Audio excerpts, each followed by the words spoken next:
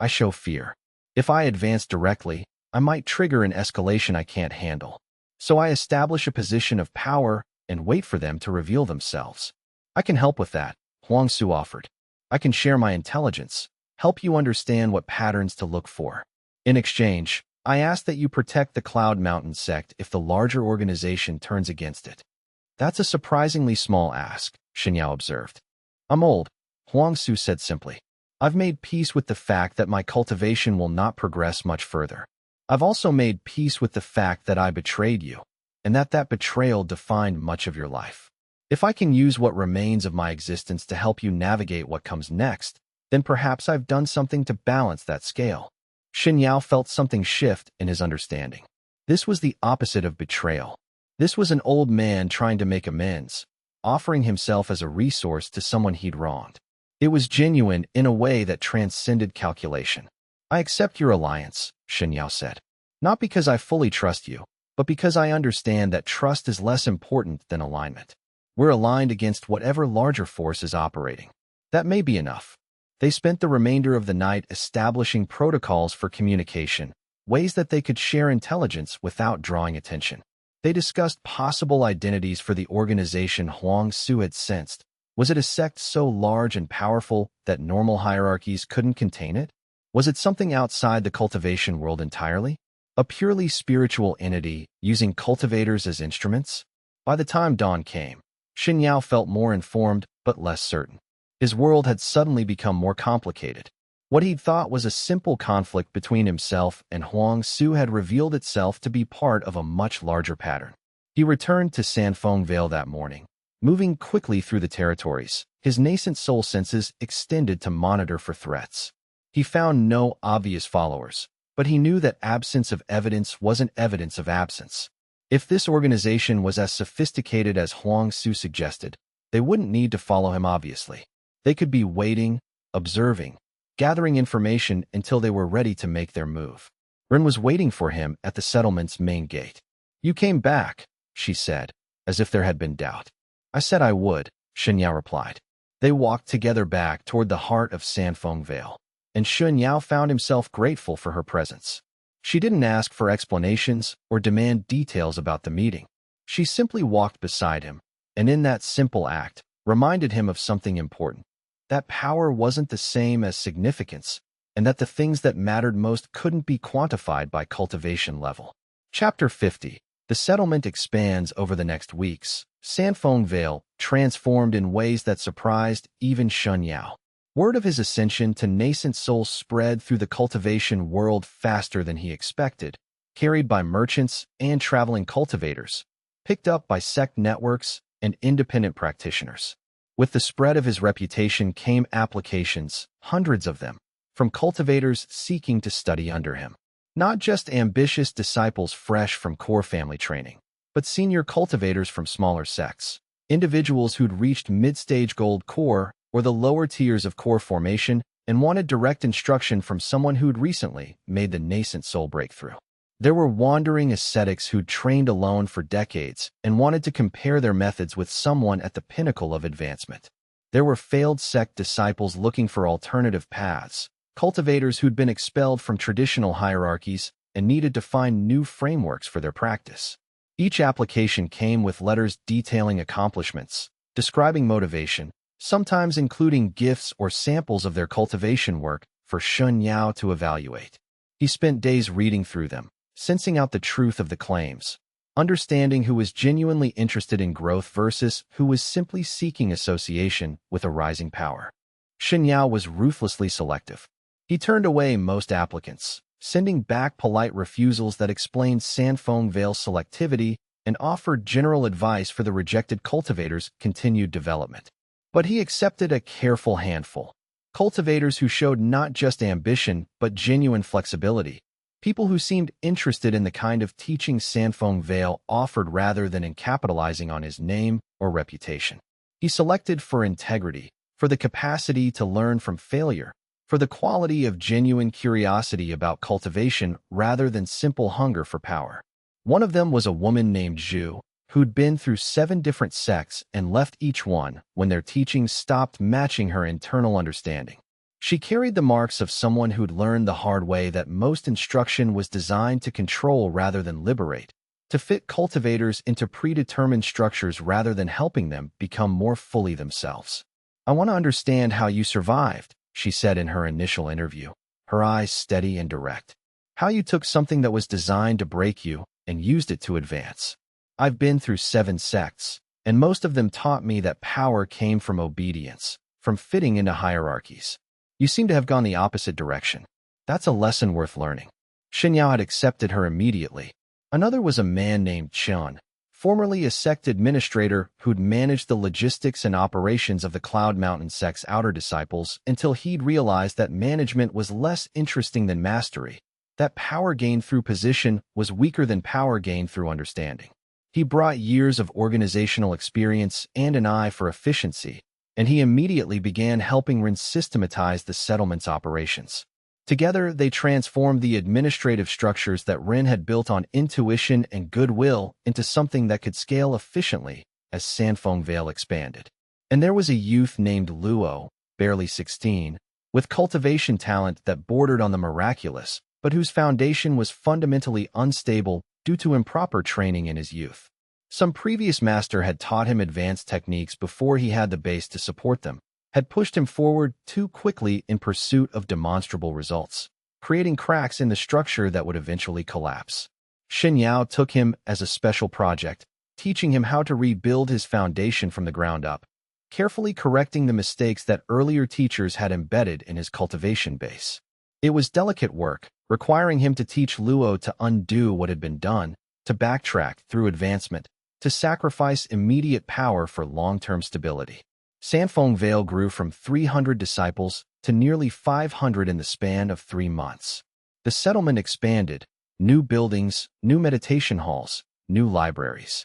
Shen Yao established specialized training programs, one for disciples focused on foundational development, another for those pursuing advanced cultivation techniques, and a third for those interested in the intersection of cultivation and philosophy.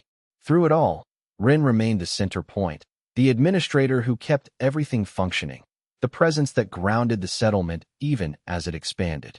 Shen Yao realized, watching her work, that she was as important to Sanfeng Vale's success as his own teaching. Without her, the settlement would be brilliant but unstable, a collection of powerful individuals without coherence. The larger organization that Huang Su had warned him about made no direct moves. But Shen Yao noticed subtle things. Information about his settlement spreading to sects he'd never contacted, cultivation techniques appearing in nearby regions that matched theories he'd only shared internally, small groups of cultivators appearing and disappearing from the area without ever approaching the settlement directly. They were watching, evaluating, waiting for something. On a quiet evening, Shen Yao sat with Ruin on the observation tower, looking out over the expanded settlement below. "Do you feel it?" he asked. "The presence outside our boundaries." "I've suspected it," Rin admitted. "I think I've known for weeks that we're being observed. I just didn't want to speak it aloud until you confirmed it." "Are you afraid?" "Terrified," Rin said simply. "But I'm more afraid of living a life where that terror prevents me from choosing what I want. And I want to stay here. I want to help you build this. I want to see what it becomes." Shen Yao turned to look at her, even though it might lead to conflict with forces far more powerful than either of us. "Especially because of that," Rin said. "Because the real test isn't whether you can survive when things are easy. It's whether you can stay authentic when everything around you is trying to corrupt or control you." In that moment, Shen Yao realized that his breakthrough to nascent soul had been important, but not in the way he'd originally thought. It wasn't the power that mattered. It was the choice he'd made in the process, the choice to spare Lin, to show mercy, to open himself to connection with someone else. Everything that had followed flowed from that single decision. Sanfeng Vale had become a place where people genuinely wanted to be, not because they feared Shen Yao or wanted to exploit his power, but because they believed in what was being built there. That was a different kind of strength entirely. And whatever the larger organization was planning, whatever confrontation loomed in the future, Shen Yao knew that he would face it differently than he would have 3 months ago. Not as someone seeking to extract power from betrayal, but as someone who had learned that genuine connection was stronger than any technique, any breakthrough, any amount of cultivated power. Chapter 51. The Watcher's Shen Yao's initial suspicion about external observation was confirmed 2 months after his nascent soul breakthrough, when a new disciple made a confession that reframed everything he'd been sensing. One of his recent arrivals, a woman named Mei who'd come from a traveling cultivation sect and brought skills in stealth and observation, requested a private audience during meditation hours. She came to him with genuine anxiety, suggesting that what she wanted to discuss was difficult for her. "There are people watching the settlement," she said quietly, her hands trembling slightly as she spoke. "Trained observers. Professional ones. I recognize them because I used to do similar work myself. Report back to organizations, pass information up chains of command, serve purposes I didn't always understand. I thought I should tell you because I don't want to be part of that anymore." Shen Yao extended his nascent soul senses to verify her claim, expanding his perception outward and downward, searching the terrain beyond Sanfeng Vale's boundaries. He found them immediately, 3 positions all within a day's travel distance, each occupied by a cultivator with training in stealth and observation. They were positioned to maintain overlapping sight lines of the main settlements and the meditation chambers. They'd been careful not to be obvious, but to someone with his newly developed sensitivity, they were unmistakable. "They've been here since before your breakthrough," Mei continued, clearly relieved that she wouldn't have to explain further or justify her knowledge. "Maybe even since you first began working with Rin establishing the settlement's basic structures. They're patient. They rotate their positions every few weeks, but they never stop watching. They're waiting for something, but I don't know what." "Did they send you to infiltrate?" Shen Yao asked, not accusatory but genuinely curious. "Is your coming here an operation designed to gain access to my teachings?" "No," Mei said firmly, meeting his eyes with an intensity that spoke to her sincerity. "I came here specifically because I wanted to get away from that work. Observation for hire, reporting to mysterious organizations, serving agendas I didn't understand, being a tool for larger forces. I was tired of it. I was tired of knowing that everything I reported was going to be used in some calculation I wasn't part of. When I heard about Sanfeng Vale through the merchant networks, heard people talk about a place where people taught cultivation authentically instead of using it as a tool for control, heard that it was led by someone who'd refused power rather than seizing it. I wanted to see if that was possible. I wanted to see if there was a way to cultivate without becoming someone's instrument." Shen Yao believed her.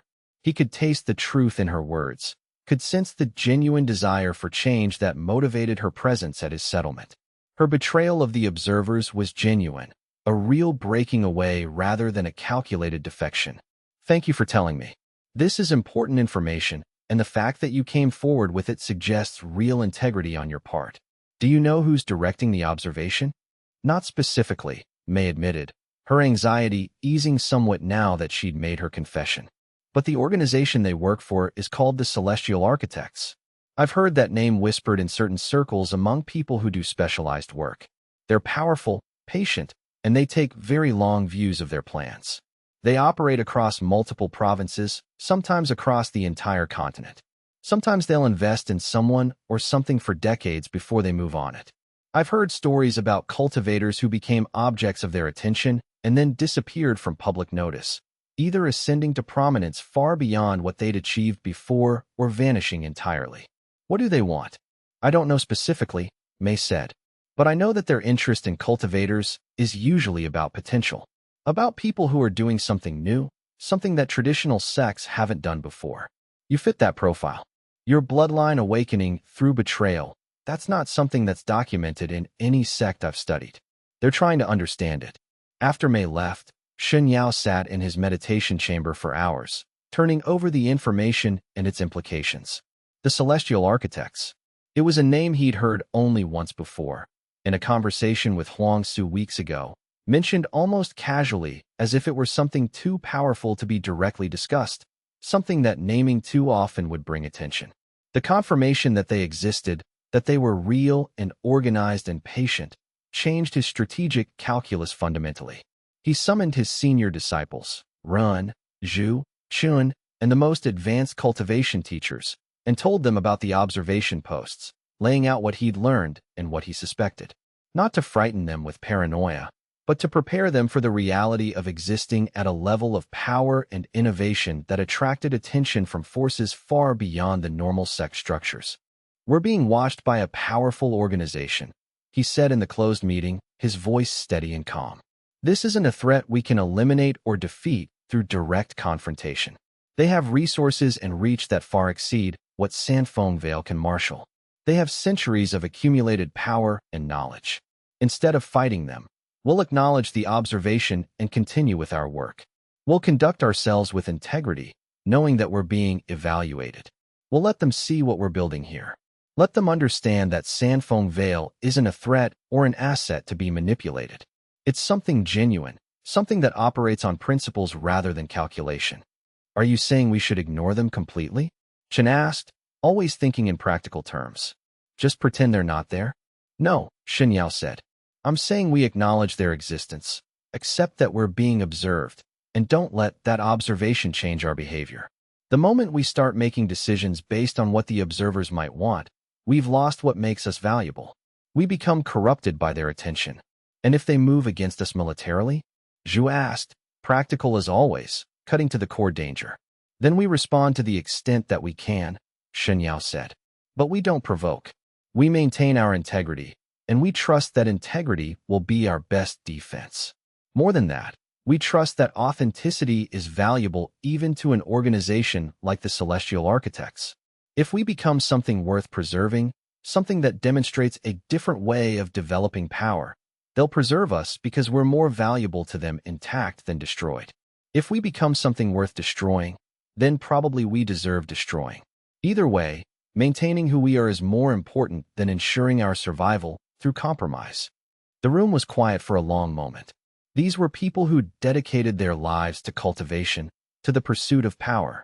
And Shen Yao was asking them to choose integrity over survival, to stake their lives and their advancement on the belief that authenticity would matter more than force or manipulation. "I'm staying," Rin said first, as she always did. "Whatever comes." One by one, the senior disciples confirmed their commitment, not because they were certain of success, but because Shen Yao's clarity about what was at stake had crystallized something in them as well. They understood that this was a threshold moment, a point at which Sanfeng Vale had to choose its fundamental nature. Chapter 52. The first contact. It came on a quiet morning in early spring, not as an attack or invasion, but as an arrival so direct it was almost shocking. A figure appeared at Sanfeng Vale's eastern gate around sunrise, appearing without ceremony or advance notice, without messengers or warnings. She was elderly, perhaps in her 70s or 80s, dressed in simple white robes unmarked by sect insignia or organizational symbols. Her hair was entirely silver, tied back with a piece of plain cloth. To external appearance, she looked like a wandering ascetic, someone who dedicated herself to cultivation and renounced worldly concerns. But when Shen Yao extended his nascent soul senses toward her, he felt something that made his breath catch. Her cultivation base was invisible to his perception, not hidden or cloaked in a way that suggested active concealment. That would have created a void in his senses, an empty space where a presence should be. Instead, her cultivation signature simply didn't register at all. She existed at a tier of spiritual development so far beyond normal that her aura was invisible to anyone below a certain threshold of power. Shen Yao went to meet her personally, entering the receiving pavilion where she stood waiting with the patience of someone who had nowhere else to be. "I'm Elder Wan," she said, and bowed with genuine respect rather than the subservient posture of someone acknowledging superior power. "I represent the Celestial Architects. I've come to speak with you about your future and what it might become." They sat together in the reception hall, and Elder Wan explained, in calm and measured tones that carried the weight of centuries of experience, what the Celestial Architects wanted from him and what they were willing to offer. "Your bloodline," she said, "is rare, perhaps unique in this era. The ability to advance through betrayal, to transform genuine pain and loss into power without becoming corrupted or hollow. We've been trying to cultivate that capacity in our lineages for centuries without success. You have it naturally, manifest from childhood, refined through your own efforts into something increasingly elegant. We want to study it, understand it, help you develop it further into capabilities that you might not yet imagine. For what purpose? Shen Yao asked, not hostile but genuinely curious about the mechanisms and logic of their interest. What do the celestial architects want with a bloodline capacity for transformation through betrayal? What's the end goal? For evolution, Elder One said. The cultivation world is stagnant. Most practitioners spend their entire lives following paths that were established millennia ago, locked into techniques and frameworks that don't evolve. But every 1,000 years or so, someone emerges with a new capacity, a new way of approaching power, a new understanding that fundamentally changes what cultivation means. You're one of those people. We want to help you explore that capacity fully, to develop it into something that could reshape the entire cultivation landscape. And if I refuse, then we'll continue observing, Elder One said without threat, stating it as simple fact. We'll wait. We have time. The celestial architects play the long game. We're willing to invest in potential for decades or centuries if necessary. We're patient in ways that most organizations can't even conceive of being patient. Investing in you without immediate return is simply how we operate. Why are you being so direct now? Shen Yao pressed. Why reveal yourselves rather than continuing the observation? Why not maintain the advantage of secrecy?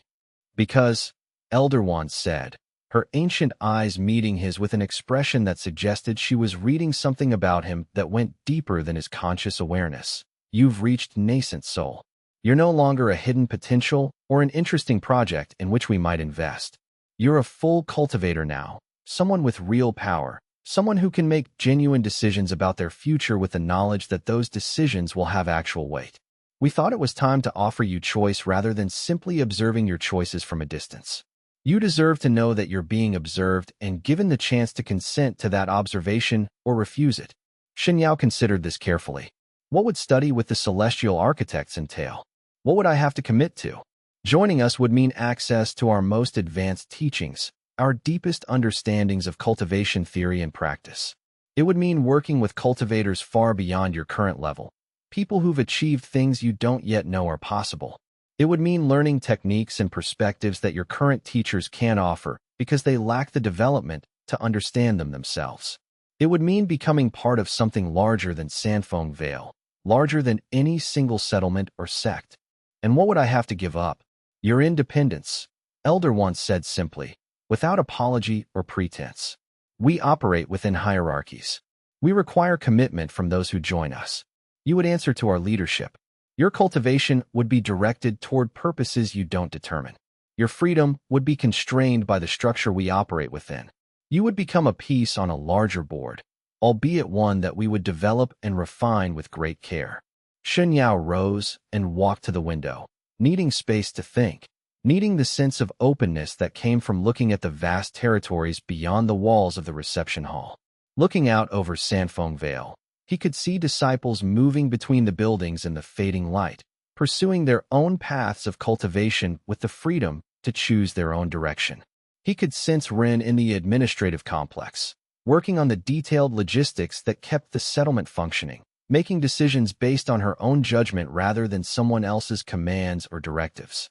He could feel the nascent soul presence of his own power, so recently achieved, so newly integrated into his being, still learning what it meant to exist as a full cultivator at that level of existence. The offer Elder One had made was tempting in certain ways. Access to deeper knowledge, the possibility of growth beyond what he could achieve alone, the security of being part of something vastly more powerful than himself. But it was also a cage, and Shen Yao had spent enough of his life in various types of cages, some physical, some spiritual, all of them limiting. I refuse, he said.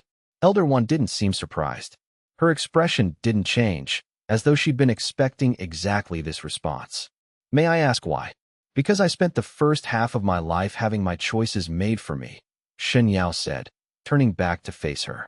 I was sold as a child, trained by masters who controlled every aspect of my development, shaped by circumstances I didn't consent to. I spent years calculating how to engineer situations that would force other people's choices, using betrayal and deception as tools. I only recently began to understand what it means to make decisions freely, to choose my path based on what I actually want rather than what I need to survive or what will generate power. I'm not willing to trade that understanding for power, even significant power that I can barely comprehend. Independence, genuine independence, is worth more to me than any advancement I could achieve under someone else's direction. You understand that refusing us has consequences? Elder One asked, not as a threat, but as a simple acknowledgement of cause and effect. I'm coming to understand that, Shen Yao acknowledged. But perhaps the cost of independence is worth paying. Perhaps there are things that matter more than power. Elder One stood and bowed again, deeper this time. We'll be waiting if you change your mind. The offer stands indefinitely, and we respect your choice, regardless of how it may limit certain opportunities for advancement. Chapter 53. The cost of refusal. 2 months after Elder One's visit, the consequences began to manifest in ways that Shen Yao had anticipated but not fully prepared for.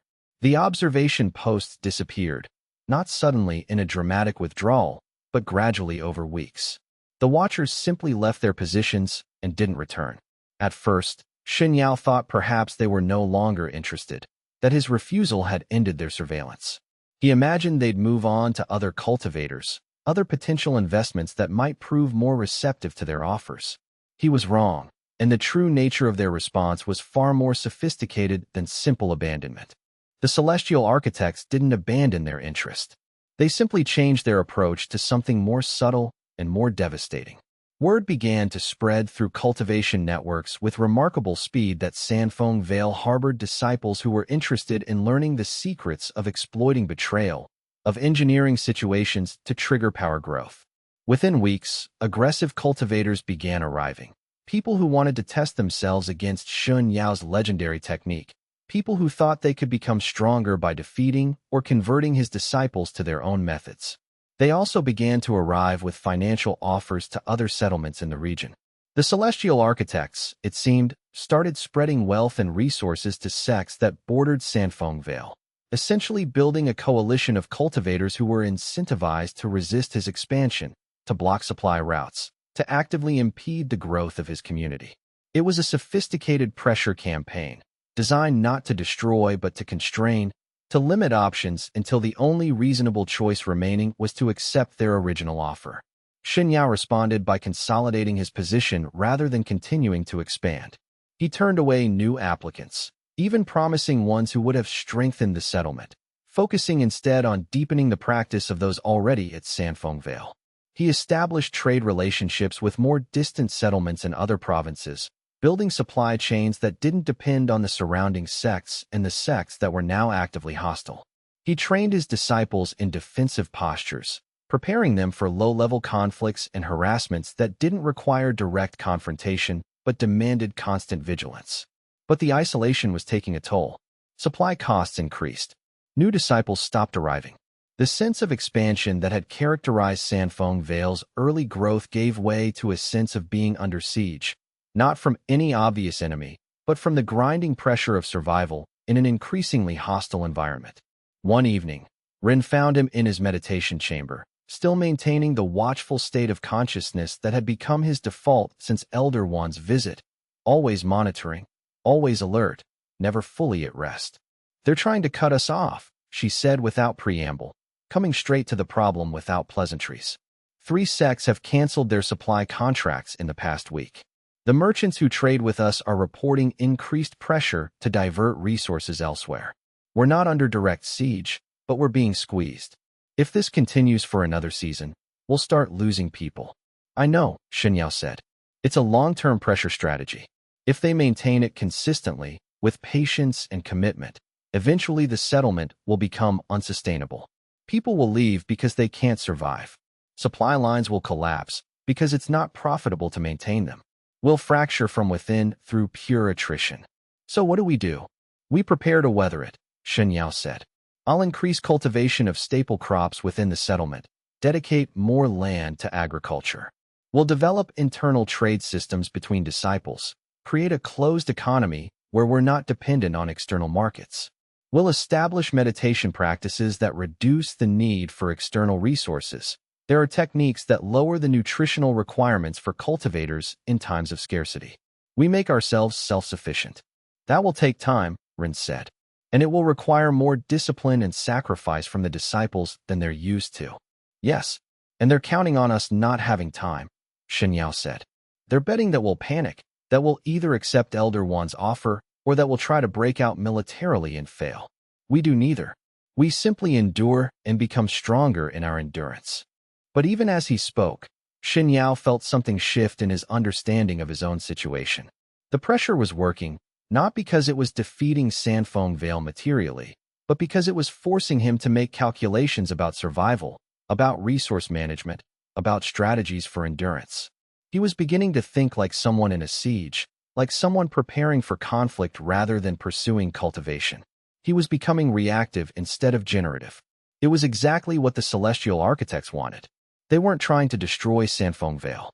They were trying to corrupt it, to force it from a community built on genuine practice and authentic connection into a community built on survival, on fear, on the daily struggle to maintain existence.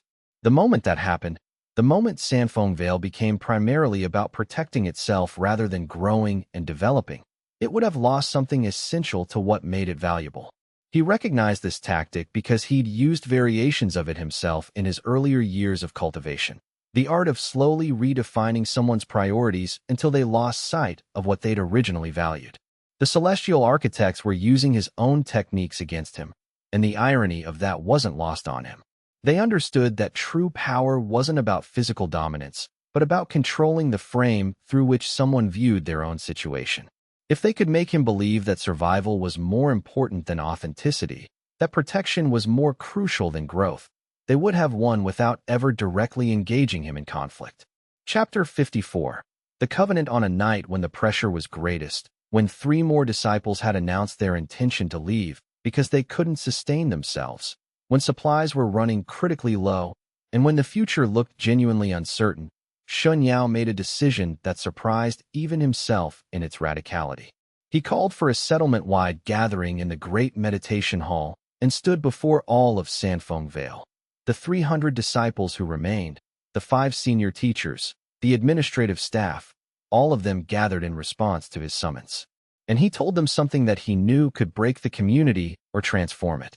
"We are being pressured by a powerful organization called the Celestial Architects," he said, his voice clear and level.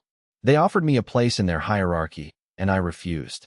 In response, they're using economic pressure to try to force us toward unsustainability. We have several options available to us, and I want you to understand each of them. We can surrender, accept their offer, and gain the resources to thrive. We can fight, attempt to break their pressure through military force, and probably fail, losing lives and destroying what we've built in the process. Or we can do something different, something harder." He paused, looking across the assembly, seeing the fear and uncertainty in their faces. "We can choose to fail with integrity.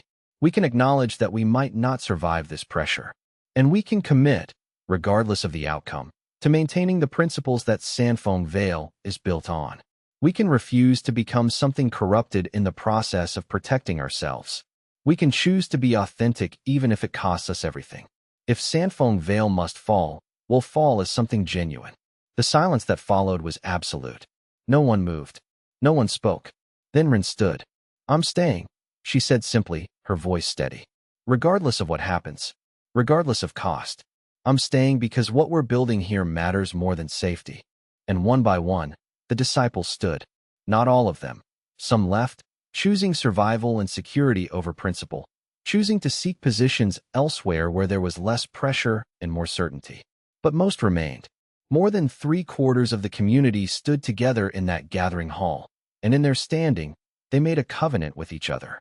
They would endure not because they were certain of success, but because the act of enduring with integrity mattered more than the outcome. They would continue Sanfeng Vale not because it was profitable or powerful, but because it was authentic. The effect on Shen Yao's cultivation was profound and immediate, a transformation that happened in the space of a few heartbeats. In that moment, watching the disciples stand together, watching Ren's absolute commitment manifest as physical presence, something clicked into place that no amount of meditation or breakthrough had achieved. His nascent soul, which had been operating as a force within him, suddenly became something integrated with his sense of purpose. The power wasn't just an instrument anymore. It was part of something larger, a community, a vision, a commitment to a different way of operating in the world. Standing witnesses to that moment were the remnants of Sanfeng Vale, 230 souls who had chosen principle over survival, integrity over safety. In their standing, in their willingness to fail authentically rather than succeed through compromise, they had changed something fundamental in the world. The movement of 300 people rising to their feet, the sound of their feet on the stone floor of the meditation hall, the sight of their faces illuminated by the hall's lanterns.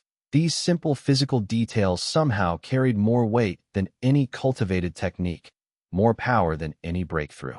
It was the moment when power became real because it was connected to purpose. His cultivation base shifted. The dark threads of his soul construct, which had been purely defensive, developed a quality of luminescence. They didn't become light themselves, but they began to reflect light, to work in conjunction with the light that Ruin and the others brought into the space. His power became something that enhanced authenticity rather than just something that could be used to survive. It was, in that moment, a glimpse of what his power could become if he continued down this path. Not the cold, calculating instrument it had been designed to be, but something alive, something connected, something that served purposes beyond the maximization of individual advancement. This was the breakthrough that would change everything. Not a nascent soul cultivation step, but the recognition that his power and his community could be one thing instead of two separate forces that had to be carefully balanced. Chapter 55. The transformation. The pressure from the celestial architects continued for another month, a grinding application of force designed to wear down resistance through attrition rather than through any single devastating blow. And during that month, something remarkable happened at Sanfeng Vale that no external pressure could have predicted or controlled. Despite the resource constraints, despite the constant pressure, despite the difficulty of maintaining basic functions with severely limited resources, the disciples didn't fragment or collapse. Instead, they became more cohesive, more determined, more genuinely alive in their practice. They began to understand cultivation not as a competitive climb toward individual power, not as an arms race in which victory meant outpacing others. Instead, they began to see it as something communal, something that was strengthened by the presence of others pursuing it authentically. Xue developed new meditation techniques that used the settlement's environmental disadvantages as teaching points rather than obstacles. Instead of fighting the resource constraints, she taught disciples to use scarcity as a tool for understanding necessity versus luxury, for learning to maintain their focus when everything external wanted to pull them toward desperation. Shun reorganized the settlement's internal economy to be more resilient to external pressure, creating closed-loop systems where disciples supported each other rather than depending on external resources, where the strength of the community multiplied everyone's individual capacity. Luo, the youth with the unstable foundation that Shen Yao had been painstakingly rebuilding for months, finally completed the reconstruction of his base, something that Shen Yao had thought would take another 2 years of dedicated work. The completion came earlier because Luo had been motivated by the settlement's crisis, because he understood that the stronger he became, the more he could contribute to the community's defense, and the more he could pull his weight in the collective effort. And then, almost as suddenly as it had begun, the celestial architect's pressure ceased. Not gradually, not with a final message or declaration or ultimatum. It simply stopped. The sects that had been supplied with resources and incentives to resist Sanfeng Vale gradually returned to neutral positions, no longer actively hostile, but no longer actively allied against the settlement. The merchants who'd been discouraged from trading with the settlement began to return to normal relationships, supply lines reopening. The organized pressure dispersed like morning mist, leaving behind no clear explanation for why it had ended. Elder One returned, appearing without warning at the settlement's gate in the cool light of early evening. "We've made an observation," she said to Shen Yao when they sat together again in the reception hall. "One that interests us more than it did before, which is that your community is more effective at developing genuine cultivation capacity than our entire organizational structure," Elder One said, and there was something almost like wonder in her ancient voice. "You've done something remarkable here. You've created an environment where people don't advance because they're motivated by fear of failure or hunger for hierarchy, but because they're connected to something larger than themselves. The cultivation that emerges from that is cleaner, more sustainable, more capable of producing genuine innovation. We've studied what happened here, analyzed the results, and the conclusion is clear. Your method works better than ours. So what does that mean for the Celestial Architect's interest in me? It means that we're making a different offer, Elder Wan said.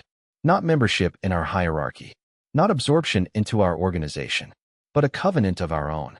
We'll leave Sanfeng Vale alone. No observation, no pressure, no interference, no attempts to manipulate or control your development. In exchange, when your disciples develop new techniques or new understandings of cultivation, you'll share them with us. You'll allow some of our people to study here for limited periods, to learn from you, to understand the methods that generate authentic growth. And in return, we'll offer resources if Sanfeng Vale ever faces genuine existential threat that exceeds your capacity to handle alone. Shen Yao considered this carefully. It was still a transaction, still a negotiation about power and resources and knowledge exchange. But it was one that didn't require him to surrender his independence or his integrity. It was, in a strange way, a covenant between equals, each party offering something of value to the other, neither one subordinate to the other's will. I accept, he said, on the condition that the exchange goes both directions. Your most advanced teachings will be available to my best disciples. My people will benefit from your knowledge, not just give it away. We'll teach each other. Agreed, Elder Wan said and bowed. It was a different bow than before, not the acknowledgement of inferior to superior, but the greeting of one cultivator to another, the meeting of equals who recognized each other's value. After she left, Shen Yao found Ren waiting in the courtyard outside the reception hall, as if she'd known precisely when he would emerge and wanted to be there to greet him. We survived, Ren said, not as a statement of relief, but as an acknowledgement of shared accomplishment, a recognition that they'd passed through something significant together. We did, Shen Yao agreed, feeling the weight and the lightness of that truth simultaneously. Not because we defeated them militarily, but because we chose something they couldn't control, the choice to be genuine, to maintain integrity regardless of cost. That turned out to be more powerful than any technique, any breakthrough, any amount of cultivated power. It changed the entire equation. What do you think it means? Ren asked. That we've reached some kind of equilibrium? That the Celestial Architects are satisfied and will leave us alone? I think, Shen Yao said, considering the question carefully, it means we've entered a new phase. We've survived the test. Now comes the actual building, the genuine cultivation of what Sanfeng Vale is meant to become. The hard part wasn't surviving the pressure. That was difficult, but it was straightforward. The hard part is going to be growing without becoming corrupted by power, without repeating the mistakes that other sects make when they gain stability and resources. That's a different challenge entirely. They walked together toward the observation platform, moving slowly, neither of them in any hurry. The evening light was turning golden, painting the terraced fields and buildings of Sanfeng Vale in warm tones. Shen Yao could feel the settlement breathing around them, disciples returning from meditation, preparing meals, tending the gardens that had become so critical to their survival, carrying out the 1,000 small actions that made community possible. They stood together on the observation platform, looking out over Sanfeng Vale, and Shen Yao felt something he'd never felt before in quite this way, a sense of genuine peace. Not the absence of conflict. Conflict would likely return in different forms from different sources, as it always did in the cultivation world. Not the peace of victory or achievement, because the work was far from finished, but the peace of clarity about what he was willing to fight for, the peace of knowing that his power and his community were aligned, that his cultivation served something larger than himself. I think, Shen Yao said quietly, more to himself than to Ron, that I've been misunderstanding what power is supposed to be. I thought it was about individual advancement, about transcending normal limitations, about becoming so strong that no one could hurt you anymore. But what we've done here, what we've built together, this is a different kind of power entirely. It's power that multiplies rather than concentrates. It's power that becomes stronger when it's shared, when it's connected to genuine human purpose. Is that the conclusion of Step 3? Ren asked. Is that what this entire arc has been leading toward? Shen Yao considered this carefully. They'd moved through betrayal and assassination, through nascent soul breakthrough and confrontation with mysterious organizations. They'd faced the question of whether genuine connection could exist alongside tremendous power, and they discovered that it not only could but should, that authentic connection was perhaps the strongest power of all. I think, Shen Yao said, the conclusion is that the system I designed, the one based on triggering betrayal, on harvesting pain for power, that system has a ceiling. It got me to nascent soul, but it couldn't have taken me beyond that. What allows real growth now is something completely different. The choice to build something authentic, to trust people who can genuinely be trusted, to let community be as important as power. That's not something I engineered or calculated. That's something I allowed, something I opened myself to, and it changed everything. They stood in silence as evening deepened, the last light fading from the sky into shades of purple and deep blue. Shen Yao extended his nascent soul senses outward one more time, not searching for threats or hidden agendas or opportunities to exploit, but simply present with the settlement and its people, feeling the quiet pulse of authentic life happening all around him. Disciples in meditation halls, deepening their practice. Administrators tallying records. Kitchen workers preparing meals from the limited stores they'd learned to manage. All of it connected, all of it part of something larger than any individual's advancement or any single master's instruction. The step was ending, but something larger was beginning. And for the first time in his life, Shen Yao found that he was more interested in what was beginning than he was in how much power he could accumulate along the way. That was perhaps the most important transformation of all. Chapter 56. The inheritance news arrived on a cold morning in early winter, brought by a messenger from the Cloud Mountain Sect, who'd ridden hard to reach Sanfeng Vale before the mountain passes became fully blocked by snow. The letter bore Huang Xu's personal seal, the mark that indicated it was meant for Shen Yao's eyes alone, and when Shen Yao opened it, the written words seemed to carry the weight of finality. Huang Xu was dying, not from illness or injury. The old master's body was still strong enough for a cultivator his age, but from the simple fact that his cultivation had reached its terminal point. Some cultivators could extend their lives indefinitely once they reached a certain level, but Huang Xu had apparently chosen not to pursue that path. He had perhaps 3 months remaining, maybe less. The message asked Shen Yao to come, to speak with him one final time before his consciousness dispersed back into the world's spiritual energy. Shen Yao made the journey alone, declining Ren's offer to accompany him, moving quickly through territories that had become more familiar over the past year of alliance with the celestial architects. The roads were increasingly well-maintained, commerce between settlements had increased, and the entire region seemed to be entering a period of relative stability. He found his former master in a meditation chamber deep within the Cloud Mountain Sect's inner complex, sitting in posture despite his weakened state, his breathing shallow but deliberate. The old master opened his eyes as Shen Yao entered, and for a moment, neither of them spoke. "You came," Huang Xu said finally, his voice carrying the fragility of someone who'd already begun the process of letting go. "I wasn't certain you would. We've come far from those early days when you were my student." "I came," Shen Yao confirmed, settling across from him in meditation posture. "You asked me to come, so I came. That should be simple enough." "Simple," Huang Xu repeated, as if tasting the word. "Very little has been simple between us. But I need to tell you something before I go. Something that only I know, and that you need to know when I'm gone. It will help you understand the larger patterns that are moving through the cultivation world, patterns that have shaped your entire life in ways you probably haven't recognized." For the next hours, as afternoon turned to evening and evening deepened into night, hour after hour in the quiet meditation chamber, Huang Xu told him the truth about his bloodline. The real reason he'd been sold as a child, the larger structures and organizations that had been present in the background of his entire existence, watching and waiting, shaping events in ways he'd never fully understood. "Your mother," Huang Xu said, the words coming slowly and carefully, as though each one cost effort to bring forth from memory that spanned decades, was part of something I was never meant to understand. She served an organization that we now know is connected to the celestial architects, though she serves something far older and deeper than they are. Something that exists at levels of power and sophistication that I've spent my entire life trying to comprehend and never quite managed.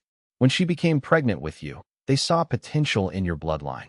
The combination of her lineage and your father's created something that was calculated to be rare, something that came together perhaps once every few centuries. What kind of potential? Shen Yao asked. A child who could advance through genuine betrayal without becoming corrupted by the process, whose soul would integrate pain into strength without turning hollow or twisted. Your mother's line had a natural capacity to transform spiritual energy through authentic emotion. Your father's line had a capacity to generate rapid cultivation advancement. The combination was designed to create someone who could do something unprecedented, advance through the most damaging experiences without losing their humanity. They planned my betrayal? Shen Yao asked, hearing the flatness in his own voice. No, Master Xue said. Your mother wanted to raise you in safety, to let you develop naturally. But the organization knew that your bloodline would only fully awaken through genuine pain, genuine betrayal. So they simply made sure that those experiences would come. Some of it was engineered. My decision to sell you was not entirely my own, I realize now. But some of it was simply letting natural forces operate. Either way, your childhood was shaped by their expectations, by their understanding of what would trigger your full development. What happened to my mother? Shen Yao asked, feeling something shift in the foundations of his understanding, feeling the weight of a story that had shaped his entire life without his knowledge. She was called back, Master Xue said, his voice carrying the weight of old regret. Recalled to serve her organization's larger purposes. She left you with me. It was one of the most difficult decisions she ever made, I think. She asked me to keep you hidden, to let you develop naturally without direct interference from her organization. She wanted you to have a childhood, to have the chance to become yourself without being shaped by their expectations. But you didn't keep me hidden, Shen Yao said. No, Master Xue agreed. I was young then, Shen Yao. Ambitious in ways I'm not anymore, hungry for power and advancement, willing to do things I shouldn't have done to achieve my goals. I thought you were a burden I'd taken on out of obligation to a woman I'd respected. I didn't understand that keeping you was one of the highest responsibilities I could have undertaken. I was too self-focused to see that. When I sold you to the slavers, I broke her trust in the most fundamental way, violated her final request in exchange for money and resources. How did she find out? She always had ways of knowing things, Master Xue said. Her organization had reach and resources far beyond what I understood. Within a year, she knew what I'd done. And when she found out, it motivated her to disappear entirely from the cultivation world. She took on a new identity, severed all her organizational ties, vanished into obscurity. I don't know if she's still alive. I don't know if she ever knew that you survived, that you made it through slavery and transcended it, that you became the kind of cultivator she would have been genuinely proud of. Do you think she's still alive? I don't know, Master Xue said. But if she is, and if she's ever heard of you, and powerful organizations like hers have ways of knowing these things, I suspect she's proud. I suspect that somewhere, she's watching what you're building at Sanfeng Vale and recognizing herself in your choices. The capacity to love authentically, to choose community over hierarchy, to build something genuine rather than pursuing pure power, those come from her line. You carry her in you, even if you never knew her. The revelation shook something in Shen Yao fundamentally, though he kept his expression neutral. His entire life, the betrayals, the advancement through pain, his bloodline awakening, all of it, had been anticipated, designed, set in motion by forces and people that existed far beyond his understanding. The idea that his existence itself had been engineered, that he was not simply a victim of circumstance, but a carefully constructed instrument, was almost too much to fully process. What does this mean? He asked finally. For my future? For what I'm supposed to do? It means, Master Xue said, and the old master's eyes held something like tenderness in them, that your future will be determined by choices you make consciously, not by patterns laid out for you before your birth.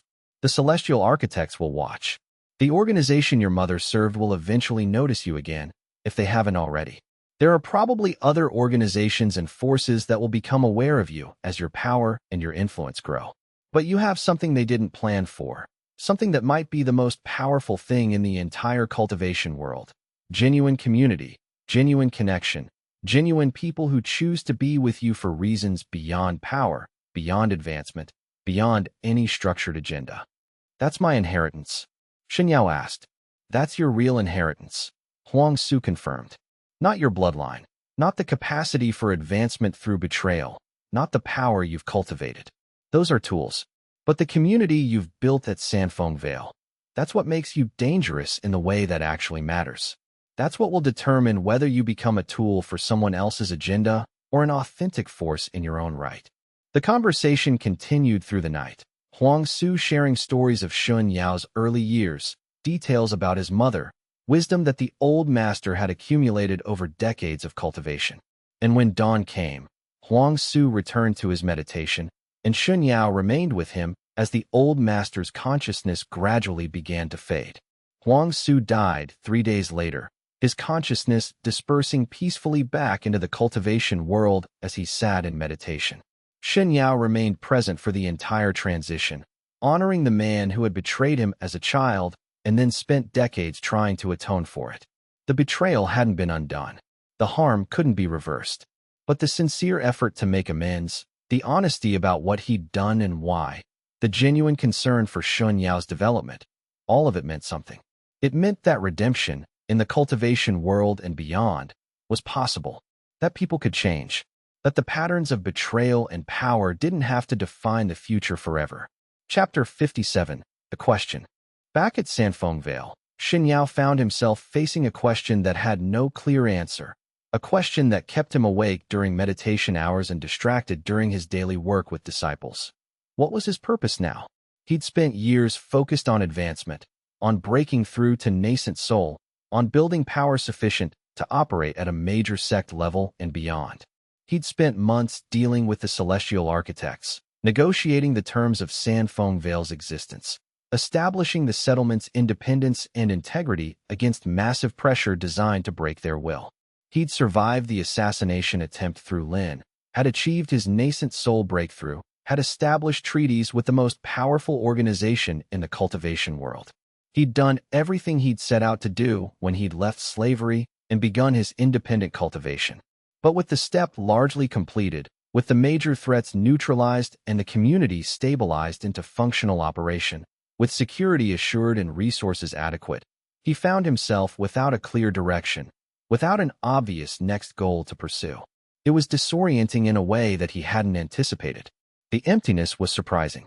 After decades of driven advancement, of constant purposefulness, of having a clear metric for success or failure, he'd expected that reaching a certain level of power would feel fulfilling, complete, satisfying. Instead, he felt only the absence of what he'd been driven toward, a void that success couldn't fill because he'd never really thought past success to what came after. This was a kind of weakness he'd never anticipated or trained to overcome. Physical exhaustion could be recovered from. Mental confusion could be meditated through. But the absence of purpose felt like an existential threat in a way that external dangers never had. For the first time in his life, he had achieved everything he'd set out to achieve, and the realization brought not satisfaction, but disorientation. The goals that had driven him for so long had been replaced by emptiness, and he wasn't sure how to fill that void with anything meaningful. He brought the question to Run, as he'd begun bringing all significant questions to her, finding that her clarity was often the mirror he needed to see his own situation clearly. I feel like step 3 was about establishing myself, he said one evening as they walked the perimeter of the settlement, moving slowly, both of them in no hurry. About creating the settlement, achieving nascent soul, dealing with the celestial architects and the threat they represented. But that's not a purpose. That's just a series of steps on a path, a series of obstacles overcome. What comes next? What am I building this settlement toward? What's the point of power if there's no direction in which to use it, no vision of what it's supposed to accomplish? What do you want to come next? Ren asked, not offering solutions or suggestions, but asking him to look inward at his own desires. I don't know, Shen Yao admitted, and the words felt dangerous, felt like an admission of fundamental weakness. That's the problem. That's what terrifies me more than any physical threat. For the first time in my life, I have enough freedom and enough power to actually choose my direction, and I don't know what I want. I've never had to decide that for myself. Everything has always been determined by survival, by necessity, by the next threat that needed to be addressed. I've been reactive my entire life, responding to the world rather than creating it. That's not weakness, Rin said. That's honesty. And it's the beginning of real choice. But choice about what? Shen Yao pressed. About what I actually want from my life, from my power, from my cultivation. I don't have an answer to that question. Rin smiled. Then maybe that's the real work of the next step. Learning who you are when you're not defined by survival or advancement. Learning what you actually want versus what you think you should want based on your past patterns and the expectations placed on you. That might be harder than any cultivation breakthrough. Harder than facing the celestial architects. Harder than negotiating treaties and building settlements. They walked in silence for a while, and Shen Yao felt the weight of her words settling into him. She was right. The work of determining his own purpose would be harder than any external challenge, because it required him to overcome patterns that had been established in him since childhood. The question lingered with him over the weeks that followed, not urgently but persistently, like a meditation technique that you return to again and again until its implications become clear. Sanfeng Vale had become a place of genuine learning and development, where disciples advanced at rates that surprised even other high-level cultivators. The celestial architects had proven themselves to be, if not trustworthy, at least consistent and true to their word. He had disciples he cared about genuinely, people whose growth mattered to him beyond what they could contribute to his own advancement, and a community that functioned with remarkable coherence and authenticity. But something was still incomplete.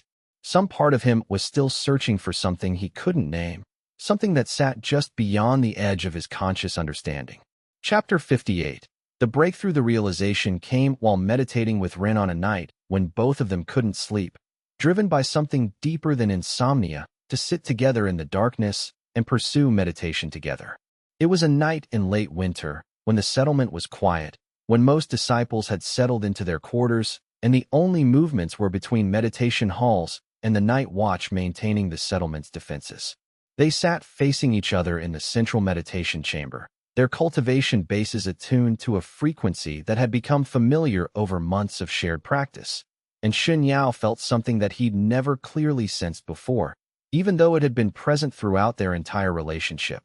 The quality of her presence wasn't just the absence of betrayal potential, wasn't just the clean simplicity of someone who couldn't lie or manipulate or hide behind false personas. It was the presence of genuine trust, the conscious creation of space where another person could be fully themselves, could show their vulnerabilities and weaknesses without fear of exploitation.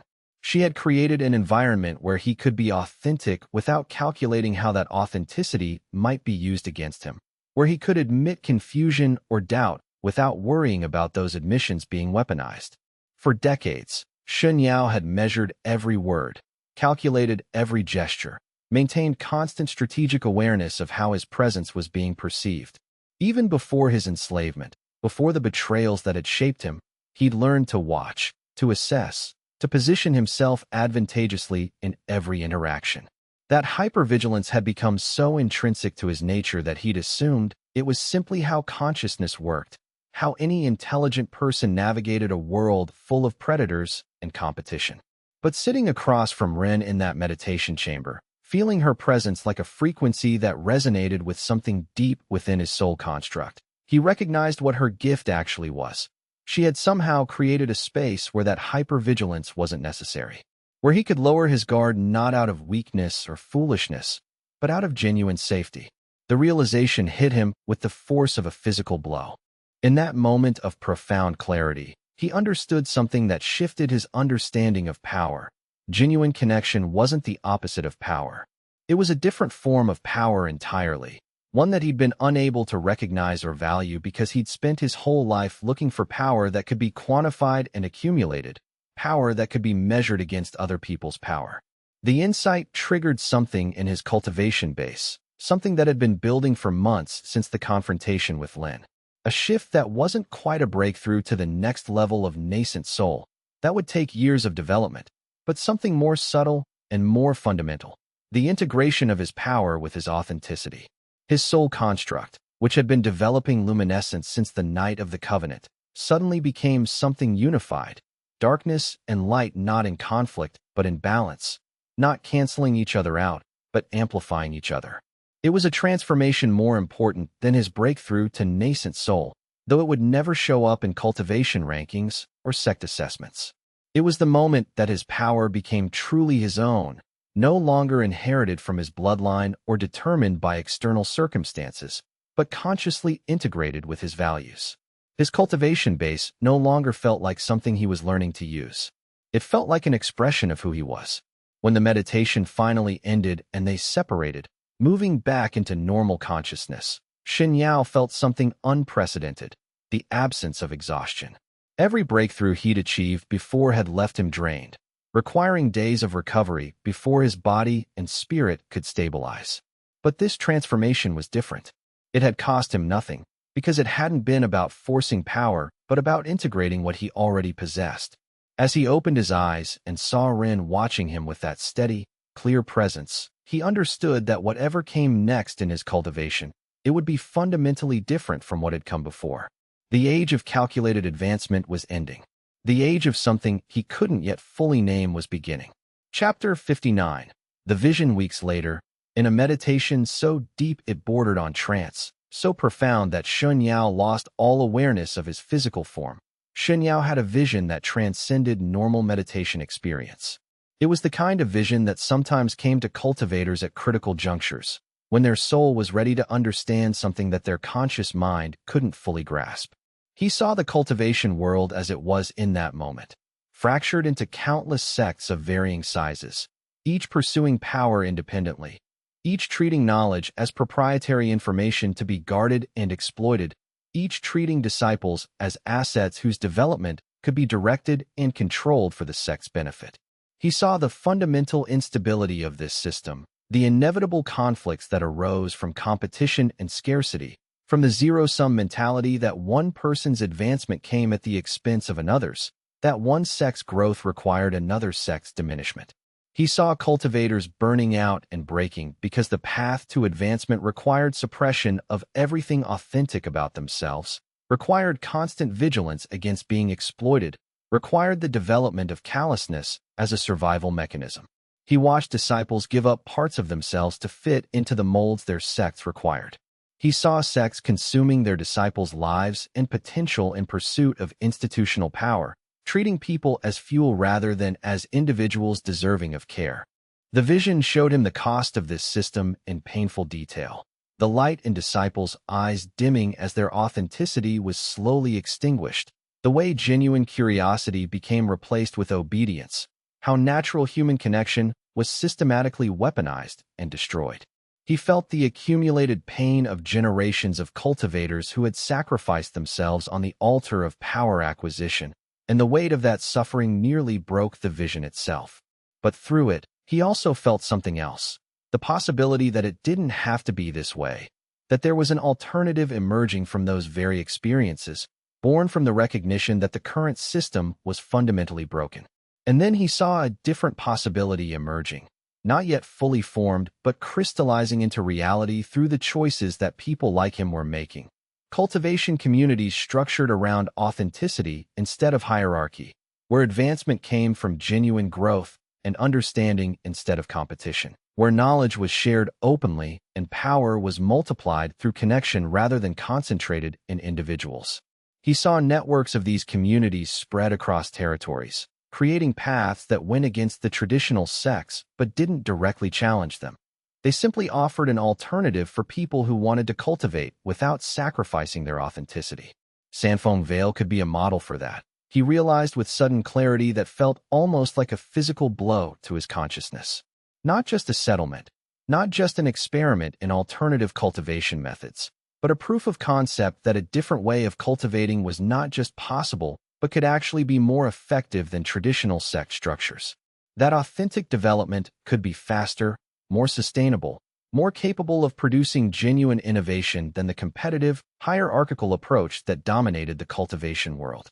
The vision showed him disciples from Sanfeng Vale spreading out, establishing other settlements based on the same principles. A network of authentic communities that didn't compete with traditional sects but offered an alternative, showing that genuine development was possible without betrayal, without hierarchy, without the corrupting effects of concentrated power. He saw these communities developing their own techniques, their own schools of cultivation thought, their own distinctive approaches, not all the same, but all grounded in the same fundamental principles of authenticity and genuine growth. He saw the celestial architects eventually trying to co-opt some of these communities, saw some of them failing or being corrupted, saw conflicts and challenges that he couldn't predict. But he also saw the fundamental strength of the movement. It was distributed. It didn't depend on any single person or location. It was resilient because it was grounded in genuine human connection rather than in organizational structures. It was a vision that felt almost impossibly grand, impossibly ambitious for what he could accomplish. But it also felt true in a way that made his heart resonate with certainty, that made his nascent soul recognize it as a direction worth dedicating his life toward, worth sacrificing comfort and safety for, worth pursuing even if he never lived to see its full realization. Chapter 60. The new beginning, the final chapter of Step 3, came not with dramatic confrontation or climactic breakthrough, but with quiet commitment and clear direction. Shen Yao gathered the senior disciples in the great meditation hall on a winter morning when snow covered the mountains surrounding Sanfeng Vale, making the settlement feel isolated and complete unto itself. We've established Sanfeng Vale as a place where authentic cultivation is possible, he said, looking around at the faces of those who'd chosen to stay and build something genuine. We've proven that a community can develop rapidly and sustainably without relying on competition or betrayal. We've shown that power built on authentic connection is stronger than power built on hierarchy and control. Now I want to help create something larger. I want to help establish a movement, a network of communities that operate on the same principles. I want to train people who can go out and establish other settlements, who can spread this method until it's not an anomaly, but an alternative path that everyone knows about. That's ambitious, Chen said, but there was approval in his tone, recognition that this was the logical extension of what they'd already accomplished. It is, Shen Yao acknowledged. And it's probably going to be difficult, contested, resisted by sects that see it as a threat to their traditional structures. The celestial architects will probably try to co-opt it or control it. There will be conflicts and failures and communities that collapse. But I think it's necessary. The cultivation world needs to change, and change comes from creating successful alternatives, not from direct confrontation. The senior disciples began planning immediately, their minds already engaged with the possibilities and logistical challenges of what Shen Yao was proposing. They would identify disciples with the right qualities, the ones who had developed the stability and integrity necessary to establish other communities without corrupting them, without falling into the trap of using their power to dominate. Xue suggested developing screening procedures to assess which disciples had the right spiritual profile. Shen began sketching out organizational structures that would allow these communities to operate independently while remaining connected through shared principles. They would develop training programs specifically designed for founders of new settlements, teaching not just cultivation techniques, but the philosophical principles that made Sanfeng Vale work, the understanding of how to create authentic community, how to balance growth with sustainability, how to maintain integrity when pressured. They would create networks that allowed these communities to share knowledge and resources without creating dependency on Sanfeng Vale or any central organization, patterns that flowed in multiple directions rather than hierarchical flows from center to periphery. It was ambitious and complex work, the kind of undertaking that would consume years or decades of effort. But Shen Yao found that he was energized by the prospect in a way he'd never been by individual advancement or personal achievement. This was purpose that extended beyond himself, work that would outlive him if he dedicated himself to it. It was a massive undertaking, one that would likely define the next phase of Shen Yao's life, one that would probably require decades of sustained effort and dedication.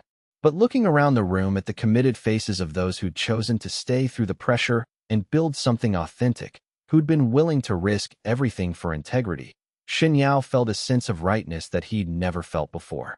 These were people who understood what was at stake, who grasped intuitively that the path Shen Yao was proposing represented something fundamentally different from the structures that had dominated the cultivation world for millennia.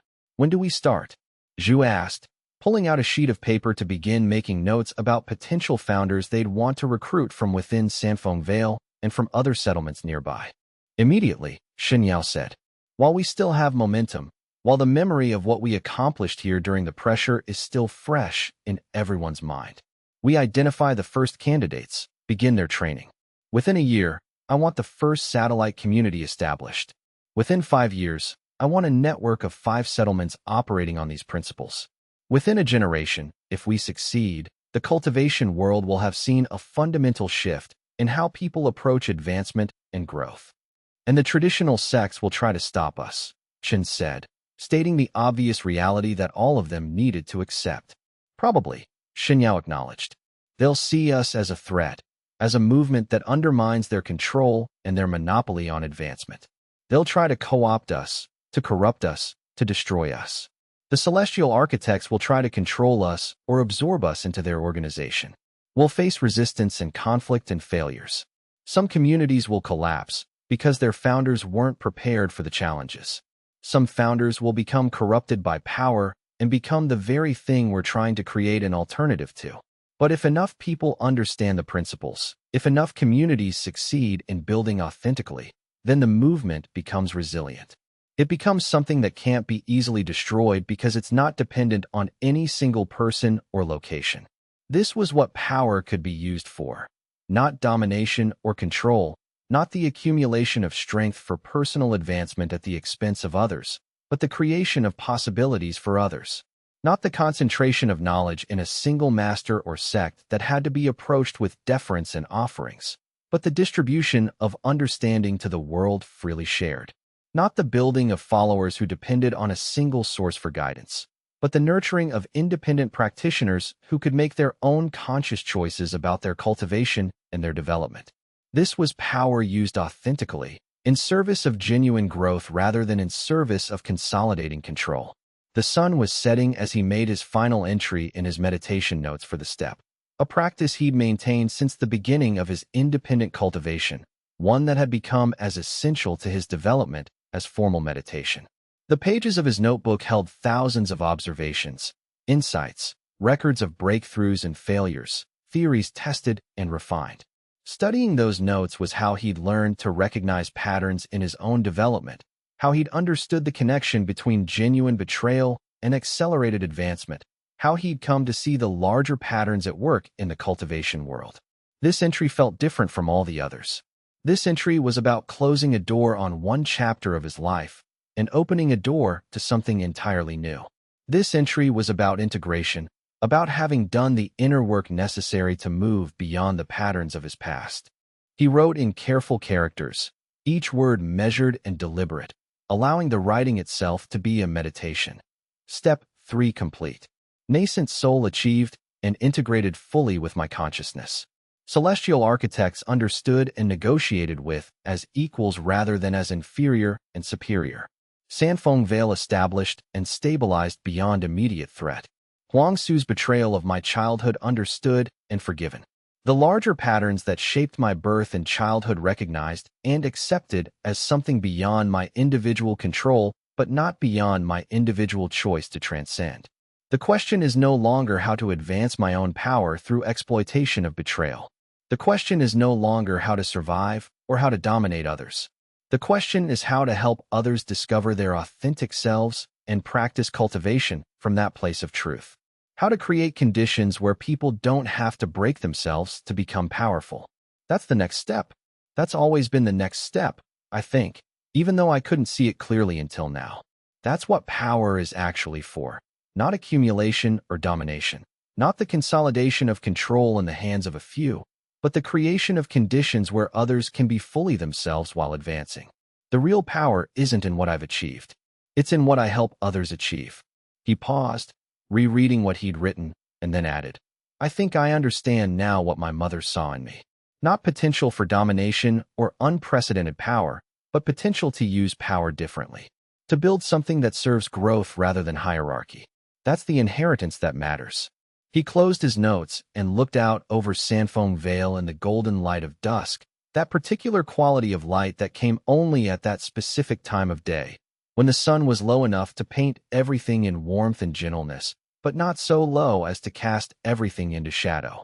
The settlement glowed with the presence of genuine people pursuing genuine growth, lights beginning to bloom in the meditation halls as evening meditation began, disciples settling into their practice with the knowledge that their practice was part of something larger than themselves. In that light, in that community, in that moment, Shen Yao finally felt something that resembled completion.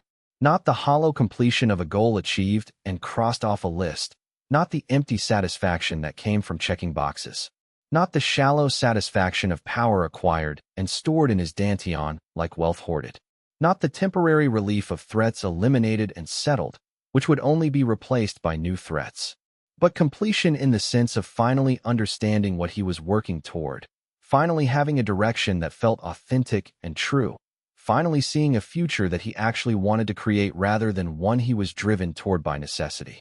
Not because he'd reached the top of some mountain of power, not because he'd achieved every advancement he'd previously sought, not because the world recognized his status or deferred to his strength and cultivation level, but because he'd found a direction that felt genuinely worth traveling, a purpose that extended beyond himself and his individual advancement, a vision of what the cultivation world could become if enough people chose authenticity over hierarchy, genuine connection over competitive advancement. The betrayals of his past had shaped him profoundly, had fueled his advancement, had become the foundation of his power. The pain and loss had been real and had left marks that he would carry forever. But his future, he finally understood, would be shaped by something far more significant. The choice to use that power in service of something larger than himself, to dedicate his strength to helping others find their own strength, to open paths that people like him could walk without having to become broken in the process, without having to suppress their authenticity in order to advance. As he watched the evening deepen over Sanfeng Vale, as he felt Ren's steady presence beside him, and sensed Zhu's fierce commitment in her quarters, and Shen's methodical planning, and all the other disciples in their meditation chambers, or their work or their rest, Shen Yao understood something fundamental about power that he'd never grasped in all his years of advancement through calculated betrayal. The deepest power wasn't measured in cultivation level or spiritual advancement or the ability to read and manipulate others. The deepest power was measured in the capacity to create authentic community, in the ability to inspire others to become more fully themselves, in the willingness to serve something larger than personal ambition. It was power that multiplied rather than concentrated, power that strengthened through sharing rather than through hoarding, power that expressed itself through cultivation of others rather than through domination or control. Step 3 was complete. The realization of his purpose was just beginning. The vision he'd seen in meditation was already beginning to manifest through the choices of everyone at Sanfeng Vale. And though the road ahead would be long and challenging and would demand everything from him, Shen Yao found that he was ready. He was ready to serve. He was ready to build. He was ready to become someone worthy of his mother's heritage and Ren's trust. The next step was already beginning, and it would define the rest of his life. Chapter 61. The whispers begin. Shen Yao stood at the highest tower of Sanfeng Vale, watching the clouds scatter beneath his fingers. The assassination attempt had been handled cleanly. His master's sect remained intact, though diminished. But something in the air felt different now, not the sharp clarity of betrayal he'd grown accustomed to, but a deeper wrongness, like discovering rot beneath flawless lacquer. The attempt itself bothered him less than the timing. His master had acted precisely when Shen Yao's power was visibly growing, when his nascent soul cultivation had become public knowledge across the neighboring regions. Any competent strategist would have done the same.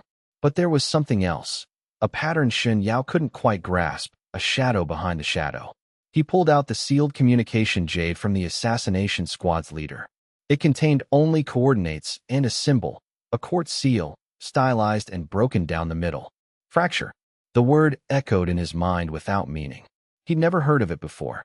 His network of informants hadn't reported on any organization by that name. Ren found him in the tower as the sun was setting. She moved like water, always without the heaviness that seemed to cling to everyone else. After months of searching for flaws in her character, Shen Yao had begun to accept the impossible. She seemed genuinely incapable of the small betrayals that defined human nature. No hidden loyalties. No concealed ambitions. No hunger for power at his expense. "You're troubled," she said, settling beside him. The statement was simple, unadorned by flattery or false sympathy. Someone wanted me dead badly enough to finance professionals, Shen Yao replied. This isn't the first time, but the quality of the attempt is improving. Whoever is orchestrating this is learning from failures. Ren was quiet for a moment. Do you think it's your master? Possibly. But the signature, he held up the jade. It doesn't match anything in his sect's intelligence operations. It's too refined. Too patient. Patient. Rin tilted her head, curious. The assassins were trained to operate individually if the main strike failed. They had escape routes, safe houses, ways to vanish into the normal flow of humanity. Someone invested resources in that level of planning, not just in the strike itself. They wanted contingencies. They expected you might fail or survive. Shen Yao turned to look at her directly, which means they don't care if this attempt succeeds. They're gathering data, learning how I fight, how I defend, what kind of resources I have available. The realization settled cold in his chest. This wasn't an assassination plot. It was reconnaissance. Ren's expression shifted subtly, a tightening around her eyes that Shen Yao had learned to recognize as deep concern. Then they'll try again. Bigger next time. Yes, Shen Yao agreed. And each time, they'll learn more. Unless I find out who they are and end it at the source. He turned to look out at the valley again, at the lights beginning to appear in the village below as darkness crept across the land. Sanfeng Vale had become his home. It was small, fragile, and completely dependent on his strength for protection. If someone was systematically learning how to kill him, then everything he'd built here was standing on borrowed time. I'm going to need to investigate, he said quietly. Not the immediate threat. The source. Whoever coordinates across regions, whoever has the resources to send multiple assassination attempts, whoever created that seal. The fracture cord, Rin said softly. Shen Yao turned sharply. You know that name? No, Rin replied, but her voice carried an edge of regret. But I know that look. You found something that frightens you. And there's only one thing that ever frightens you. The possibility that your enemy is bigger than you thought. He turned away, uncomfortable with how clearly she read him. The truth was darker than even that. What frightened him wasn't an enemy bigger than himself. It was the growing suspicion that the betrayals in his life hadn't been random, that they'd been cultivated, designed, that someone, somewhere, had been feeding on him. Over the next week, Shen Yao began a different kind of investigation. Not the usual network of informants and bribery that had served him well in understanding local power structures. Instead, he looked for patterns across decades. He requested histories of the major sections. He studied assassination attempts against other cultivators, looking for similar signatures, similar symbols. What he found was both illuminating and maddening.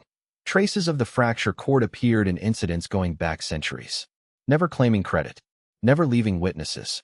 But the symbol was consistent, and the pattern, when you knew to look for it, became undeniable. Someone was engineering the cultivation world's betrayals like a master musician composing a symphony. The most disturbing discovery came from a history of the Qing dynasty's collapse. The sect leaders who'd fought over the throne during that conflict all reported strange manipulations, confidants who betrayed them at critical moments, alliances that shattered at the worst possible times. The chaos had lasted 3 years and killed over 10,000 cultivators before a new order finally stabilized. Shen Yao found a record written by one of the surviving sect masters. We were not defeated by superior force or strategy. We were defeated by ourselves. Each of us trusted the wrong person. Each of us was betrayed by someone close. I now suspect this was not chance, but deliberate engineering. The hand that had written those words had been shaking. Shen Yao sat in his private study, surrounded by documents, journals, and historical records. The connections were tenuous, nothing that would hold up to scrutiny. But the pattern was there if you knew to look for it. A hidden organization, centuries old, deliberately creating betrayals. And not just for political advantage. The mathematical consistency suggested something else entirely. They were harvesting something. The pattern of cultivators targeted. They all had strong bloodlines. Cultivators capable of awakening through crisis. Cultivators like him. What if his bloodline hadn't awakened despite the betrayals? What if it had awakened because of them? What if the betrayals themselves had been carefully arranged to trigger exactly this kind of deep spiritual transformation? The thought made his cultivation base shudder. He needed more information. But to get it, he'd need to go deeper into the histories than any public record would allow.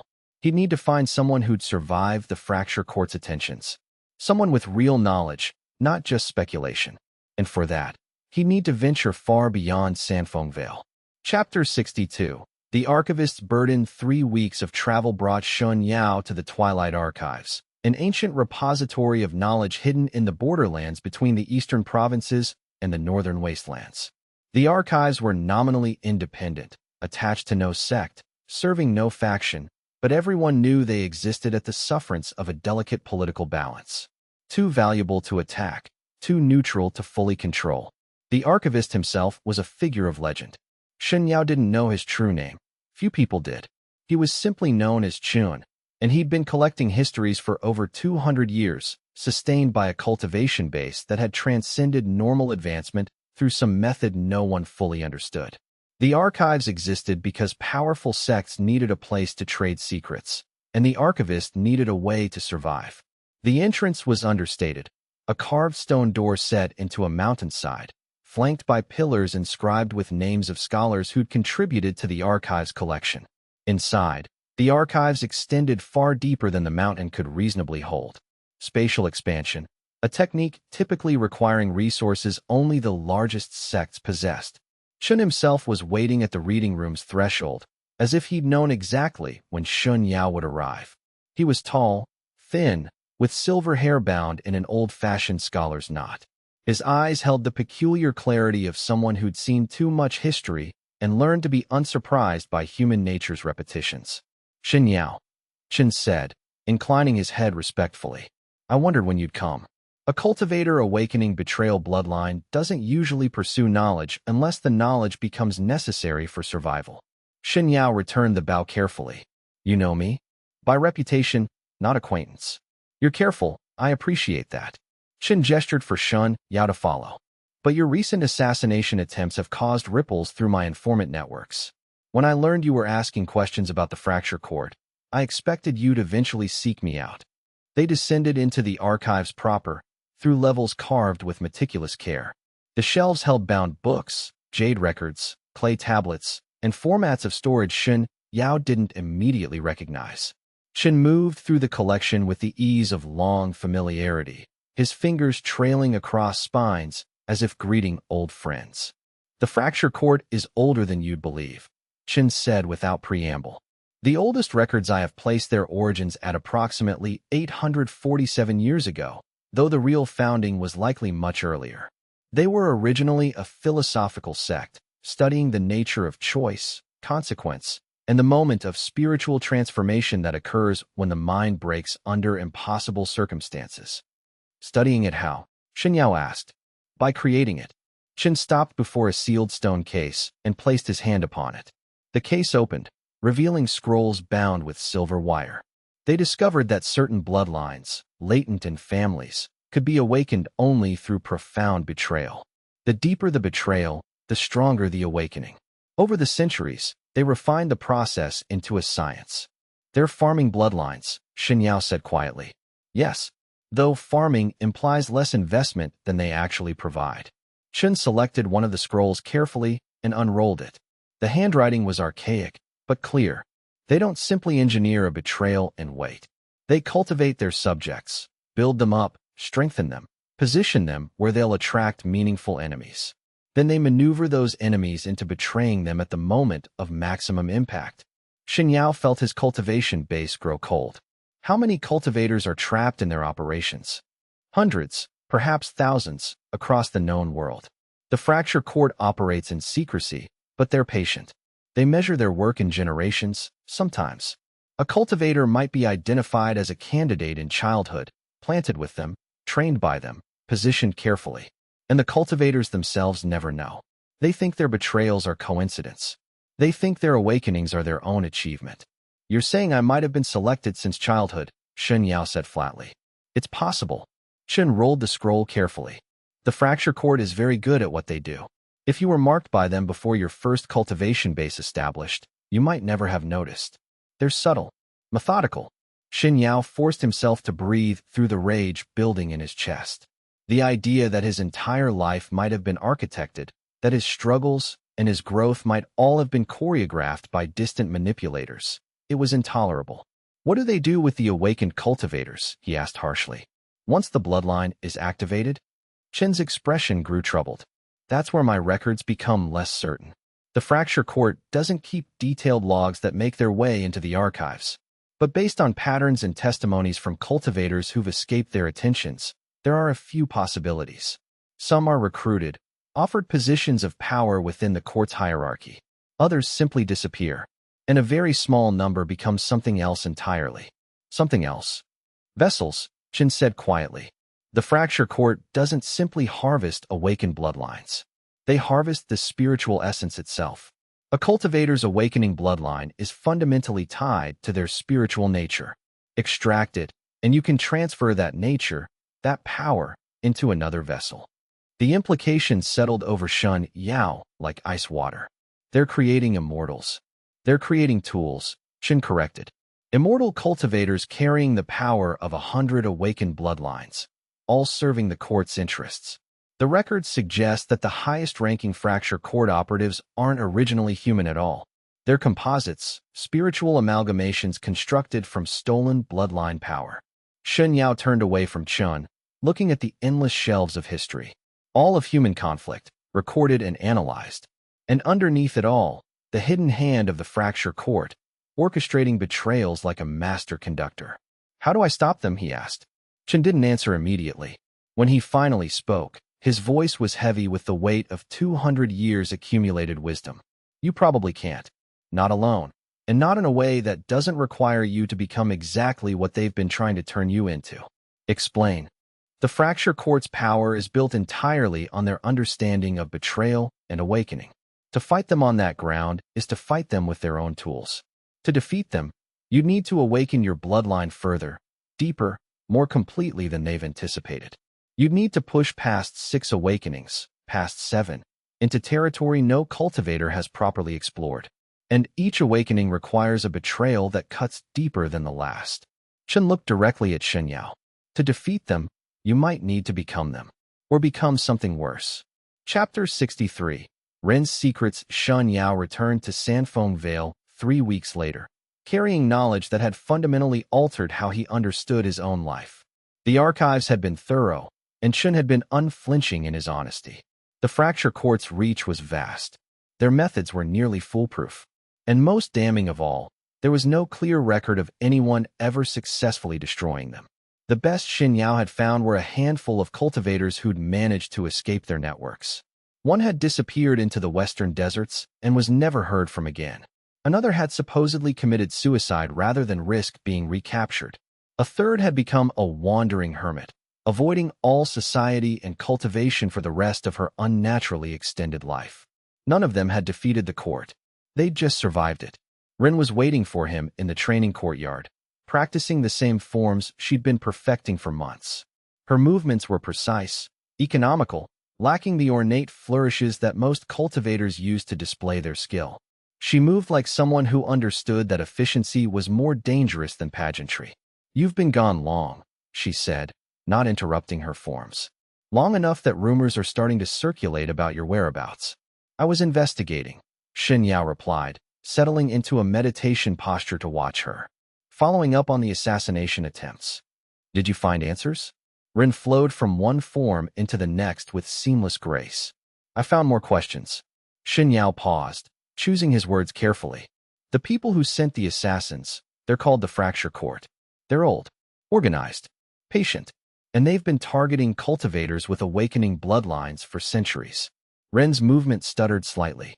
It was barely noticeable, a fraction of a second's hesitation, but in someone of her control, it might as well have been a scream.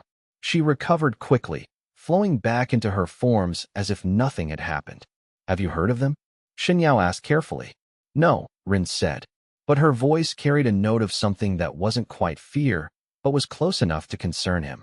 "But the name troubles me." "How?" Ren completed her current set of forms and straightened, her breathing perfectly controlled. She turned to face him directly. "Because of what I know about myself and what I don't know. I came to Sanfeng Vale because I was running from something. I've never told you that directly, but I think you've guessed. I had memories before I arrived here, training, study, people who seemed to be teaching me. And then one day, I simply left. Couldn't stay anymore. Shen Yao watched her carefully. This was the closest she'd ever come to admitting that her history wasn't as clean as she appeared. Do you remember who taught you? He asked quietly. Not their names. Not their faces, exactly. Just impressions. A feeling of being evaluated constantly. Of being tested. And underneath everything, a sense that I was there for a reason. That I wasn't being trained to become strong. I was being prepared for something specific. The ice in Shen Yao's chest deepened. The pieces were starting to align in a pattern he didn't want to see. When you left, he said slowly. Did they let you go? Ren's silence was answer enough. They let you go, Shen Yao continued, because you were sent to find me, to position yourself close to me, to integrate yourself into my life and strength. I don't know that, Ren said, and the pain in her voice was genuine. I left because I couldn't stay. That part is true. But I came to you because you seemed like someone who could understand what I was feeling. Someone who had experienced the kind of deliberate manipulation that leaves scars that don't show on skin. She turned away from him, looking out toward the valley. I don't remember being assigned to you. I don't remember receiving orders or instructions. I remember running, and I remember finding my way to Sanfeng Vale. And I remember thinking that for the first time in my life, I was making a choice for myself. Not being moved like a game piece. Actually choosing. Shen Yao stood and moved closer to her. And if that entire experience, the running, the flight, the arrival, was orchestrated as part of a larger plan? If your sense of choice was itself a manipulation? Ren flinched. Then I wouldn't know the difference, would I? And neither would you. Shen Yao, if the fracture cord is as thorough as you're suggesting, then we can't trust anything about how we came together. We can't even trust whether our feelings are real or planted. It was the thing Shen Yao had been avoiding thinking about directly. The most devastating possibility buried under all the others. Are you saying you might not love me? He asked quietly. That it might all be part of the operation? Ren turned to look at him, and her eyes held the kind of honest pain that couldn't be entirely faked. I'm saying I don't know. And if the fracture cord is as good as you think, they wouldn't let me know. They'd make sure that I feel genuine, act genuine, believe I'm genuine. Because the most effective tool is one that doesn't know it's a tool. Shen Yao reached for her, and Ren let him pull her close. She rested her head against his chest, and he could feel her breathing, steady and controlled even as her shoulders trembled slightly. I love you, she said softly. I'm almost certain I love you. But I'm not certain, and that uncertainty, knowing that it might be programmed, might be false. It's worse than any betrayal. Shen Yao held her there in the courtyard as evening fell around them. The implications were clear now. Whether or not Ren was acting intentionally, she was connected to the fracture cord. Whether or not she meant to betray him, she was part of their plan. And the most devastating part of all was that he couldn't bring himself to let her go, even knowing it. Because if she was a betrayal waiting to happen, then she was also the trigger for his next awakening. And if the patterns held, the seventh awakening would be the most powerful yet. All he had to do was wait for her to reveal herself. All he had to do was be ready for the moment when she chose, whether by her own will or someone else's, to shatter his trust completely. Chapter 64. The seventh knot tightens over the next 2 months. Shen Yao lived in a state of careful observation. Every conversation with Ren was analyzed. Every glance was interpreted. Every moment of affection was suspected of being performance. It was corrosive work, methodical in its way, and it slowly hollowed out the ease he'd felt in her presence. He didn't sleep well. His cultivation suffered. The disciples of Sanfeng Vale noticed his distraction, though they attributed it to the continued assassination attempts, which had indeed continued, each one more sophisticated than the last. What they didn't notice was the way Ren began to change under the weight of his suspicion. Her movements grew more careful, more defensive. The genuine ease that had characterized her presence withered under the constant scrutiny. She became hollow, going through the motions of devotion while something inside her fractured quietly. Shen Yao knew what he was doing. He was creating the very betrayal he feared. By assuming she would eventually turn against him, by treating her as a tool rather than a person, he was methodically driving her toward betrayal. The irony would have been amusing if it weren't so terrible. The breaking point came during the equinox storm that year. Thunder had been rolling across the valley all evening. and the rain fell in sheets that rendered the world beyond 5 paces invisible.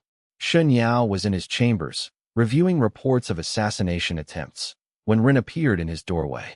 "We need to leave," she said without preamble. Shen Yao looked up, assessing. "Why?" "Because they're coming. A full team. Not assassins this time, operatives. The ones who've been hunting me since I ran."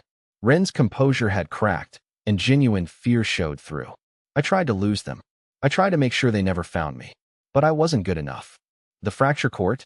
Shen Yao asked, though he already knew the answer. "Yes. I received a communication through an intermediary I didn't know was compromised. They know I'm here. They know you've been investigating them. And they're sending a team to either recapture me or eliminate us both." Shen Yao stood slowly. Every part of his cultivation training told him this was it. This was the moment. She was finally showing her true nature, finally revealing that she'd been nothing more than a beacon for his enemies. Except he could read people, had spent months learning how to read Run, and he could see that her fear was real. Whatever else was true about her, this terror wasn't performed. "How long before they arrive?" he asked. "An hour. Maybe 2. In this weather, movement is difficult, but they'll push through it anyway." Shen Yao moved to the window and looked out at the storm. Sandfong Vale was arrayed below him, quiet and peaceful, utterly unprepared for what was coming. Most of the disciples were sheltered in the central halls, protected from the weather. The guards at the outer barriers would be huddled in their stations, trying to stay dry. "I need you to listen carefully," Shen Yao said. "Are you part of their operation? Have you been sent here to set me up for this?" Ren's silence was long enough to be damning. Finally, she spoke. "Yes and no. I was planted here. I was being trained to integrate into your life and position myself close enough to report on your awakening progress. But I didn't run from them. Shen Yao, they sent me away. Sent me to you as part of a larger plan. I was supposed to stay until they decided to harvest. And did you report on me? Are they coming because you told them how strong I'd become?" "I did my job," Rin said, and the admission broke something in her voice. "I sent reports. I provided information. I was exactly what they wanted me to be. But somewhere along the way, somewhere between the training and the manipulation and the calculated seduction, I stopped being able to do it. I stopped wanting to be their tool." She stepped closer to him. "I have been lying to you. But I'm not lying about this. I don't want them to take you. I don't want to be taken back. And I don't know if that makes what I've done better or worse." Shen Yao felt something shift in his chest. Not quite forgiveness, but recognition. The betrayal was real. But so was the regret. And most importantly, so was the choice Rin was making right now, in this moment, to stand with him instead of with her handlers. "Show me," he said. "Show me the location where they'll enter. Show me the details of their approach. Help me defend against them." And Rin did. The fracture court operatives arrived an hour later, moving through the storm with trained precision. They were 6 in number, moving like water despite the terrible visibility. Shen Yao watched them from the tower, assessing their formations, their speed, their coordination. They were definitely not normal cultivators. They moved with an inhuman smoothness that suggested multiple presences inhabiting single bodies. The composite beings Chun had mentioned, tools assembled from stolen bloodlines. Shen Yao descended from the tower and called the disciples of Sandfong Vale to arms. He positioned them carefully, not in direct confrontation. The operatives were far too powerful for that, but in ways that would channel the court's movements. When the operatives reached the valley floor and began their methodical approach toward the central halls, Shen Yao was waiting. The first operative moved toward the gates with deceptive casualness, and Shen Yao struck. His cultivation poured out in a wave of force that should have been lethal. The operative moved with supernatural speed, flowing to the side, and the force that should have killed a normal cultivator simply dispersed against the operative's form. "Shen Yao," the operative said, its voice layered, multiple voices speaking in perfect unison. "We were authorized to observe, but recruitment has become possible. We offer you a position within the Fracture Court's hierarchy. Your awakening potential is extraordinary. You could ascend to leadership. And what would I have to sacrifice for that honor?" Shen Yao asked, circling carefully. "Your freedom," the operative replied. "Your sense of self. The illusion that your choices matter. But in exchange, you would be immortal. Powerful beyond the imagination of normal cultivators. You would become part of something vast and eternal. Becoming part of something vast means ceasing to be myself, Shen Yao said flatly. Yes, the operative agreed. But yourself is the most fragile, easily broken thing you possess. We're offering transformation. Transcendence. The operative struck then, moving with the speed of something that had been engineered specifically for violence. Shen Yao defended, but barely. The operative was faster than anything he'd fought before, and stronger. Each strike carried the weight of multiple awakened bloodlines, all coordinated, all perfectly synchronized. He was losing. The thought clarity broke something in him. He'd built himself so carefully, so methodically. He'd awakened his bloodline 6 times. He'd achieved nascent soul cultivation. He'd established a sect. And against the fracture court's tools, none of it mattered. Rin struck then, moving from the side where she'd been waiting. But her attack wasn't aimed at the operative, it was aimed at Shen Yao. Her sword, manifested from her personal spiritual core, drove directly toward his heart. The betrayal hit him like thunder. Ren, the only person he'd truly trusted, the only one with zero betrayal potential, was attacking him. And in that moment of revelation, as his heart broke and his spirit shattered, something inside Shen Yao erupted. The 7th awakening came not as a gradual process, but as a cataclysm. His spiritual core fractured into 7 nested layers, each one bleeding power like a broken dam. The grief and rage and sense of ultimate, devastating betrayal fed that awakening like fuel to fire. His cultivation base ascended in a moment, leaving nascent soul behind like a forgotten stone. Soul formation. The next grand threshold. Power poured through him, raw and overwhelming, burning away everything that had held him back. The operative shrieked, a sound of multiple voices screaming at once, as Shen Yao's new power shattered the carefully balanced composition that held it together. The collected bloodlines, the stolen essences that had been woven together so carefully, couldn't withstand the force of his awakening.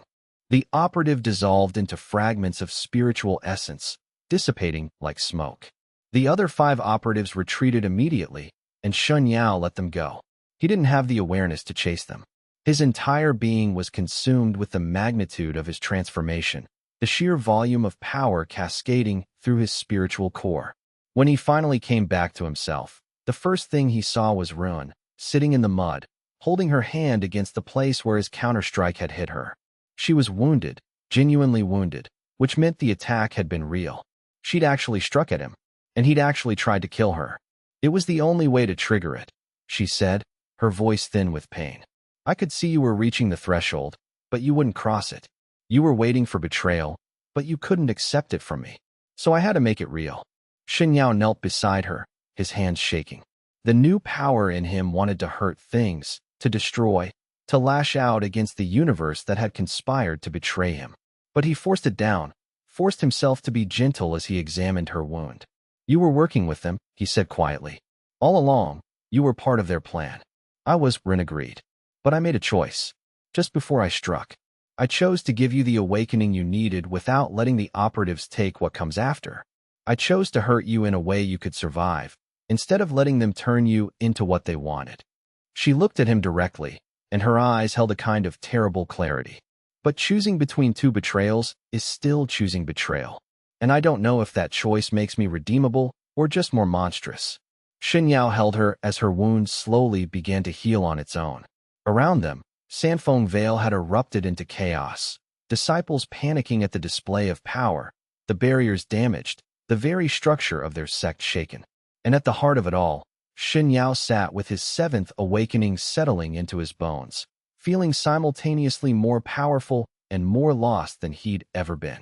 He'd reached soul formation. He'd survived the deepest betrayal imaginable. But the victory felt hollow, because he now understood the truth Chun had hinted at. To fight the fracture court, he would need to become exactly what they were trying to make him. And the process had already begun. Chapter 65.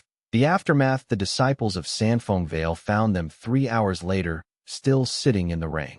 By then, Shen Yao's wound had closed completely, and Ren's injury had stabilized into something that would heal given time. The power pouring off Shen Yao's new cultivation base kept the rain from directly touching him, a soul formation cultivator's passive effect on the world around them. The disciples didn't ask questions. They could see the new threshold in him, could feel the weight of his advancement. They simply began organizing repairs to the damaged sections of the veil and posted additional guards against the possibility of more operatives. Shen Yao directed Ren to the inner healing chambers and spent an hour with the veil's healers, ensuring her wounds would fully recover. She'd lost a significant amount of blood, and the strike had damaged some of the foundational meridians in her chest. But the damage was reparable. She needs rest, he told the head healer. But her body will adapt quickly. She has bloodline potential that's being suppressed deliberately. Once she has time to heal, her cultivation should progress naturally. The head healer nodded, unsurprised. In a sect with a soul formation master, unusual conditions became the norm. Alone in his chambers that night, Shen Yao finally allowed himself to process what had happened.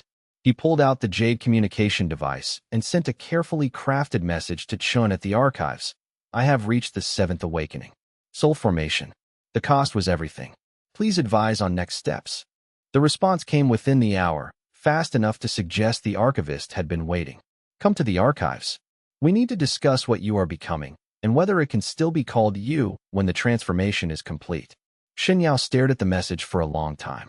He was still himself. His consciousness was intact, his personality unchanged. But the 7th awakening had opened something inside him, a cavity of power that felt alien and insatiable. It wanted to consume, to grow, to devour more spiritual essence and integrate it into itself. It felt, in other words, exactly like what the fracture court had described, the hunger of something that was no longer entirely human. He found Rin awake the next morning, sitting by the window of the healing chambers. She'd been given fresh clothes, and her movement was still stiff, but her color had returned. The healers had done good work. I'm leaving, Shen Yao said without preamble. I need to understand what I'm becoming. The archives can help. You should rest, let your body recover. I'm coming with you, Rin said immediately. You're injured. I need to face what I've done, Rin interrupted. I was part of the system that created you, Shen Yao. I came to you as a tool. I triggered your deepest betrayal deliberately. I'm responsible for what you're becoming now. Running away and hiding in this valley won't change that. She turned to face him, and he could see the determination in her posture despite the pain it clearly caused. Besides, if I don't stay close to you, how will you trust that I'm not reporting back to the fracture court? How will you know I'm not still part of their plan? It was a fair point. And it was also the kind of manipulation that a truly skilled operative would use, making herself essential by highlighting her potential for betrayal. Shen Yao decided he didn't care. Whether Rin was genuinely redeemed or still working for the court, having her present meant at least he would know what she was doing. And on some deeper level, he wanted her with him. Wanted to see if what they had, whatever it was, whether true or constructed, could survive the truth of what they both were. Rest one more day, he said. Recover enough to travel. Then we go to the archives. The next morning, they departed Sanfeng Vale before sunrise. Shen Yao left detailed instructions for the disciples and appointed a temporary leader to manage the sect in his absence. He didn't know how long they'd be gone. Possibly weeks. Possibly longer. The journey to the archives took 3 days instead of the 4 it had required for Shen Yao's first visit. His new soul formation power granted him capabilities he'd never possessed before. He could extend his influence several li in any direction, creating paths of easier travel, suppressing the hunger of spiritual beasts that might otherwise attack travelers. It felt good. Too good. Intoxicating, almost. Shen Yao understood now why the fracture court viewed power as a form of transcendence. With each level of cultivation, the world became more malleable. Other people became less obstacles and more resources. The natural desire to improve oneself, to grow stronger, became easier to justify no matter what methods were required. This was the true danger of what he was becoming. Not corruption from without, but gradual transformation from within, until the person he'd been was completely sublimated into the creature of power he was making himself. Chen was waiting for them at the archive's entrance, as he had been before. But this time, his expression carried a note of genuine sorrow. I can see it, he said, studying Shen Yao intently. The 7th awakening has taken root. You're not entirely human anymore, Shen Yao. Part of you is already incorporating external power sources. Your spiritual core has started the transition into what the fracture court calls a nexus, a center of collected awakened bloodlines. How long until I'm completely transformed? Shen Yao asked quietly. That depends on whether you fight it or surrender to it, Shen replied. The Fracture Court's operatives have generally made the transition within 5 to 10 years of their seventh awakening. They absorb bloodlines quickly, grow in power rapidly, and eventually lose the ability to conceptualize themselves as individuals. But that's if they follow the court's teachings, use their power openly, constantly push their limits. Shen gestured for them to enter. If you're very careful, if you deliberately suppress the hunger in your spiritual core and avoid awakening further, you might retain your humanity for several decades. But eventually, the seventh awakening will complete its transformation. You will become what the court wanted to make you. Unless I find another path, Shen Yao said. Unless you find another path, Shen agreed. Which is why I've been waiting for you. Come. There are documents in the deepest sections of the archives. Records of cultivators who've attempted to resist the seventh awakening's transformation. Some of them found solutions. Most didn't. But the attempt itself is valuable. They descended into the archives once more, deeper than Shen Yao had ventured before. The corridors grew older, the records more archaic. And finally, they reached a sealed chamber carved with symbols that hurt to look at directly, wards designed to keep the spiritually aware and the spiritually unaware from proceeding. Shen placed his hand on the seal, and it dissolved. Inside, they found journals. Hundreds of them. Records of cultivators who'd reached soul formation through betrayal bloodline awakenings and then documented their struggle against what came next. Shen Yao picked up one at random and began to read.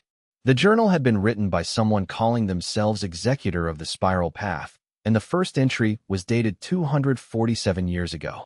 I have reached the seventh awakening. The joy I felt in this achievement has already begun to curdle into something I don't recognize. My spiritual core hungers for more power, more essence, more. I find myself thinking about consuming the people around me, extracting their bloodlines to fuel my growth. These thoughts are not natural to me. I know they're not, but they're becoming harder to resist. I will document this process. If I can understand what the seventh awakening is doing to my consciousness, perhaps I can develop a method to resist it. Perhaps others who come after me can find redemption in what I discover. I refuse to become what the Fracture Court wants, even if I must invent a new path to do so. Chapter 66. The Spiral Path's Lessons. Shen Yao spent 4 days in the archives reading the journals of the Executor of the Spiral Path. The entries spanned 123 years, a remarkably long lifespan for someone trying to resist the seventh awakening's transformation. By the end of the documentation, the handwriting had grown more erratic, the observations more fragmented. But the insights accumulated were extraordinary. The first revelation was structural. The seventh awakening didn't operate like the previous 6. Each earlier awakening had been built on a foundation of personal transformation, the soul growing, the spirit expanding, consciousness deepening. The seventh was fundamentally different. It was designed to be parasitic. The Fracture Court's engineering had created awakening bloodlines that, once activated at the 7th stage, automatically began the process of nexus formation, the creation of a spiritual center that could absorb external essences. A cultivator reached soul formation, and immediately their spiritual core began exerting a subtle hunger that pulled spiritual essence toward them. Most cultivators didn't notice this hunger consciously. It felt like natural ambition, like the desire to grow stronger through cultivation. But it was actually a programmed response, written into the fabric of the seventh awakening itself. The Executor had documented this realization with unusual clarity. I have come to understand that the seventh awakening is not a true awakening at all. It is an infection. The Fracture Court creates what appears to be a bloodline awakening. But what is actually occurring is the establishment of a parasitic nexus within the cultivator's spiritual core. This nexus does not enhance the cultivator's nature, it replaces it. The only way to avoid complete consumption is to recognize the nexus and deliberately wall it off from the rest of one's consciousness. This is extraordinarily difficult. The nexus whispers, constantly. It offers power. It offers transcendence. It offers the solution to every spiritual problem you encounter. Refusing it requires constant vigilance. But Executor also discovered something else, a potential path of resistance. The key is not to fight the seventh awakening's transformation. Resistance through opposition only strengthens the nexus's hold. It creates friction that allows the infection to deepen. Instead, the resistance must be subtle. Acceptance combined with strict limitation. A soul formation cultivator can deliberately restrict their own power. They can choose not to pursue the Eighth Awakening. They can actively suppress the hunger in their spiritual core, turning it inward instead of outward. They can, in essence, choose to remain at soul formation indefinitely. It is like living in a prison that you've constructed yourself. But it is possible. The later journals grew darker as the executor explored this path. The restrictions became more elaborate. The descriptions of the whispers from the Nexus became more vivid and disturbing. At one point, the executor had written, "I am learning to live with constant temptation. The hunger never ceases. It is easier now to bear because I have given myself completely to the suppression. I do not resist the hunger as something external. I have integrated it into my sense of self. I am executor of the spiral path because I have built my entire identity around the act of spiraling inward, consuming myself instead of the world around me. I am cannibalizing myself spiritually, and this is the only salvation available to me." The final entry was dated 64 years after the Seventh Awakening. The handwriting was still clear, but the words had become philosophical. "I have now lived with the Seventh Awakening for so long that I cannot remember entirely who I was before. That person is gone. But I am still here, still myself, in a way that the Fracture Court's operatives are not. They have consumed the world to maintain their form. I have consumed myself. I do not know if this is a victory or merely a different form of defeat. But I continue, and in continuation, I have found something like peace." Shen Yao closed the journal carefully and set it aside. Around him, the archives stretched into darkness, holding the testimony of hundreds of similar struggles. He understood now what Chun had been waiting to show him. The path forward didn't lie in defeating the Seventh Awakening. It lay in accepting it while learning to cage it, in becoming a prison for himself, so that he wouldn't become a prison or a tool for others. "Has anyone found a better solution?" he asked Chen quietly. The archivist had been waiting nearby, respecting Shen Yao's solitude while he read. "Two cultivators managed to find something beyond the spiral path. I'll show you those journals, if you wish. But I should warn you, their solutions required sacrifices that the executor never had to make." "Show me," Shen Yao said. The first cultivator had attempted to sever the Seventh Awakening entirely, not suppress it, but actively cut it out of their spiritual core. The journal documented the process in careful detail, and it was horrifying. The cultivator had essentially performed open-heart surgery on their own spirit, excising the nexus formation and cauterizing the wound with their own power. The operation had succeeded, after a fashion. The Seventh Awakening was removed. The cultivator's spiritual core was no longer infected with the parasitic hunger. But the cost was total loss of soul formation cultivation.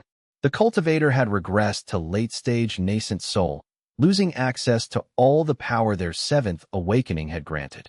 The journal's final entry was a simple notation. "I am no longer the cultivator I was meant to become, but I am free." The second cultivator had attempted something more radical. Instead of suppressing or severing the Seventh Awakening, they'd attempted to invert it, to deliberately flip the Nexus's polarity so that instead of consuming external essence, it reflected it outward. The results were catastrophic. The cultivator had created what the journal called an inversion cascade, a spiritual phenomenon where the reflected essence had rebounded and destroyed the cultivator's consciousness. The journal had been continued by a companion who'd written the final entry. The cultivator is no longer aware. They live, breathe, and continue to exist, but they are not present in their own body. Whatever they were trying to achieve, the cost was their sense of self. Shen Yao finished reading the second journal and felt the weight of the choice settling on him. 3 options, all of them terrible. Suppress himself forever, regress to a lower cultivation base, or risk complete obliteration of consciousness. "There's a 4th option," Chen said quietly. "No one has successfully pursued it, but the theoretical framework exists in the archives.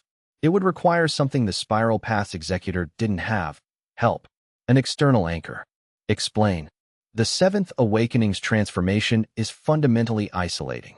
The cultivator becomes a nexus, a center of power, with everyone and everything around them becoming potential fuel.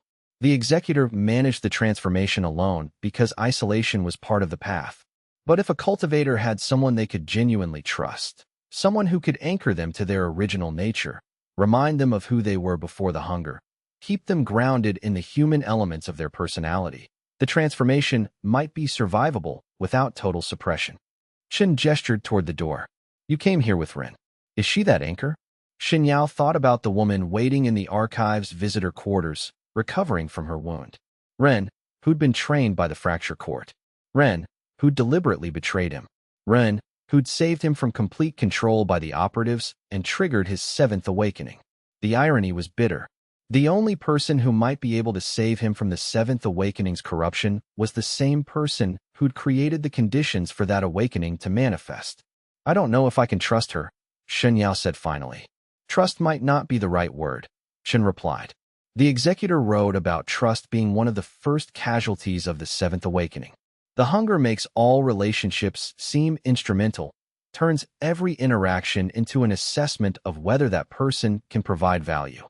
But there's something else, something more fundamental than trust. Ren was trained by the court to understand the seventh awakening's mechanisms better than almost anyone.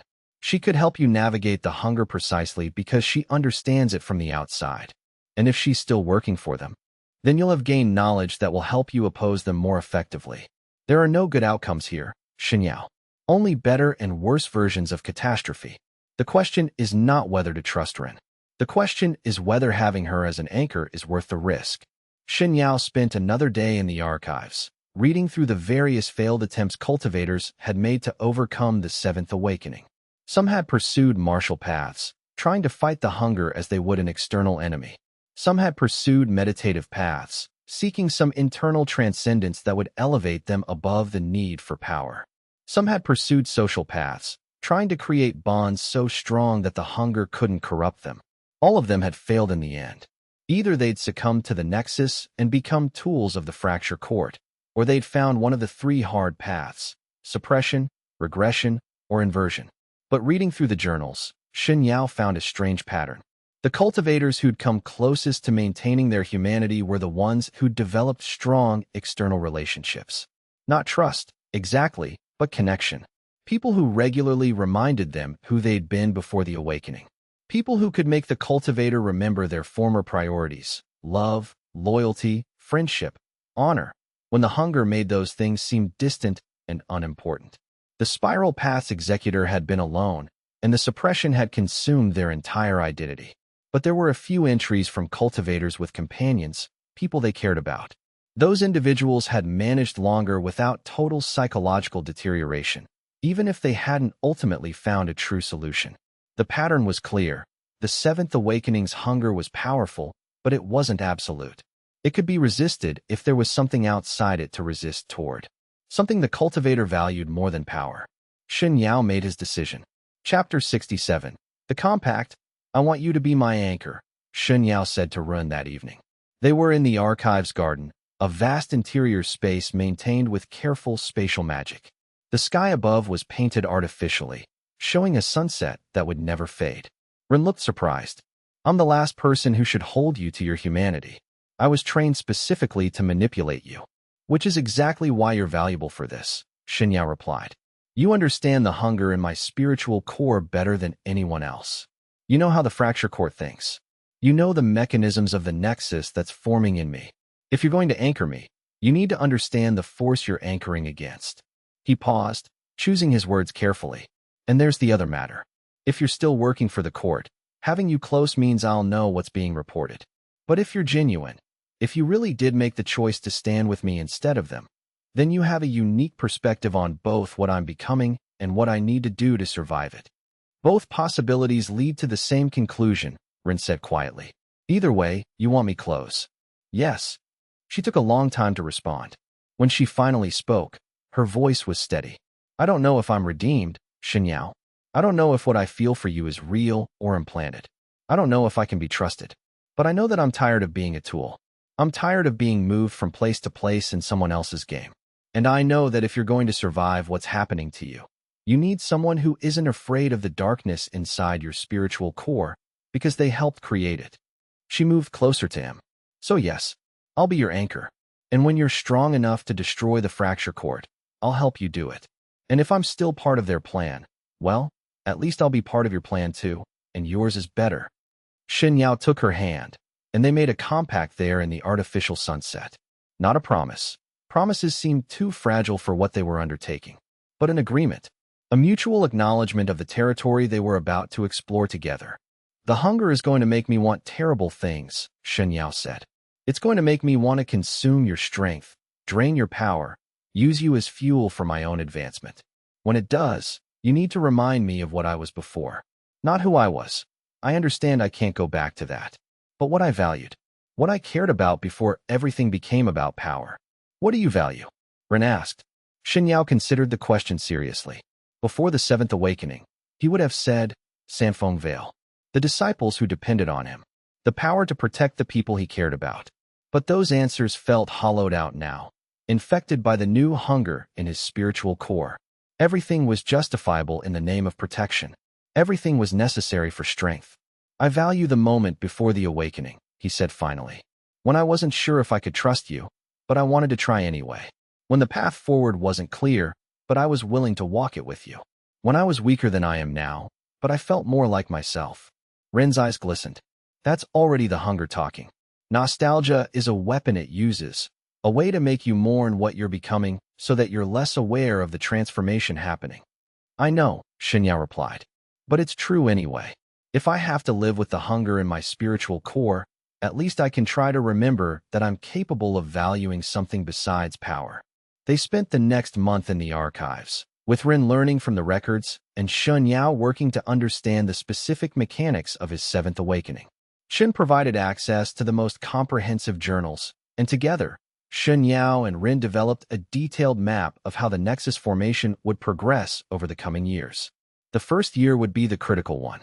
The hunger would be manageable then, still easy to suppress through conscious effort. But as years passed, as his spiritual core grew more developed in its parasitic nature, suppression would become harder. By year 5 or 6, the hunger would be background noise, constant and insistent, something he'd be aware of every moment of his existence. By year 10, even if he managed to avoid the 8th awakening, the Nexus would be so thoroughly integrated into his consciousness that the distinction between Shen Yao and the hunger might become meaningless. So you have approximately 10 years to figure out either how to truly defeat the fracture court, or how to achieve some kind of permanent equilibrium with the hunger, Ren summarized. That's not a lot of time. It's more than most cultivators get when they're infected, Shen Yao replied. And we have advantages the executor didn't have. We know what we're fighting. We have the archives research. And we have each other. He paused, studying her. Assuming you stay with me. This isn't going to be easy, and I'm not going to be an easy person to be around. The hunger is going to make me paranoid. It's going to make me suspicious of your motives. It's going to try to turn you into a resource I can consume. I know, Ren said, but I've been trained to manipulate people. I know how to work with personalities that are fundamentally selfish and power-hungry. I know how to remind someone of their better nature without making them feel weak for having it. If anyone can be an anchor for someone becoming what you're becoming, it's me. She reached out and took his hand. Besides, I have something invested in keeping you human. Because if you lose yourself to the hunger, then I lose the only person who might understand what I am. The only person who might help me figure out if I'm real or built. Over the following weeks, they developed a system. Shen Yao would practice suppressing the hunger while Ren watched, observing the way the seventh awakening manifested in his behavior and physical responses. They worked with Chun to develop meditation techniques that would help him regulate the parasitic nexus.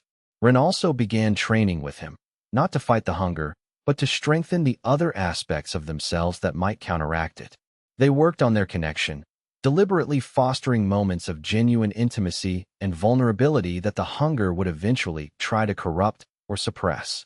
It was hard, careful work, and Shen Yao could feel the hunger fighting against it the whole time, trying to turn even their bonding moments into strategic advantages. But having Ren there, aware of what was happening, able to call out when the hunger was taking over, made the struggle manageable.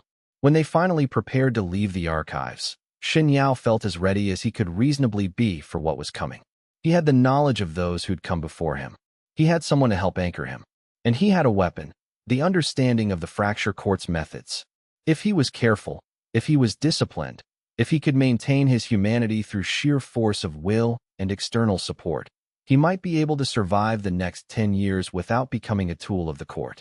And once he'd survived those 10 years, once he'd learned to live with the hunger without being consumed by it, then he could begin to develop a strategy for actually defeating the court itself. As they were leaving, Chun pressed something into Shen Yao's hands. It was a jade token, inscribed with the same broken court symbol that had appeared on the assassination squad's communication device. "This is a fracture court marker," Chen explained. "It was given to me by someone who escaped their operations 200 years ago. They told me that someday, someone would come who needed to understand their enemy at the deepest level. I've been waiting for you." "What does it do?" Shen Yao asked. "It allows you to call to the court," Chen replied, "to open communication channels directly with their operatives. In 10 years, when you've learned to truly live with the hunger, when you've strengthened yourself and your allies, you can use this to confront them not in hiding, but on a more equal footing." He paused. "Or you can use it sooner, if the hunger becomes unbearable. The court will listen to one of their own, even if that one has gone rogue. That might be the salvation you're looking for, to become part of them fully, rather than resist. The hunger will make that option increasingly attractive." "And why would you give me that option?" Shen Yao asked suspiciously. "Because true freedom requires genuine choice," Chen replied. "And because I've learned, over 200 years of watching cultivators try to resist their nature, that resistance without the option of surrender often becomes its own prison. You need to know that surrender is possible, so that the choice to continue resisting means something real." Shen Yao took the token and felt its weight in his palm. It was heavier than it should have been, weighted with the accumulated significance of the decision it represented. "Thank you," he said finally, "for showing me the path, even if it's not one I want to walk." "You have 10 years," Chen replied. "Use them well." Chapter 68. The consolidation return to Sanfeng Vale was strange. The disciples saw a soul formation master where Shen Yao had been before, and they responded with greater reverence and increased fear. The disciples who'd been appointed to lead in his absence had done adequate work, but they visibly relaxed when Shen Yao's presence confirmed that the sect would continue to be guided by its founder. The first thing Shen Yao did was implement the suppression techniques Chun had taught him. He spent 6 hours a day in meditation, building mental walls around the parasitic nexus in his spiritual core, learning to separate the hunger from his conscious will. The work was exhausting and never-ending. The walls had to be reinforced constantly, or the hunger would erode them. Ren took on the role of visible second-in-command, appearing alongside Shen Yao at public functions and helping to govern the sect's day-to-day operations. But her real role was subtler. She was the constant reminder that Shen Yao was more than just power. Whenever the hunger grew too loud, whenever Shen Yao found himself thinking strategically about which disciples he could consume to strengthen his cultivation, Ren would appear with a quiet comment or gesture that would drag his focus back to the human elements of what he was governing. "You're thinking about accelerating the advancement of the junior disciples," she said one evening, 3 months after their return. They were in Shen Yao's private chambers. "You're planning to have them undertake trials that are too advanced. Half of them would likely die or become crippled. It would strengthen the sect," Shen Yao said defensively. "The disciples who survive would become significantly more capable." "Yes," Ren agreed. "And the disciples who don't survive would have their families destroyed by grief. And the ones who become crippled would lose their purpose. That's the cost of your plan. Does strengthening the sect justify that cost?" Shen Yao felt the hunger's answer rising in his throat. Yes, of course it did. Individual sacrifices were necessary for larger goods. But Ren was watching him, waiting for the actual answer. The one that came from the part of him that remembered valuing people as individuals rather than resources. "No," he said finally. "It doesn't. I'll design the trials differently. Harder, but not suicidally hard. The disciples can advance without being disposable." "Thank you," Ren said simply. This pattern repeated itself over the next months. The hunger would push Shen Yao toward increasingly ruthless decisions, and Ren would intervene. Not harshly, not with accusation, but with simple facts that the hunger wanted to ignore. And Shen Yao would make the harder choice, the one that treated people as people rather than resources. It was exhausting work. Every decision took longer because it required holding multiple perspectives simultaneously. But Shen Yao began to understand what the Spiral Path's executor had meant about integrating the hunger into one's identity rather than fighting it directly. He couldn't eliminate the hunger, but he could learn to make decisions despite it, could choose compassion even as the hunger screamed that it was inefficient, could build a leadership style that operated at odds with the Nexus's demands. 6 months into his return, Shen Yao began to receive communications from other cultivators. The display of soul formation power had attracted attention, and several nearby sects wanted to establish trade relationships, exchange cultivation techniques, or form defensive alliances. Most importantly, he received a message from the Chung sect, asking if he would be willing to attend their annual gathering. The Chung sect had been one of the major powers displaced during the period when the Fracture Court had been engineering political chaos 200 years earlier. They were still recovering, and they were interested in understanding the new power that had emerged in their region. Shen Yao considered the invitation carefully. It was an opportunity to expand his network, to understand more about the political structure of the cultivation world. But it was also a risk. He was still learning to manage the hunger, and being in proximity to other powerful cultivators might trigger instincts he wasn't ready to face. "You should go," Rin said when he consulted her. "You can't hide here forever. Eventually, you need to learn to function around other people who are powerful, who might be threats, who might offer opportunities." "The hunger will want to assess them," Shen Yao said. "It will want to determine if I can consume them, if their power would be worth the effort of acquisition." "Yes," Rin agreed. "But you can learn to assess without acting. To think strategically without assuming predation is the answer. That's part of surviving with the hunger, learning to want things without taking them." She was right, and Shen Yao knew it. So he accepted the invitation.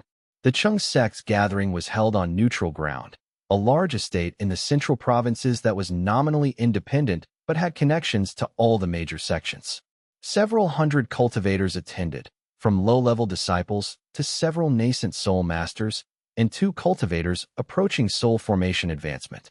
Shen Yao arrived with minimal escort, wanting to emphasize that he came for dialogue rather than display of power. Rin accompanied him, maintaining her role as second-in-command and practical advisor. The gathering lasted 3 days. Shen Yao found himself the subject of intense interest. Cultivators wanted to understand his sudden advancement to soul formation, wanted to hear about his sect, wanted to assess whether Sanfeng Vale was a threat or a potential ally. Throughout the gathering, Shen Yao was acutely aware of the hunger operating in the background of his consciousness. It cataloged each cultivator's power level, assessed their potential usefulness, calculated whether acquiring their bloodlines would be beneficial. It whispered constantly about alliances with those who could provide value and elimination of those who represented threats. And Shen Yao, with Ren's help and with the suppression techniques Chun had taught him, made decisions that didn't follow those whispers. He formed alliances based on compatible values rather than raw power calculations. He declined opportunities to absorb disciples or steal techniques, even when it would have been strategically advantageous. He built relationships based on mutual benefit rather than extraction. It was excruciating work. By the end of the gathering, Shen Yao was exhausted in a way that had nothing to do with spiritual power and everything to do with the constant effort of overriding his own instincts. On the final evening, a cultivator approached him, a nascent soul master named Qin Shan, representing the prestigious Long Jade Sect. Qin Shan was studying Shen Yao with unusual intensity. "I've been watching you all gathering," Qin Shan said without preamble, "and I noticed that you constantly refuse advantages that any reasonable cultivator would accept. You turn down disciples who want to join your sect if you sense they're unstable. You refuse information about rivals that could be used against them. You decline to form political alliances that would strengthen your position significantly. Is there a question?" Shen Yao asked carefully. "Yes," Qin Shan replied. "Are you following some kind of spiritual principle I'm not aware of? Or are you simply weak and trying to hide it through the appearance of moral superiority?" The hunger surged in response to the challenge. It wanted to display power, to prove that Shen Yao was more than capable of accepting those advantages. It wanted to make Qin Shan regret the implication that Shen Yao was less than optimal in his decision-making. Shen Yao felt Ren's hand brush his arm, a small gesture of support. "Neither," Shen Yao said finally. "I'm recovering from something." something that wanted to turn every relationship into a resource extraction, every decision into a power calculation. I'm learning to govern differently than my natural instincts are pushing me toward. If that looks like weakness or moral philosophy, it's actually just discipline. To Shen Yao's surprise, Qin Shan nodded slowly. I thought perhaps it might be that. I've encountered cultivators with similar restraint before. They were always those who'd encountered the fracture court's operations directly. He paused, his expression becoming more serious. If you're fighting them, you should know that you're not alone. Several sects have been systematically targeted and undermined by their manipulation. We've started a loose coalition to share information about their activities. If Sanfeng Vale wanted to join that coalition, we would welcome you. Shen Yao felt something inside him settle slightly. The hunger still whispered about advantages and calculations, but there was something else now. The possibility that he didn't have to fight the fracture court alone. That there were others who understood the nature of the enemy and had decided to stand against them. Tell me more, Shen Yao said. Chapter 69. The Gathering Storm. Over the next year, Shen Yao became more involved with the loose coalition of sects that opposed fracture court operations. The coalition was small, maybe 6 major sects and a dozen smaller ones, each of them targeted at different points in their histories by the court's engineered betrayals. Each had lost members to the court's operations or had seen their internal structure damaged by deliberate manipulation. The coalition's goal wasn't to attack the fracture court directly. None of them were strong enough for that yet. Instead, they shared information about the court's operatives, trained their disciples to recognize signs of compromise, and worked to liberate cultivators who'd been trapped in the court's networks. Shen Yao found that his knowledge from the archives, combined with Ren's first-hand understanding of the court's methods, made him an invaluable resource to the coalition. Together, they could identify which cult cells were likely to become compromised, could predict which manipulations were likely to manifest, could train other cultivators to resist the hunger that came with the Seventh Awakening. But the hunger in his own spiritual core didn't slow down. Year 2 of his awakening brought new challenges. The suppression techniques that had worked in Year 1 became less effective as the Nexus grew more sophisticated. He had to develop new meditation approaches, new ways of compartmentalizing the parasitic aspects of his power. There were moments when he lost control, a careless disciple questioning his authority, and Shen Yao found himself wanting to crush their spirit entirely, to break their will and make them utterly subservient. It took Ren's intervention, a subtle redirection, a reminder of who the disciple actually was and what role they actually played in the sect, to prevent catastrophe. There were nights when Shen Yao woke from meditative trances to find he'd been planning elaborate schemes to absorb the power of allied sects, carefully calculated methods to acquire cultivators whose bloodlines would strengthen his nexus formation. It's getting worse, he said to Ren one evening. They were alone in his chambers, 2 years into his 7th awakening. The hunger is becoming more sophisticated. It's not just obvious temptation anymore. It's starting to feel like reasonable strategic planning. That's expected, Ren replied. The court trains operatives for over a decade, and by that point, the hunger is so integrated into their thinking that they can't distinguish between the Nexus's desires and their own. You're lucky. You're fighting the integration consciously. Most operatives just surrender to it gradually, without even noticing the surrender happening. She was right, but it didn't make the struggle easier. Each day, Shen Yao had to make conscious choices that his spiritually optimized instincts wanted to reject. Each day was a battle against himself. 3 years in, Shen Yao reached a critical point. The hunger had grown sophisticated enough that suppression alone wasn't going to work much longer. He was going to need either a breakthrough in managing the Nexus, or he was going to start needing to feed it somehow. The archive's records had warned about this point. The executor had written about Year 3 as the critical juncture, the moment when the cultivator either found a way to exist in real equilibrium with the hunger or started down the path of gradual consumption. Shen Yao gathered together a group of allies he trusted, Ren, Qin Shan from the Long Jade Sect, and 2 other nascent soul masters from allied sections. Together, they worked on a new approach to managing the Nexus. Instead of trying to suppress the hunger or hide from it, they would work on redirecting it.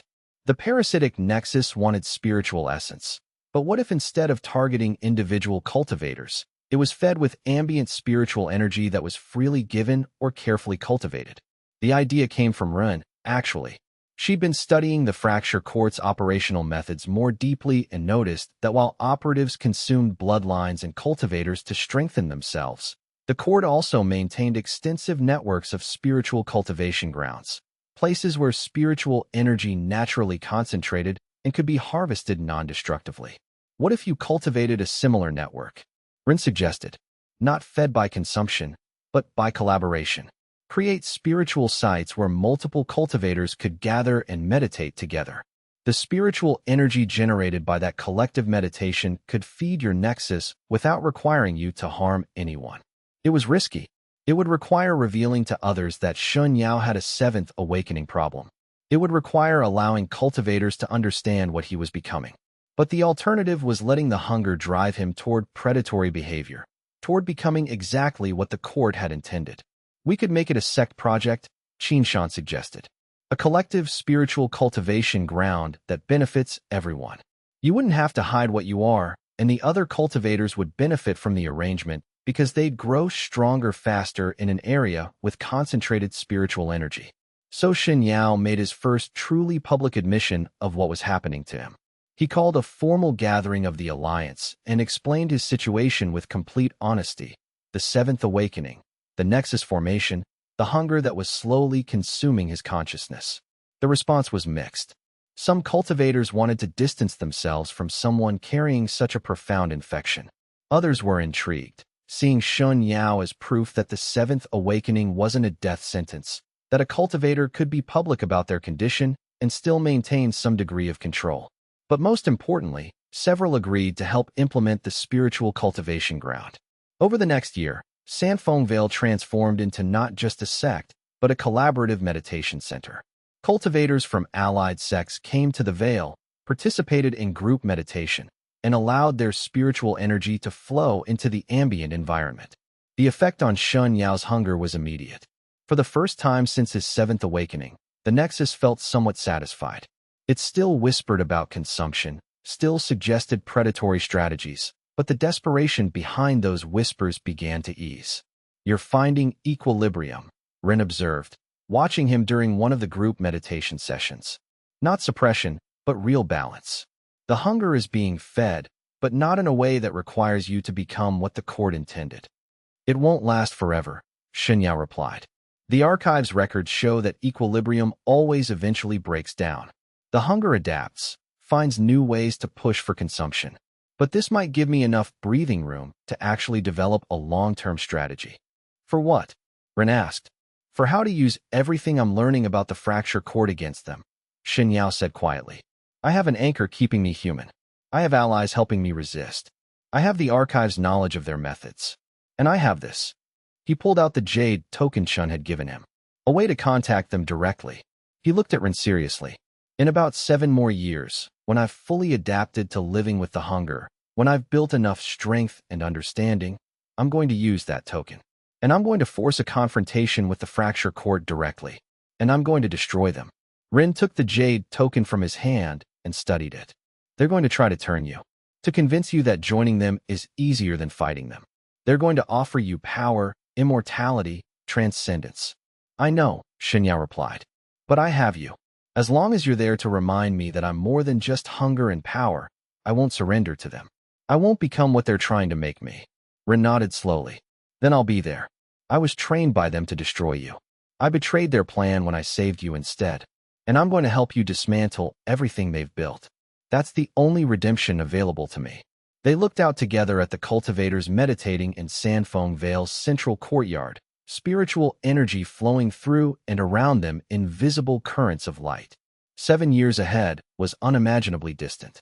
But for the first time, Shen Yao could envision a future where he actually won, where he destroyed the Fracture Court and survived the process with his humanity still intact. It would require everything he had, but he had 7 years to prepare and an anchor to keep him grounded, and allies who understood what he was fighting. The 4th chapter of his life was becoming the story of resistance, and he had no intention of losing. Chapter 70, the prelude. By year 5 of his 7th awakening, Shen Yao had achieved something no other cultivator in the archive's records had managed. He'd created a working equilibrium with the parasitic nexus that was fundamentally sustainable. The hunger still existed, it would always exist, but it was being fed in a way that didn't require predation. Ren remained constantly at his side, a living reminder of his original nature and his original values. The collaborative meditation ground had expanded significantly. Cultivators from several provinces now came regularly to Sanfeng Vale, seeking to meditate in the area of concentrated spiritual energy. The nexus inside Shen Yao fed on their collective presence like a plant feeds on sunlight, present and necessary for growth, but not predatory or extractive. The alliance against the Fracture Court had also grown and solidified.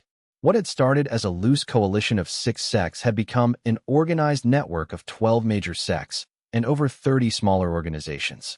They maintained intelligence networks, shared information about the court's operatives, and worked proactively to remove Fracture Court plants from within their organizations. Shen Yao had become the de facto leader of this alliance, not through force or manipulation, but through the respect his resistance had earned. He was a living proof that the Fracture Court wasn't invincible, that a 7th awakening didn't necessarily mean the end of autonomy. But as Year 5 turned into Year 6, something shifted. The information coming through the Alliance's networks became more fragmented. Operatives were disappearing from their usual positions. Fracture Court activities were becoming less predictable, and there was growing evidence of significant meetings among the court's highest leadership, the composite beings created from stolen bloodlines, the true immortal cultivators who directed everything. Shen Yao brought this to the attention of his inner council, Run, Qin Shan, and a handful of other allied sect leaders who he trusted completely. They're consolidating, Qin Shan assessed, pulling resources inward.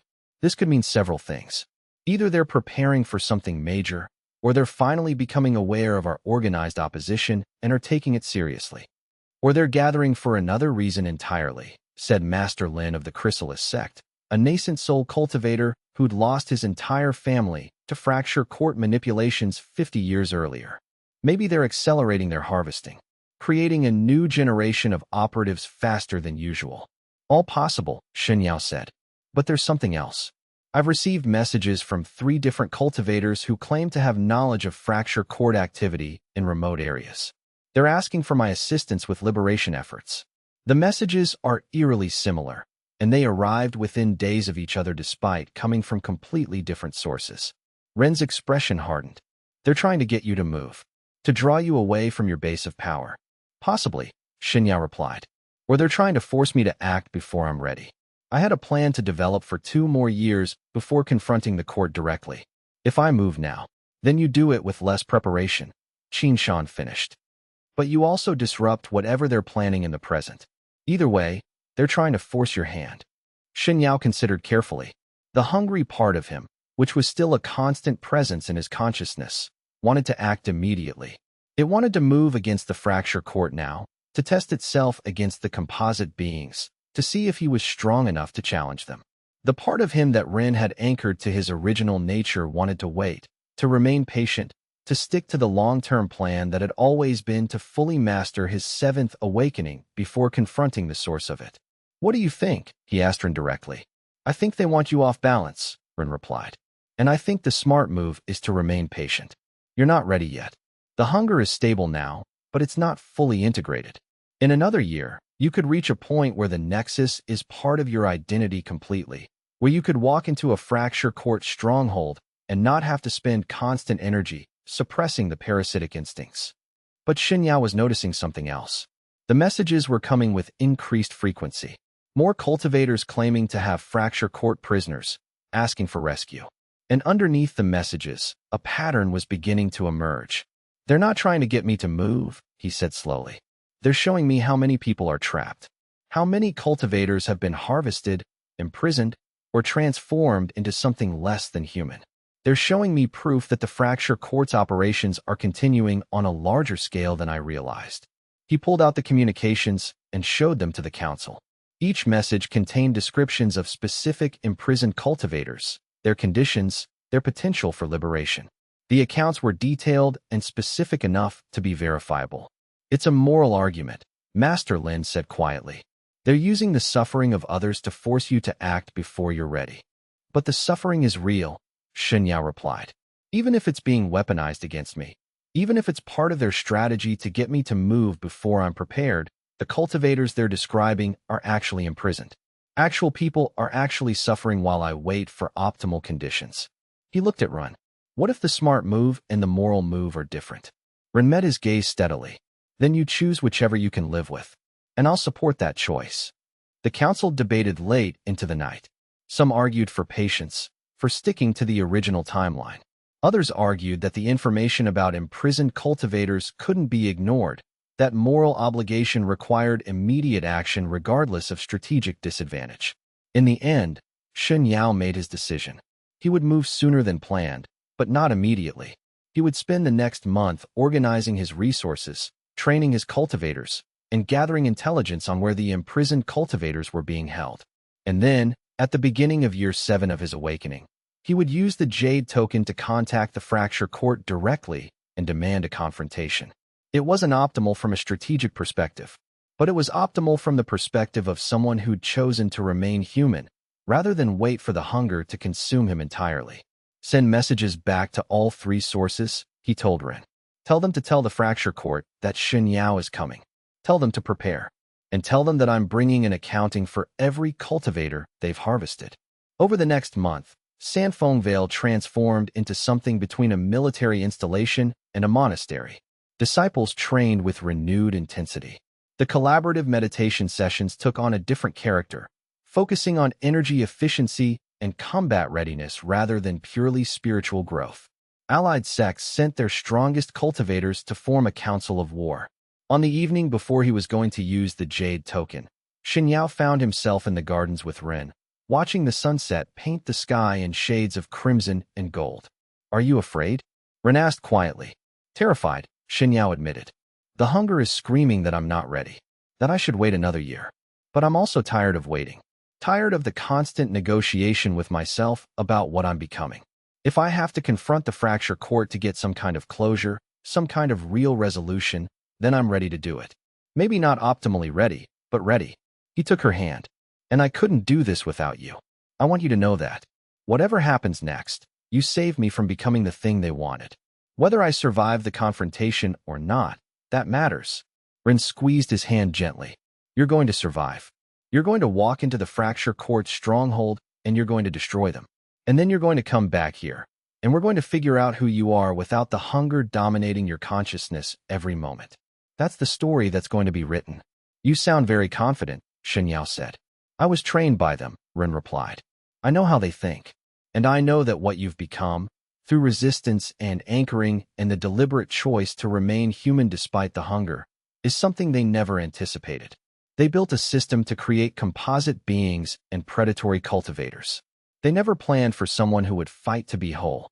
As night fell, Shen Yao took the Jade token and held it before him. Tomorrow, he would break his long silence. Tomorrow, he would contact the Fracture Court and declare himself their enemy openly. Tomorrow, the final phase of this story would begin. But for tonight, he rested, with Ren beside him, knowing that whatever came next, he wouldn't face it alone. The consolidation was complete. The resistance was ready. And the time for hiding, for suppressing, for carefully managing equilibrium was ending. The time for confrontation had arrived. Chapter 71. The Jade token awakens. Shen Yao held the Jade token before him and felt the full weight of the decision he was about to make. For 6 years, he'd carried this object as a symbol of the choice he could make. Surrender to the Fracture Court fully, or resist and fight them. Now, finally, he was choosing the third option that Shen had mentioned, confrontation on conscious terms. He pressed his spiritual force into the Jade token, and it ignited with a strange light that wasn't quite physical, existing in the spaces between normal vision and spiritual perception. The light spread outward in waves, carrying a message to anyone who was attuned to receive it. To the Fracture Court, I am Shen Yao. I carry the 7th awakening and have achieved soul formation cultivation. I have lived in equilibrium with the hunger that you engineered, resisting the corruption you intended. I am challenging you to direct confrontation. Come to Sandfeng Vale at the time of the new moon if you wish to face me. Or, if you lack the courage, send your composite operatives. Either way, I am declaring myself your enemy. The message pulsed through the Jade token and into the vast network of fracture court communications that existed across the known world. It would reach them, and once it reached them, there was no more hiding, no more preparation in secret. Ren, watching from across the room, simply nodded. Well, you've committed yourself now. Any regrets? Shen Yao asked. None, Ren replied.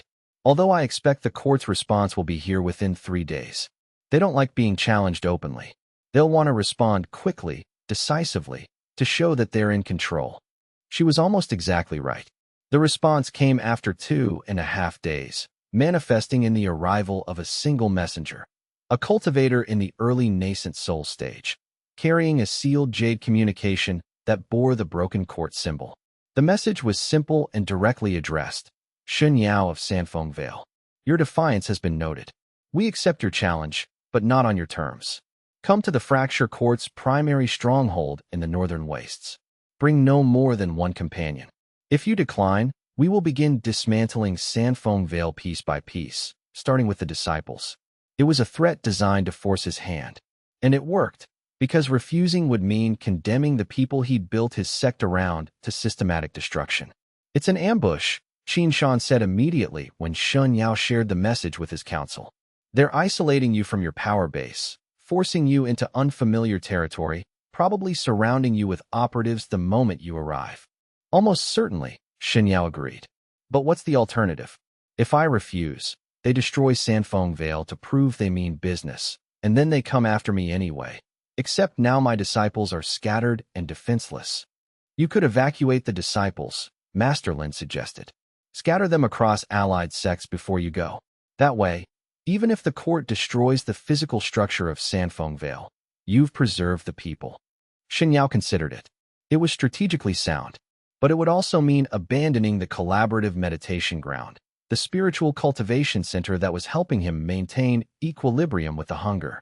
Do it, he said finally. We evacuate the disciples over the next week. Disperse them among allied sects for protection. And I'll prepare for the journey to the Northern Wastes. You're going to go, Rin said. It wasn't a question. Yes, and you're coming with me. You were specified as my one companion. Over the next week, Sanfeng Vale became a place of frenetic activity. Disciples were organized into groups and sent to safe houses within allied sect territories. Resources were distributed, records were archived in multiple locations, and the leadership structure of the Vale was deliberately dismantled to prevent the court from having any single point of leverage. The collaborative meditation grounds functions were transferred to several other locations, preventing the loss of the spiritual resource that was helping to feed Shen Yao's nexus. It was a slow process, but by the time it was complete, Sanfeng Vale had transformed from a thriving sect into something closer to a shell. They'll destroy it, Master Lin said, surveying the empty buildings. Once you're gone, they'll torch it to prove they can. Let them, Shen Yao replied. Buildings can be rebuilt. Disciples can find new homes. But if we lose our autonomy, if we become tools of the Fracture Court, we're destroyed in a way that no amount of rebuilding can repair. On the morning of his departure, the entire remaining council gathered to see him off. Qin Shan pulled him aside for a final conversation. If you don't come back, Qin Shan said quietly, the alliance will hold. We'll continue to resist, and we'll work toward the goal of dismantling the court from the outside. But we'd prefer it if you came back alive. Do your best, Shen Yao said. Whether I survive or not, the work continues. That's what makes it a true resistance. It doesn't depend entirely on one person. Then Shen Yao and Rin set out northward, toward the Northern Wastes, and whatever confrontation awaited them there. They traveled openly, making no effort to hide their route or purpose. Shen Yao wanted the Fracture Court to know exactly when they were arriving. Ambush was inevitable, but at least this way, the ambush would be on more equal footing. The Northern Wastes were desolate and cold, broken landscapes where spiritual energy gathered in strange concentrations and normal navigation became difficult. Shen Yao had never been there before, but Ren moved through the terrain with an eerie familiarity. I trained here, she said quietly, pointing out landmarks. In the underground complexes. This is where they taught me to be a tool, to see people as resources, to prioritize the mission above all else. She paused at the top of a ridge, looking down into a valley where strange lights flickered in the distance. And there, That's their stronghold. The primary facility where they conduct their experiments, harvest bloodlines, and construct the composite beings. The stronghold appeared to be built partially underground, carved into the mountains themselves. Visible structures rose from the stone, but they were just the surface manifestation of a far larger complex that extended deep into the earth. The lights were visible through crystalline stone that had been shaped specifically to channel spiritual energy. How many operatives are stationed there? Shen Yao asked. Last I knew, approximately 300 cultivators, Ren replied. About 50 of them are composite operatives, the ones created from stolen bloodlines. The rest are normal cultivators who've chosen to work for the court, either for the power they're promised or because they've been compromised somehow. Shen Yao assessed the numbers. 300 was manageable if he used his soul formation power effectively. The 50 composites were more concerning.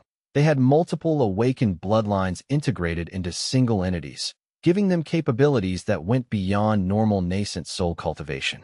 But he didn't have to defeat all 300. He just had to survive long enough to reach the center of the stronghold and force a confrontation with the court's highest leadership. That was the key to all of this, not destroying the entire organization, but breaking the command structure and forcing the top-level decision-makers to account for what they'd done.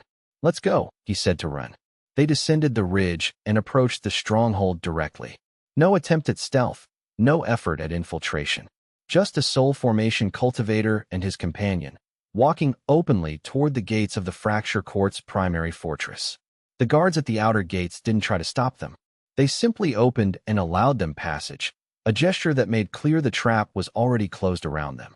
Inside the stronghold, the reality of the Fracture Court's operation became visible.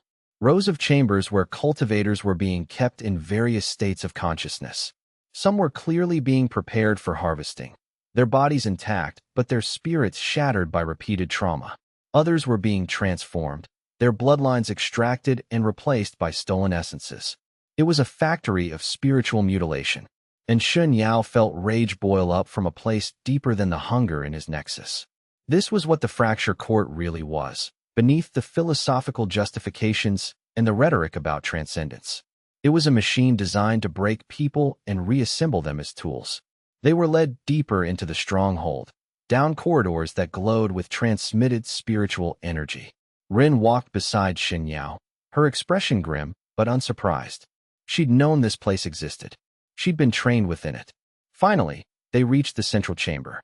It was vast, carved from a single piece of crystalline stone, and arrayed before them, sitting on throne-like structures, were 6 figures that made Shen Yao's spiritual sense scream in alarm. These were the composite beings, the true immortals of the Fracture Court. They appeared humanoid, but the accumulation of awakened bloodlines within them created a presence that was alien and overwhelming. Each one was a nexus of stolen power, layer upon layer of extracted essences woven into a single entity. Shen Yao, the central figure said, their voice layered with dozens of harmonics. We are pleased that you came. Your defiance has been noted and appreciated. Appreciated? Shen Yao asked coldly. Yes, because you have demonstrated exactly the growth trajectory we anticipated. Defiance, resistance, the development of personal anchors and moral philosophy. These are all necessary stages in the cultivation of a powerful operative. By the time you reach us, your resistance is already part of your identity. And when you join our collective, that resistance will make you far more valuable than those who simply surrendered. The hunger in Shen Yao's spiritual core stirred, and for a moment, the proposition almost made sense. The promise of joining something vast and eternal, of being part of an organization that spans centuries and could grant genuine immortality. The hunger wanted it desperately, and that was when Rin stepped forward and struck him, not physically, but spiritually. She laid her hand on his chest and sent a wave of pure emotion through the connection between them. Grief, love, the memory of the moment they'd chosen each other despite knowing they might both be lies constructed by the Fracture Court. The humanity of it cut through the hunger's whispers like a blade. No, Shen Yao said clearly. I'm not here to join you. I'm here to offer you a choice. Dismantle your organization. Release all the cultivators you've imprisoned.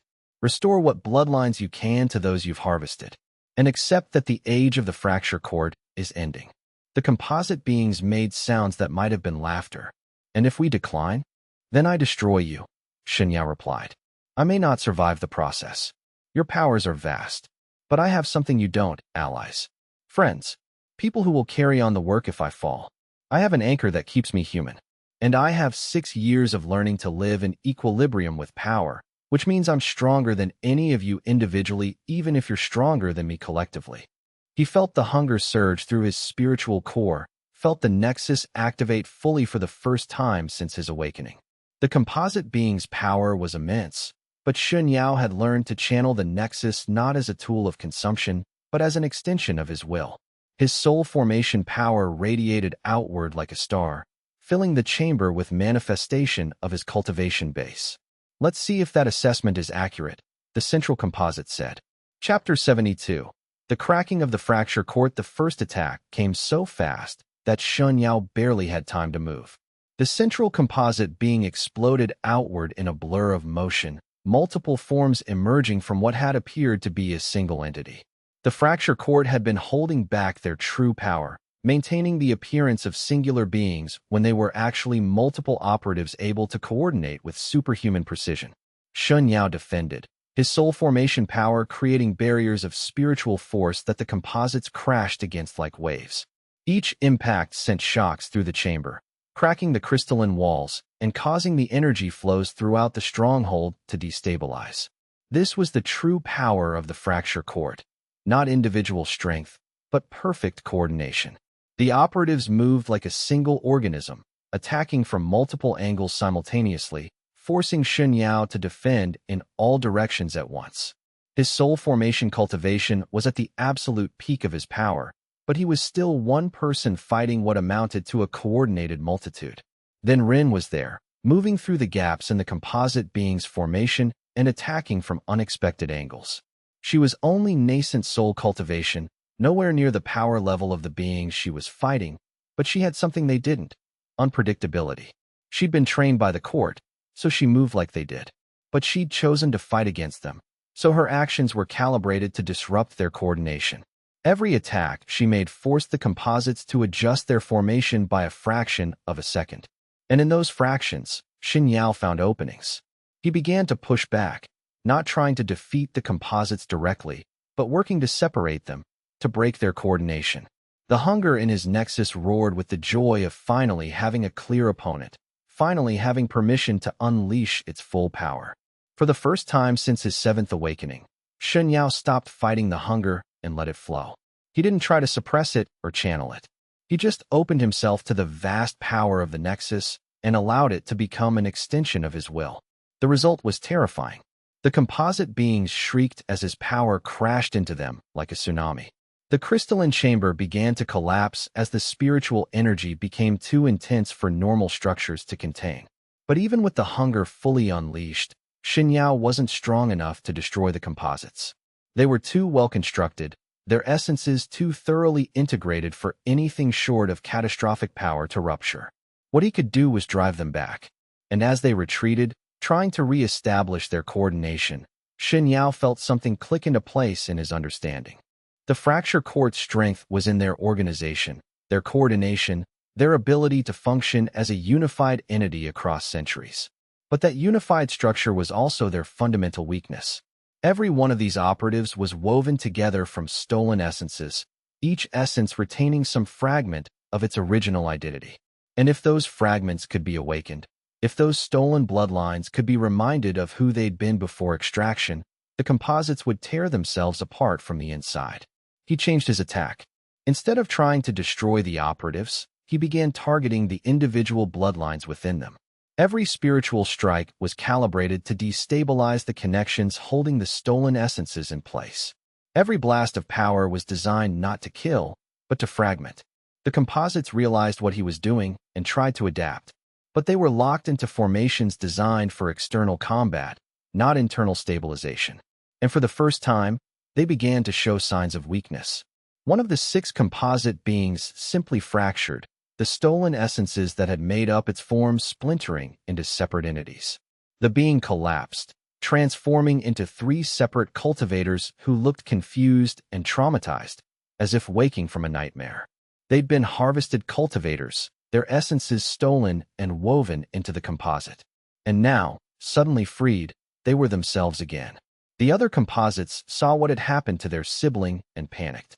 They stopped fighting and started trying to stabilize themselves, to reinforce their internal cohesion against Shen Yao's deliberate fragmentation attacks.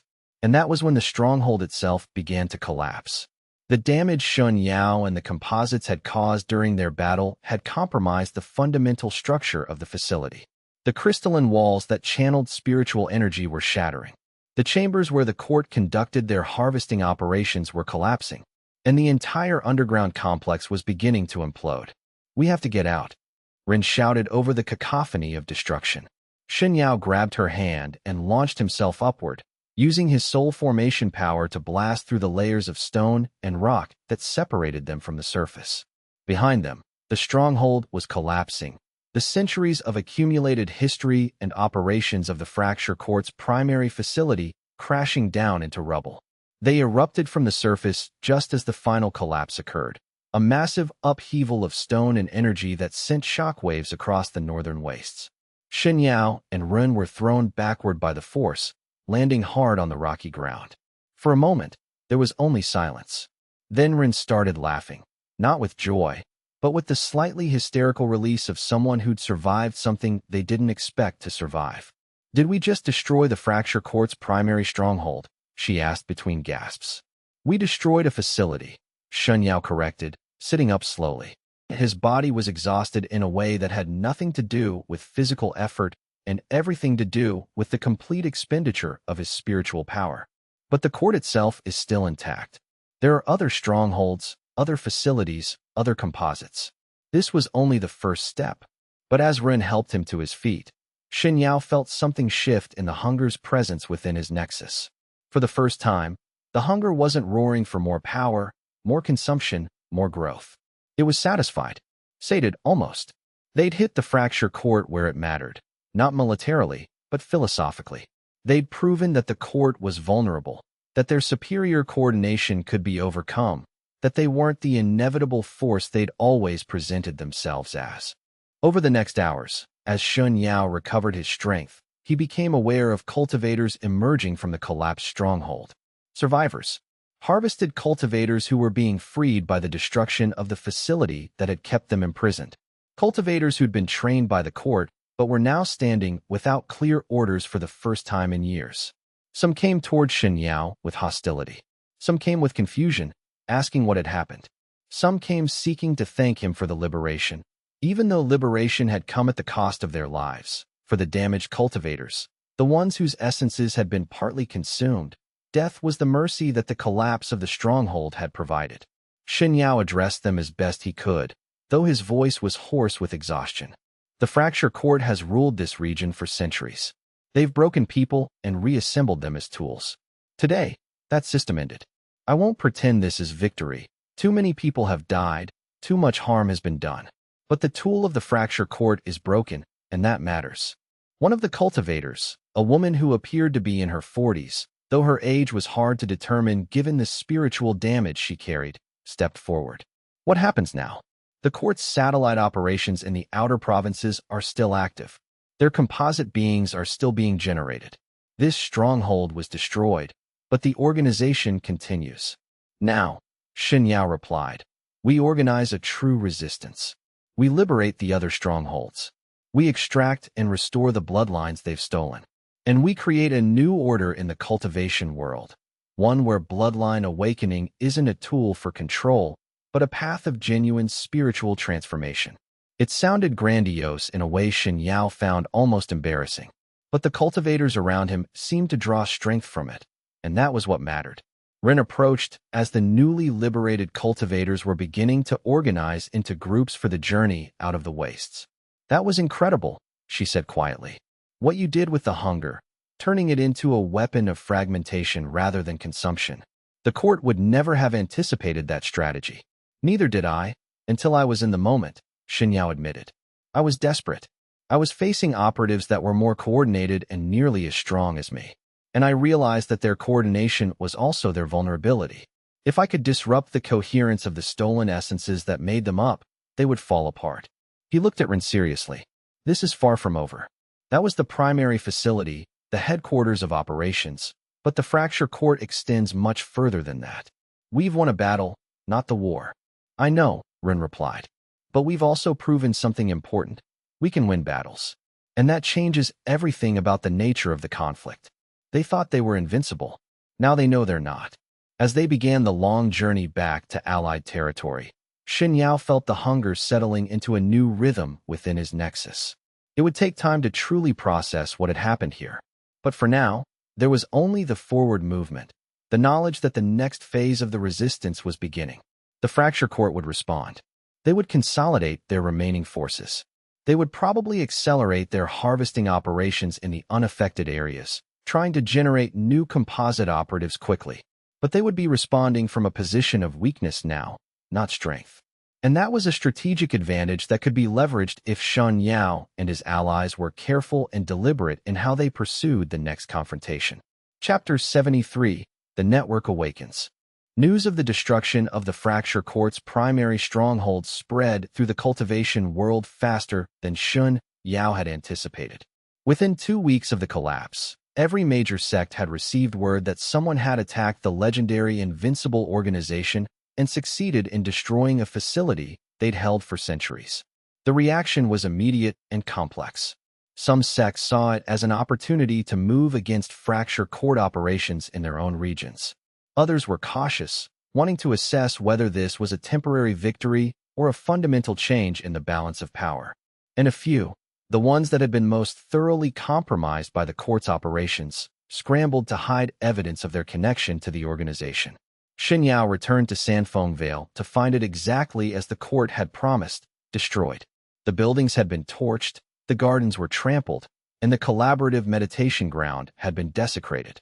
But the disciples were safe, distributed across allied sections.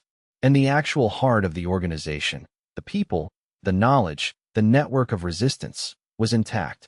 We need to move quickly, Qin Shan said at the emergency council meeting that convened the day Shen Yao arrived. The court's operatives are in disarray. They've lost contact with their primary command structure. In the next few weeks, before they can reorganize, we can liberate several of their secondary facilities. What about other strongholds similar to the primary one? Master Lin asked. There must be backup facilities, places where they prepare new operatives. At least 2 that we've identified from interrogating liberated cultivators, a representative from the Long Jade Sect reported. 1 in the southern mountains, 1 in the Western Ocean. There are possibly more that we haven't found yet. Shen Yao listened to the strategic discussion unfold. The coalition that had been built in opposition to the Fracture Court was now coming into its true power. What had been a defensive organization, seeking to help individuals resist the court's operations, was now transforming into an offensive force with a real chance of dismantling the centuries-old organization. But Shen Yao was aware of a danger that the others seemed to be overlooking. The Fracture Court had survived for centuries by being adaptable, by being willing to completely restructure their operations when circumstances forced it. They'd faced setbacks before, though perhaps none as catastrophic as the destruction of their primary stronghold. And they would respond not with panic, but with methodical restructuring. We need to consider that they're already planning their next move, Shen Yao said, interrupting the strategic planning. The stronghold is destroyed, yes. But the court's true strength isn't in any single facility. It's in their network of operatives, in the integrated bloodlines that make up the composite beings, in the philosophy that drives cultivators to choose power above all else. Destroying buildings won't defeat them. What would defeat them? Qin Shan asked quietly. Converting their operatives to our cause, Shen Yao replied. Finding the cultivators within the organization who are beginning to question their purpose.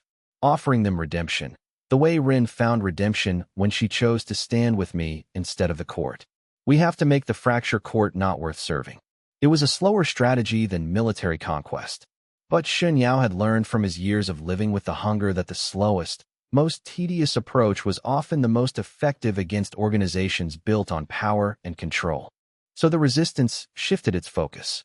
Instead of simply attacking facilities and destroying resources, they began targeting individual Fracture Court operatives.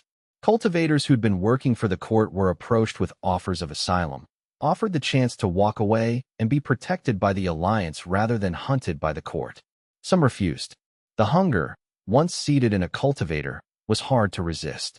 But others, those who'd been compromised, those who'd been forced into service, those who'd never fully believed in the court's philosophy, began to defect.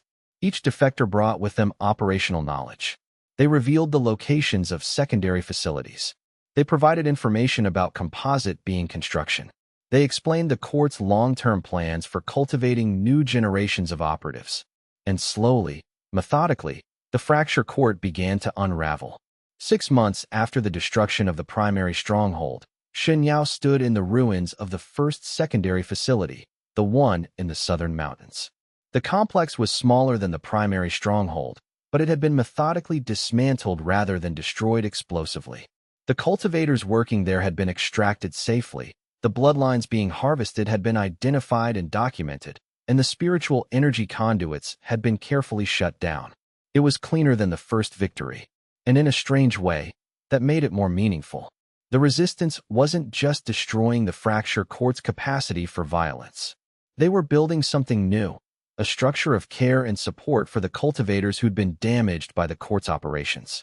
A team of healers and spiritual experts had been assembled to work with the harvested cultivators, trying to restore as much function as possible to essences that had been partially consumed or damaged. It wasn't always successful, some damage was permanent. But the effort itself was revolutionary in the cultivation world, where power and accomplishment had always been valued above compassion. As Shen Yao walked through the healing chambers, he saw cultivators slowly recovering from decades of spiritual trauma. Some would never reach their former level of power. Some would never be able to cultivate again. But they were alive, and they were being treated as people rather than resources, and that was something the fracture court had never offered. Ren found him in one of the chambers, watching an elderly cultivator learn to walk again after being immobilized in a stasis chamber for over 40 years. "We have a message from the remaining composite beings," Ren said quietly. "They're offering to negotiate." This was the moment Shen Yao had been waiting for. With the primary stronghold destroyed and secondary facilities being dismantled, the fracture court's remaining operatives, the composite beings that were the true immortals of the organization, were finally in a position where they might consider surrender. "Tell them I'll hear their offer," Shen Yao said. "But they'll meet me here, in this healing chamber, surrounded by the people they've harmed. If they want my consideration, they need to understand what they've destroyed." 3 days later, the remaining composite beings arrived. There were only 4 of them now. The other 2 had been destroyed in the collapse of the primary stronghold, their stolen essences fragmenting beyond the point of coherent integration. They were diminished, their layered voices less numerous, their presence less overwhelming. "The fracture court offers dissolution," the central composite said. "In exchange for protection and integration into the broader cultivation community, we will cease all operations. We will restore what bloodlines we can. We will dismantle the remaining facilities. We will accept whatever justice your coalition deems appropriate for our centuries of crimes." It was a shock. Shen Yao had expected negotiation, perhaps even limited combat. But immediate surrender was unexpected. "Why?" he asked simply. "Because," the composite replied, and for the first time, Shen Yao heard something like genuine regret in their layered voice. "We have become aware that we were not transcending. We were consuming. And there is a profound difference between the two. We built an organization based on the premise that existence at the highest levels of power was worth any cost. But we have now learned, through the destruction of our primary facility and the liberation of the thousands we imprisoned, that some costs exceed any benefit." The composite being paused, and Shen Yao felt something shift in the spiritual energy around them. The composite was deliberately beginning the process of separating the stolen essences, beginning the long work of fragmenting themselves into individual components. "We do not ask for forgiveness," the composite continued. "What we ask for is the opportunity to undo what we did, to restore the bloodlines we stole, to return the cultivators we consumed to as close to their original state as is possible. It will take decades. We will be weaker than we have ever been, but we will do it if you will allow it." Shen Yao exchanged a look with Ren. She nodded slightly, trust, or at least, acknowledgement that this was the moment they'd been working toward. You will submit to custody, Shen Yao said finally. You will work under the supervision of the Resistance Coalition. You will direct all your knowledge and capability toward restoring what you've stolen and healing what you've broken. And you will accept whatever judgment we eventually render on your actions. Acceptable, the composite replied.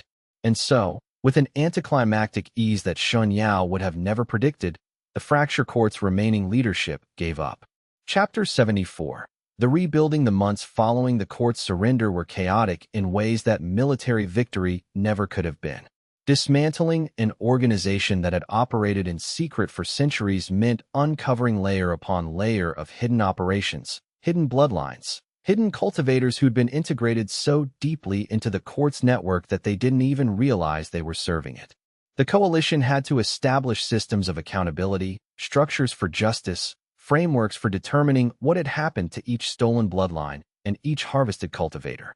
It was bureaucratic work, tedious and slow, but it was necessary. Shen Yao found himself spending more time in administration than in cultivation. The hunger in his nexus, which had been satisfied by the destruction of the primary stronghold, began to grow restless again. But it was different now, less a drive toward consumption and more a whisper that he should be growing stronger, should be pursuing the Eighth Awakening, should be continuing to evolve beyond soul formation. He brought this concern to Rin one evening, after a particularly exhausting day of mediating between different resistance sects about how to distribute the resources they'd seized from the court. It's changing, he said. The hunger. It used to be a roar. Now it's more like a constant suggestion, a voice that sounds reasonable even when it's pushing me toward darkness. That's expected, Rin replied. The archive's records mentioned that as cultivators settle into their seventh awakening, the hunger becomes subtler, less overtly predatory, more philosophically seductive. It stops trying to make you a monster and starts trying to make you a god. So what do I do? Keep doing what you've been doing, Rin said. Stay anchored. Let the hunger exist without acting on it. And remember that you're not obligated to become stronger than you already are. The Eighth Awakening, the advancement beyond soul formation, that was always the court's goal for you. The final transformation that would turn you into something inhuman. You can choose to stop here, to remain at soul formation indefinitely, the way the Spiral Path's executor did. Shen Yao considered that. The idea of deliberately limiting his growth went against every instinct cultivators developed. There was always the next level, always the next advancement, always something more to achieve. But choosing to remain at soul formation would mean accepting the hunger as a permanent part of his existence without pursuing transcendence. I think I'm going to consult with the surviving executor of the Spiral Path, Shen Yao said finally. If they're still alive, if they survive this long, I want to understand how they maintain that equilibrium without going insane. It took 3 months to locate the executor. The old cultivator had left the archives centuries ago and had been living in isolation in the eastern provinces, deliberately cutting themselves off from the cultivation world. But they agreed to meet with Shen Yao, curious to see what the younger cultivator who destroyed the Fracture Court might want from them. The executor lived in a small house built into the side of a mountain, surrounded by extensive gardens that were clearly maintained with precise control. The cultivator who answered the door was ancient, their face deeply lined, their movements slow. But their eyes were clear and present in a way that suggested genuine consciousness, genuine selfhood still firmly in place after 247 years of living with the Seventh Awakening. You want to know if it's worth it, the executor said without preamble. Whether the suppression, the endless rejection of the hunger's whispers, the deliberate limitation of growth, whether it's worth the sacrifice. Yes, Shen Yao replied. The executor led him into the house and served tea.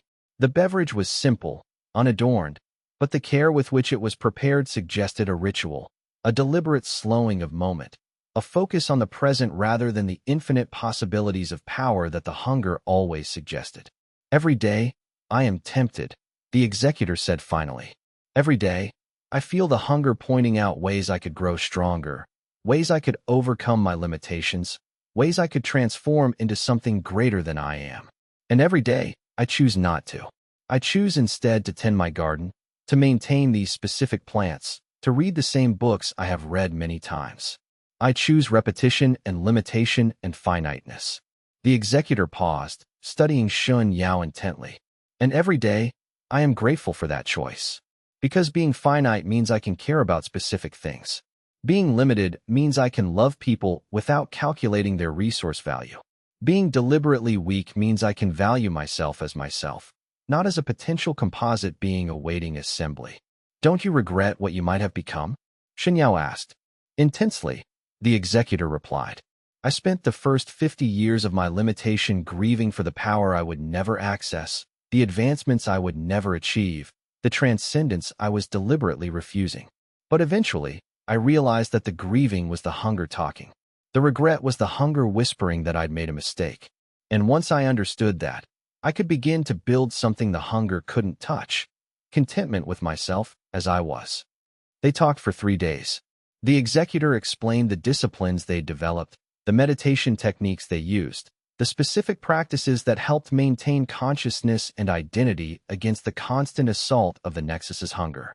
And Shen Yao slowly began to understand that what looked like defeat from the perspective of the cultivation world, a soul formation master deliberately stopping their advancement, was actually a profound victory from the perspective of anyone who valued autonomy and selfhood. I will not reach immortality the way the fracture court promised, the executor said. I will eventually die, but I will do so as myself, not as a repository for hundreds of stolen essences. And that has come to feel like a better bargain. When Shen Yao left the executor's home, he had made a decision. He was not going to pursue the Eighth Awakening. He was not going to push beyond soul formation. He was going to accept the hunger as a permanent presence and learn to build meaning in a life where growth was deliberately limited. It felt like failure. But as he traveled back toward the centers of the Resistance's operations, toward the work of dismantling and rebuilding that was still ongoing, he began to understand that it actually felt like freedom. Chapter 75. The New Order. By year 7 of Shen Yao's awakening, the transformation of the cultivation world was complete enough to see its shape. The Fracture Court, once a shadowy organization spanning centuries, was broken. Its remaining operatives were working under supervision, slowly restoring bloodlines and healing the damage they'd inflicted. The Resistance Coalition had transformed into a formal structure, the Cultivation Assembly, designed to prevent any single organization from ever again achieving the kind of absolute power the court had held. The Assembly established several key principles. Bloodline awakening would be treated as a process of genuine transformation, not manipulation. Cultivators would be educated about the nature of the Seventh Awakening, warned about the hunger, and provided with resources for maintaining autonomy. Large organizations would be limited in size and power to prevent consolidation.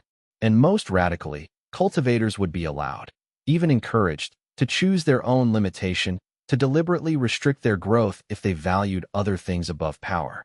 Shen Yao served as the Assembly's initial leader, a position he'd accepted reluctantly and was already planning to transition away from. His work was largely done.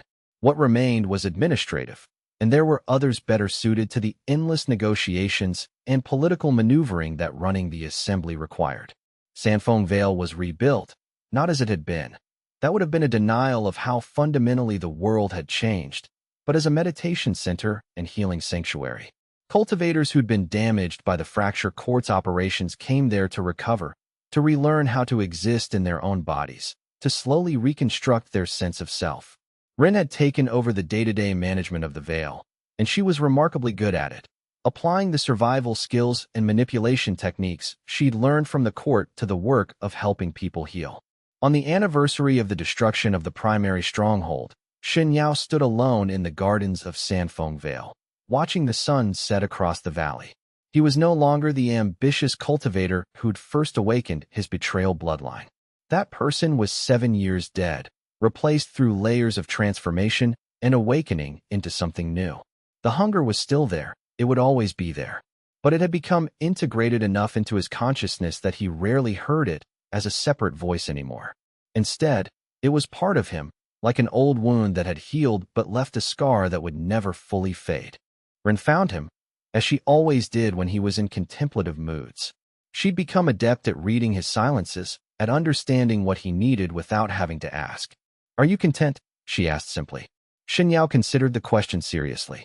Content was not a word that had ever been part of his vocabulary before the Seventh Awakening.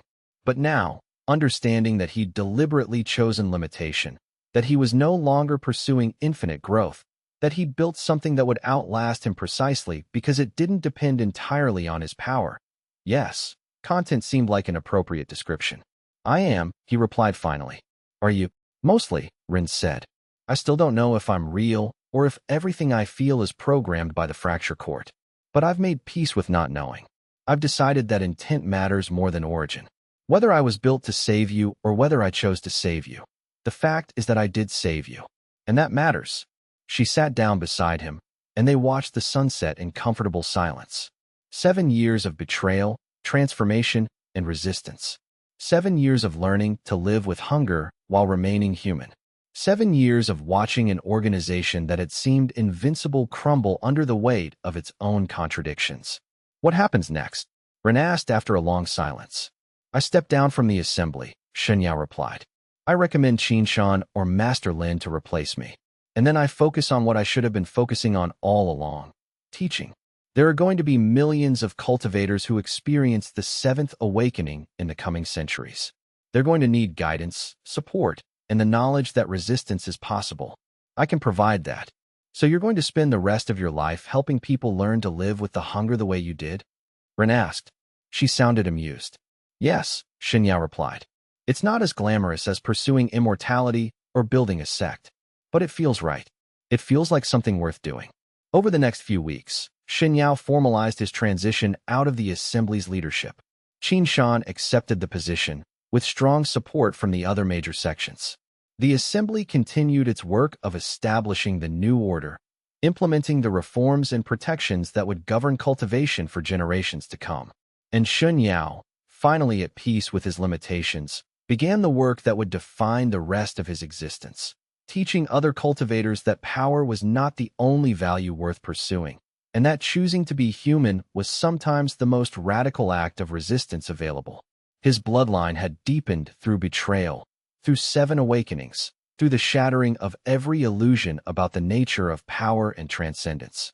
But in the end, the deepest betrayal had been the one he'd committed against the hunger itself, the choice to remain finite, to accept limitation, and to build meaning in a world where growth was no longer infinite. And in that betrayal, he'd finally become truly free. Chapter 76. The teachings begin. 3 years after stepping down from the assembly's leadership, after spending time organizing and consolidating the resistance network, Shen Yao had established the Institute of Awakening in a location deliberately chosen for its isolation and beauty, a valley surrounded by mountains that naturally channeled spiritual energy but remained far from the centers of political power. The Institute's location was not random. Shen Yao had deliberately selected it with the help of feng shui masters and spiritual cartographers to create a space where the concentration of ambient spiritual energy was naturally high but not overwhelming. The mountains would naturally filter out external disturbances. The valley would create pockets of stability.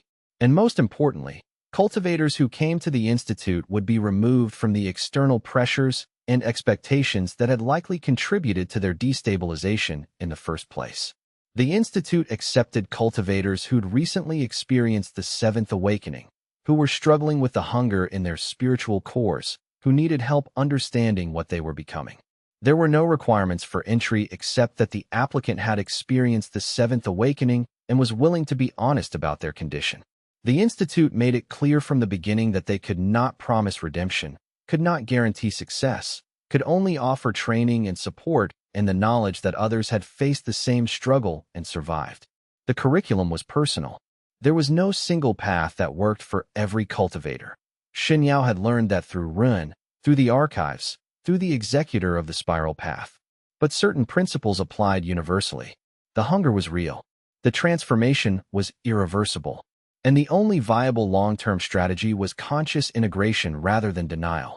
One of his first students was a young nascent soul master named Wei Chun who'd experienced the 7th awakening just 6 months prior.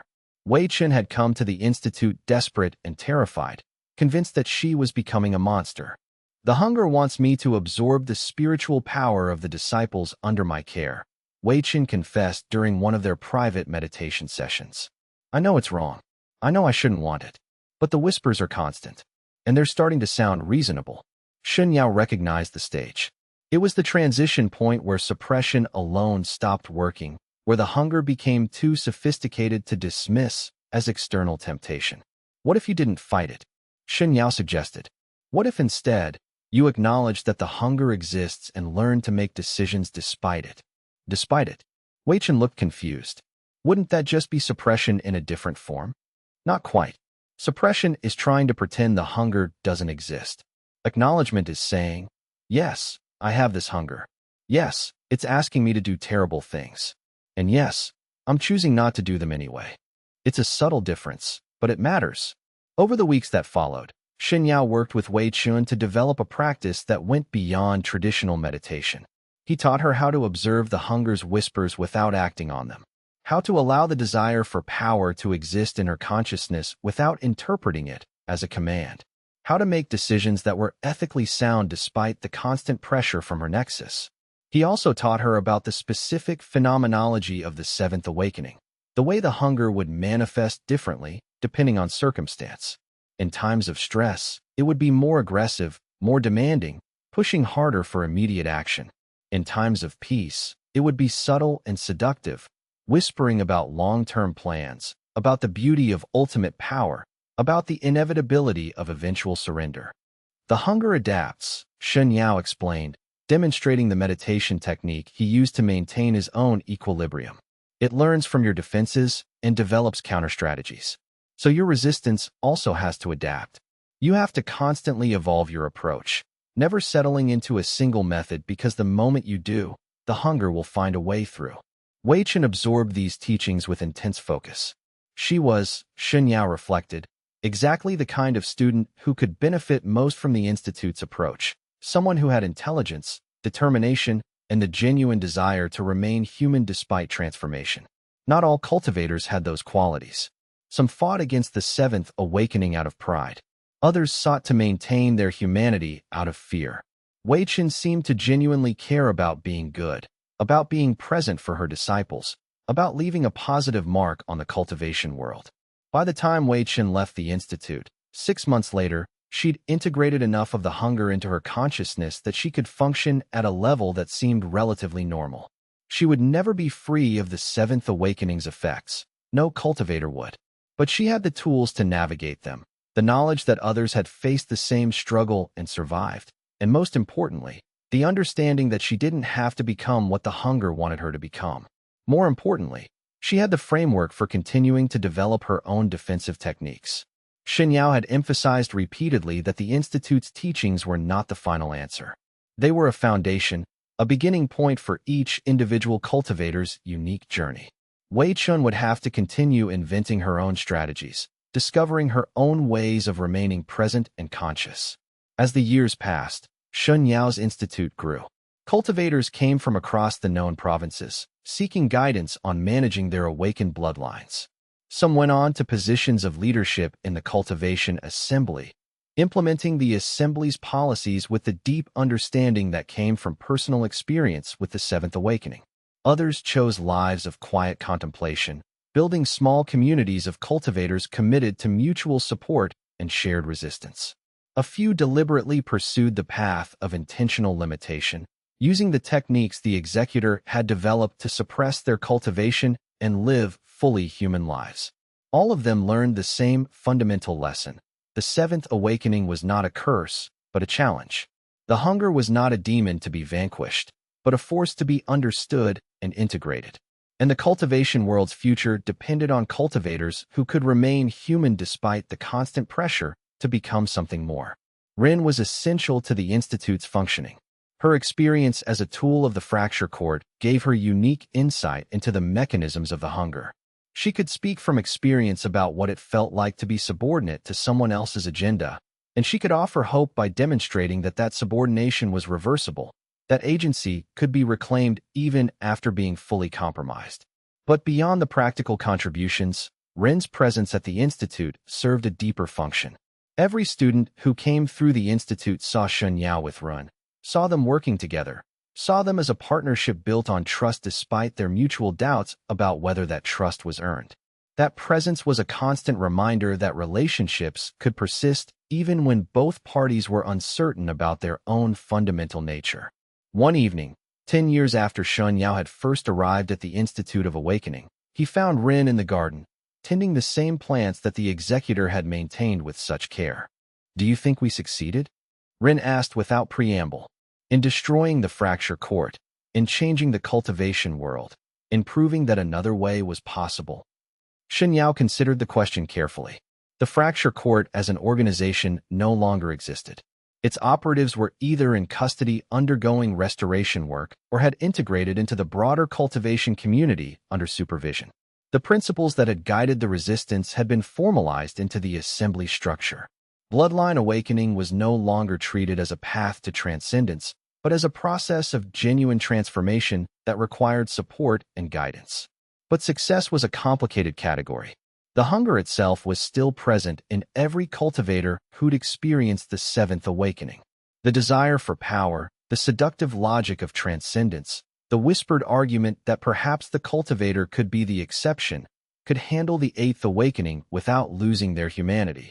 Those remained. "Partially," Shen Yao replied finally.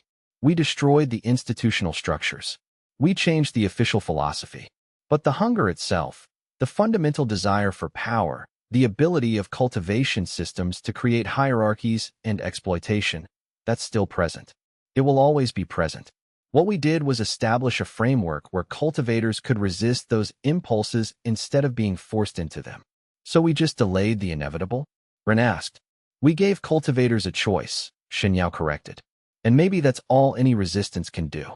We can't eliminate the desire for power, but we can create conditions where choosing something else is possible, where the hungry part of human nature isn't the only part we're cultivating." He paused, looking out at the garden they'd tended together for a decade. "And we're training the next generation of teachers who will carry on that work. That's the real success. Not that we won, but that others will continue the work after we're gone." Rin smiled. It was a small gesture, but it carried the weight of 10 years of building something together. "I suppose that's as much victory as anyone can reasonably hope for." The evening light turned golden as they sat together in the garden, the mountains around them holding their own ancient silence. In those quiet moments, Shen Yao felt the deepest integration of all, not just the hunger integrated into his consciousness, but all of his experiences, all of his transformations, all of his choices merging into a coherent whole. The person he'd been and the person he'd become were finally at peace with each other. Chapter 77. The unexpected return. In the 15th year of Shen Yao's work at the Institute, he received a visitor he wasn't expecting. The executor of the Spiral Path, ancient and frail, appeared at the Institute gates requesting an audience. Shen Yao brought them inside immediately, concerned that the long journey to the Institute had been too taxing for someone of such advanced age. But the executor moved with surprising steadiness, and their eyes held the same clarity Shen Yao remembered from their first meeting. "I'm dying," the executor said without preamble. "The body can only endure so long, even for a cultivator with centuries of experience. I have perhaps a year, maybe less. I came to share something with you." They spent 3 days together, and the executor imparted everything they'd learned over 270 years of living with the Seventh Awakening. Not just techniques or meditation practices. Those had been documented thoroughly enough in the archives. Instead, the executor shared the deep wisdom that only lived experience could provide. The specific moments when surrender had been most tempting. The precise methods for maintaining consciousness when the hunger was at its loudest. The understanding of what meaning and purpose could feel like when power was deliberately rejected. "You're going to face temptation," the executor said during their final conversation. "At some point in the future, something will happen that will make the Eighth Awakening seem not just possible, but necessary. Someone you care about will be in danger, or a greater threat will emerge, or the system you've built will show signs of failing. And you'll be tempted to push beyond your limitations, to pursue that next level of advancement." "Will I?" Shen Yao asked. "Everyone does," the executor replied. "Everyone with a seventh awakening reaches a point where the limitations they've chosen feel like mistakes, where the hunger's argument that they could do so much more, solve so much more, if they just pushed a little further, where that argument becomes genuinely seductive instead of easily dismissed. The executor paused, struggling slightly with breath. What I want you to know, for when that moment comes, is that you don't have to do it. You can choose to remain finite. You can choose to live within the limitations you've built.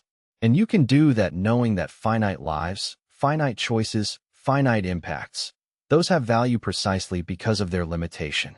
The executor died the next morning, peacefully and in full consciousness, after living 270 years of deliberately restricted cultivation. Shen Yao and Ren prepared the body according to the executor's wishes, and when the funeral pyre burned, Shen Yao felt both the loss of a mentor and a strange sense of completion. The executor's path was finished. The example they'd set would remain, but they themselves had reached the natural conclusion of their story. And now Shen Yao carried the weight of that example forward. Chapter 78. The crisis. 7 years later, in the 22nd year of Shen Yao's awakening, the crisis the executor had predicted finally arrived. One of Shen Yao's senior students, a cultivator named Marcus who'd been working at the institute for 4 years, suddenly experienced a catastrophic breakdown. Marcus had been managing the 7th awakening relatively well, had been making progress in integrating the hunger into his consciousness. He'd been one of Shen Yao's success stories, a cultivator who was not just surviving, but thriving under the weight of the parasitic nexus. But something happened in the course of a single meditation session that shattered his equilibrium completely. Shen Yao never learned exactly what the trigger was. Marcus himself couldn't articulate it clearly afterward. But something, a combination of personal trauma, the pressure of the work, the nexus finally adapting to his suppression techniques, perhaps even just the random failure of a biological system that had never been designed to handle this kind of spiritual integration, caused his carefully constructed internal structure to collapse. Marcus entered a psychotic state where the hunger took on a completely autonomous existence. The distinction between his own consciousness and the hunger's demands dissolved entirely. He attacked the other cultivators at the institute, trying to drain their power directly, physically attempting to consume their bloodlines. His violence was methodical and terrifying because it came from something that had learned to think like Marcus, but wanted only what the hunger wanted. It took a coordinated effort from Shen Yao and several advanced students to subdue him without causing permanent damage. Shen Yao had to physically paralyze Marcus's spiritual core, cutting off the flow of power that had become synonymous with his consciousness itself. When it was done, Marcus lay on the meditation chamber's floor, awake and aware, but utterly immobilized. Once Marcus was secured and calmed through carefully applied spiritual pressure, the reality of what had happened became clear. The methods Shen Yao had been teaching were not universal solutions. Some cultivators, no matter how well they were trained, no matter how much support they received, would eventually succumb to the hunger. The 7th awakening was not something that could be reliably managed through meditation and integration alone. There were people whose psychological foundations simply weren't strong enough to carry the weight of a parasitic nexus. There were minds that would eventually fracture under the pressure, no matter how much reinforcement was provided. And there was no clear way to identify beforehand who those people would be. Marcus looked at Shen Yao with a clarity that was more devastating than any rage could have been. "I'm sorry," he said, and the apology was genuine. "I tried. I really did. But it got bigger than me. The hunger just consumed my ability to resist it. And the worst part is, I don't think I failed because I wasn't strong enough. I think I failed because what you're asking people to do is actually impossible. You're asking people to live with a parasite inside their consciousness. And eventually, the parasite wins." Shen Yao sat with Marcus for hours after that conversation, understanding with crystal clarity what the executor had meant. There was a fundamental problem with the 7th awakening that couldn't be solved through consciousness and integration alone. Some people's brains simply couldn't handle the parasitic nexus, no matter how much training they received. And there was no clear way to identify beforehand who those people would be. That night, Shen Yao experienced the temptation the executor had warned about. The hunger in his spiritual core whispered clearly. What if he pursued the 8th awakening? What if he pushed beyond soul formation? Advanced cultivation meant advanced understanding. It meant the possibility of not just surviving the nexus, but actively controlling it. It meant the potential to create a solution that would work for everyone, not just those who happened to have the right constitution for managing the hunger. The whisper was so seductive because it sounded reasonable. It sounded compassionate. Shen Yao could save cultivators like Marcus. He could push beyond his own limitations and develop techniques that would work for everyone, not just the psychologically resilient. He could transcend the hunger entirely, and from that position of mastery, reshape how the seventh awakening functioned. It was exactly the kind of reasoning that had driven the fracture court. It was exactly the kind of reasoning that had turned their early researchers into operatives willing to harm others for the greater good. It was the seduction that consumed all ambitious cultivators eventually. The belief that if you just went far enough, got strong enough, you could solve anything, fix anything, make the world right through sufficient power. Shen Yao spent 3 days in meditation, fighting the seduction. He meditated on the executor's warnings. He meditated on the history of the fracture court. He meditated on every well-intentioned cultivator who'd started down the path of the eighth awakening and never returned to the person they'd been. And finally, on the 3rd day, he made the choice he'd made years ago, to remain at soul formation, to accept that there were limits to what he could accomplish, to acknowledge that some problems didn't have solutions that worked for everyone. Instead, he worked with Marcus on a different approach. Marcus couldn't manage the hunger through integration. So what if they tried to reduce the hunger's intensity through a deliberate limitation of power? What if instead of teaching cultivators to live with the 7th awakening, Shen Yao developed methods to help them intentionally regress to late-stage nascent soul, effectively reversing the 7th awakening? It was theoretically possible. The executor had written about it, though with significant caution. The process would be extraordinarily painful.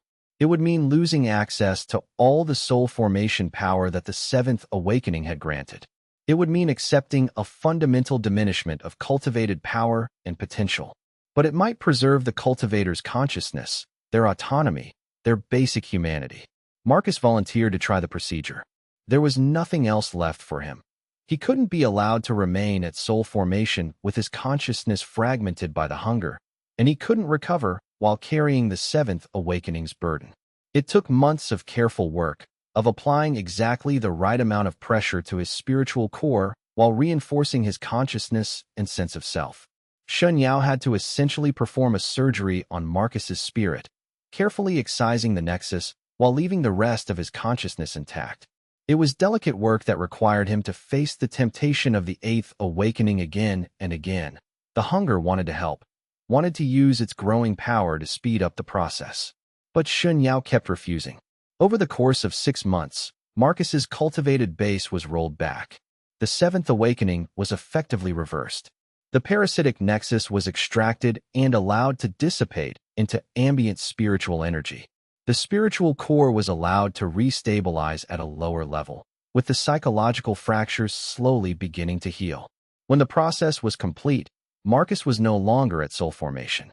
He was nascent soul again, late stage, but definitively below the threshold that triggered the 7th awakening's automatic nexus formation. And most importantly, the hunger was gone.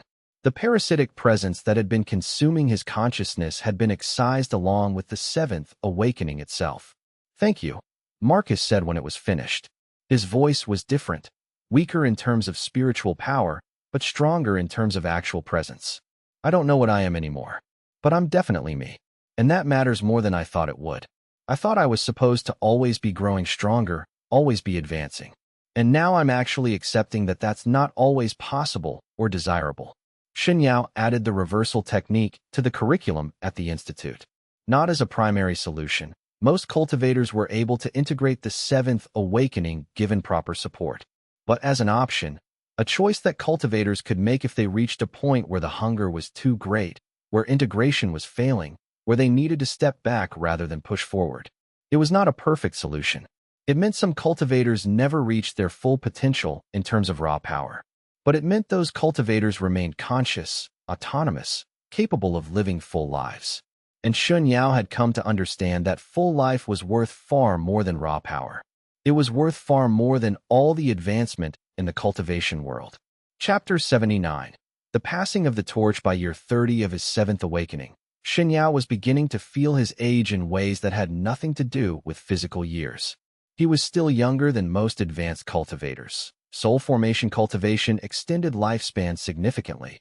But he was developing the weariness that came with decades of patient, careful work in opposition to the forces of exploitation and hunger. The Institute had grown into something much larger than he'd originally envisioned.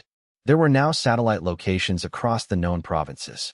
Hundreds of cultivators had trained there and gone on to positions of leadership throughout the cultivation world. The curriculum was being adopted by other sects, other organizations, becoming part of the standard training for cultivators who experienced advanced awakenings. The principles he developed were being taught to the next generation, and that next generation was already developing innovations that surpassed what Shen Yao had created.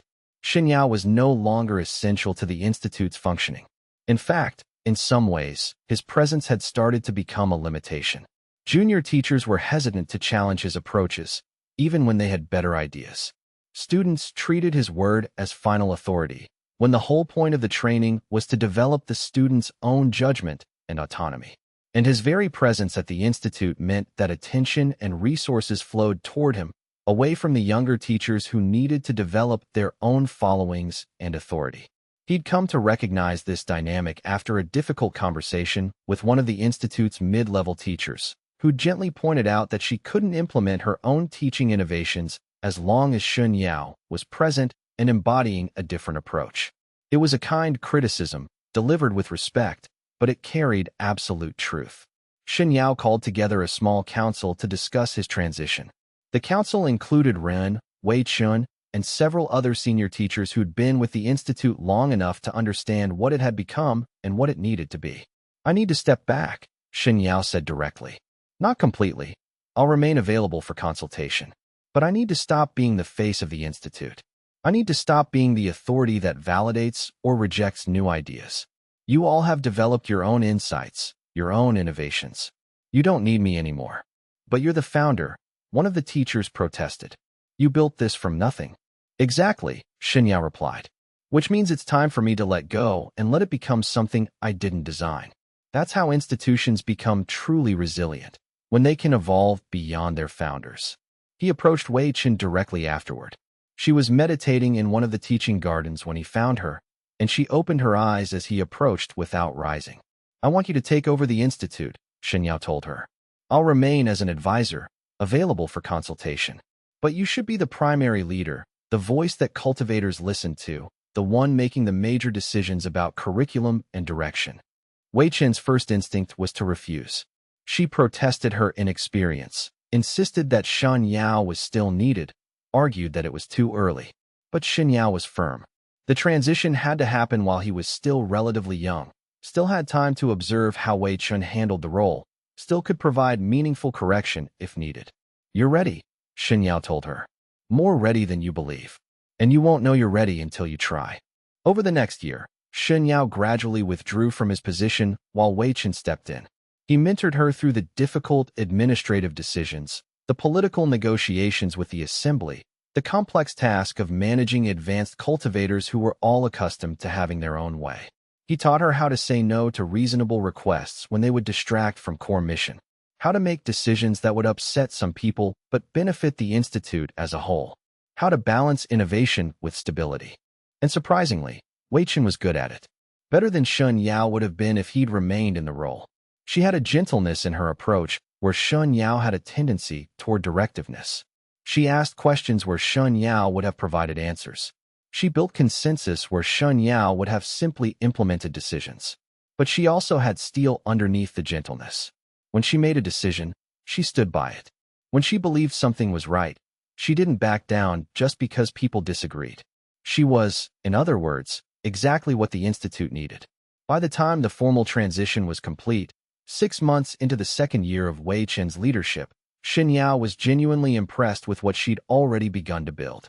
She'd implemented several changes he would never have conceived, expanding the meditation curriculum to include more group practice, creating a mentorship program where advanced students trained beginning students, establishing a research division dedicated to studying the Seventh Awakening's mechanisms at a deeper level.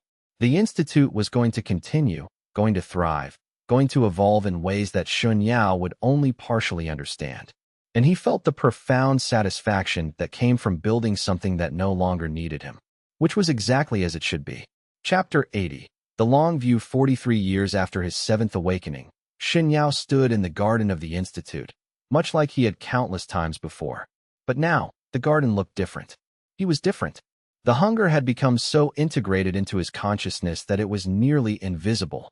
Not gone, never gone, but so thoroughly woven into his sense of self that there was no clear distinction between it and his own desires.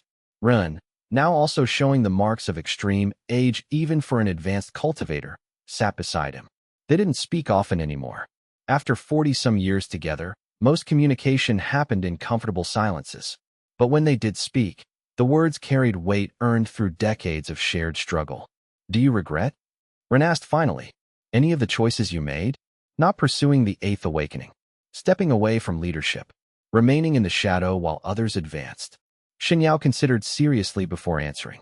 Regret was an interesting emotion to examine when you'd spent decades learning to integrate all of your emotions into a coherent whole. The hunger had its own kind of regret, that whisper about paths not taken, power not pursued, potential left unfulfilled. But Shen Yao had learned to distinguish between the hunger's regret and his own. No, he said finally. Not entirely. I have moments where the hunger whispers about what I might have become, about the power I might have wielded, the problems I might have solved. But those whispers are weaker now because I understand what they'd cost.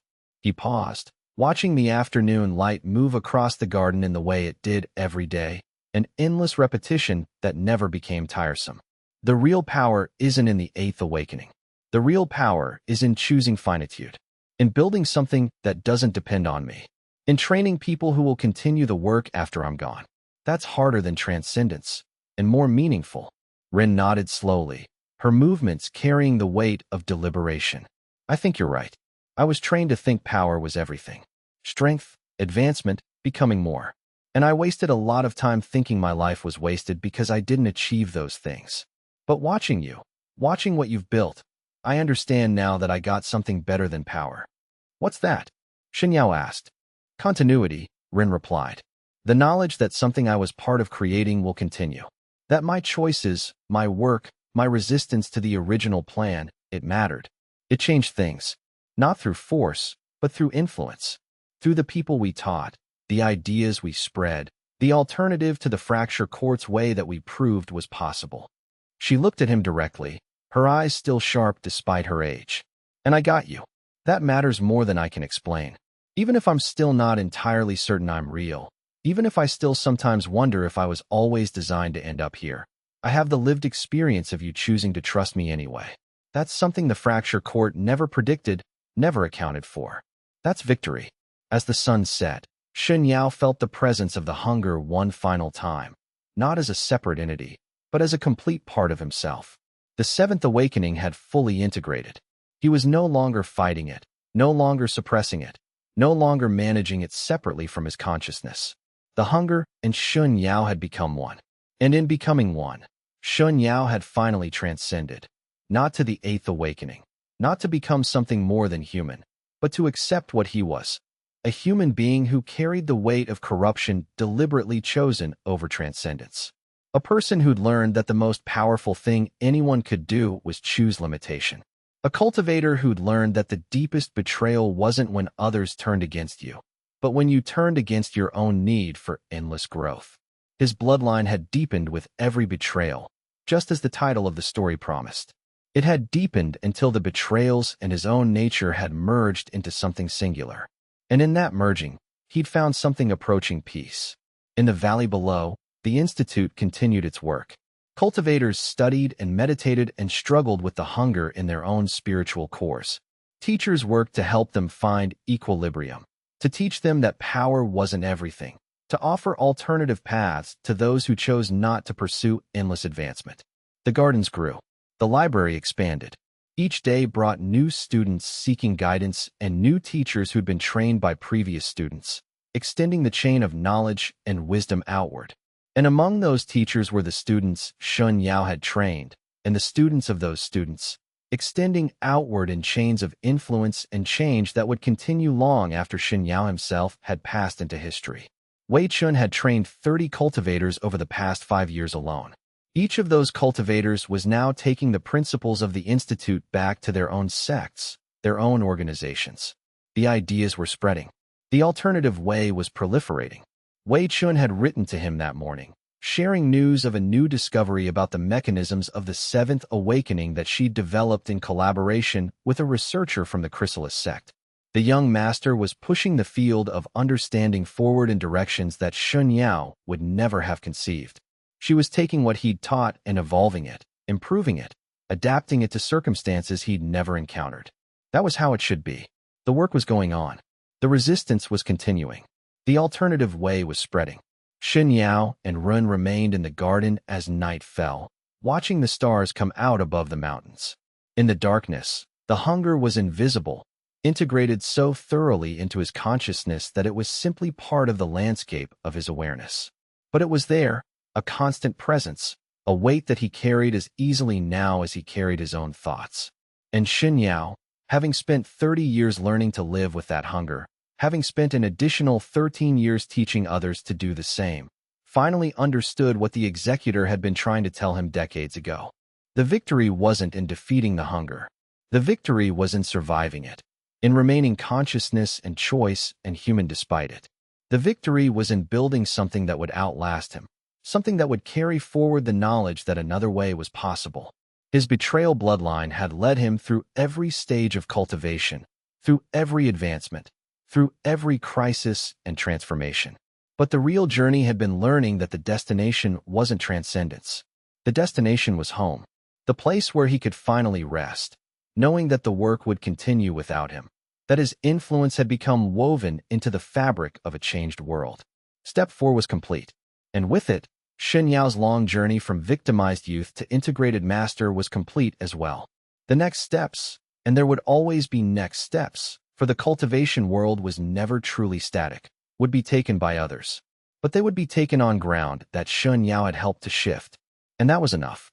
More than enough. It was, in its own quiet way, everything.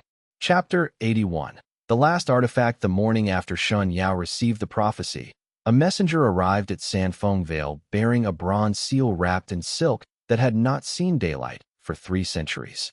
The seal bore the mark of the War Department's Old Guard, the faction that had, ages ago, studied the ancient war god's original shattering. Shen Yao held it with careful hands, feeling the faint pulse of power locked within its grooves. The seal was warm to the touch, and its weight seemed to shift subtly in his palm, as if it contained something alive and aware, something that had been waiting centuries for the moment it would be recognized. He had been expecting something like this for months. Ever since the 7th Awakening had come from Ren's betrayal, Shen Yao had known that his journey was far from over. The power had felt incomplete, as if it were part of a larger pattern that was slowly coming into focus. The Institute of Awakening had given him purpose, had helped him redirect his bloodline's power toward healing rather than destruction. But in his quietest moments, meditating in the tower above Sanfeng Vale, he could sense something vast moving in the shadows, a presence that had been dormant for millennia, beginning to stir. "This was meant for you," the messenger said, her voice thin and papery. "The ones who guard the old knowledge knew you would eventually need to understand what you carry. Your bloodline is not a curse made by the fracture court. It is a gift scattered across 10,000 vessels, and the court seeks to gather them all." The messenger herself bore marks of age and hardship.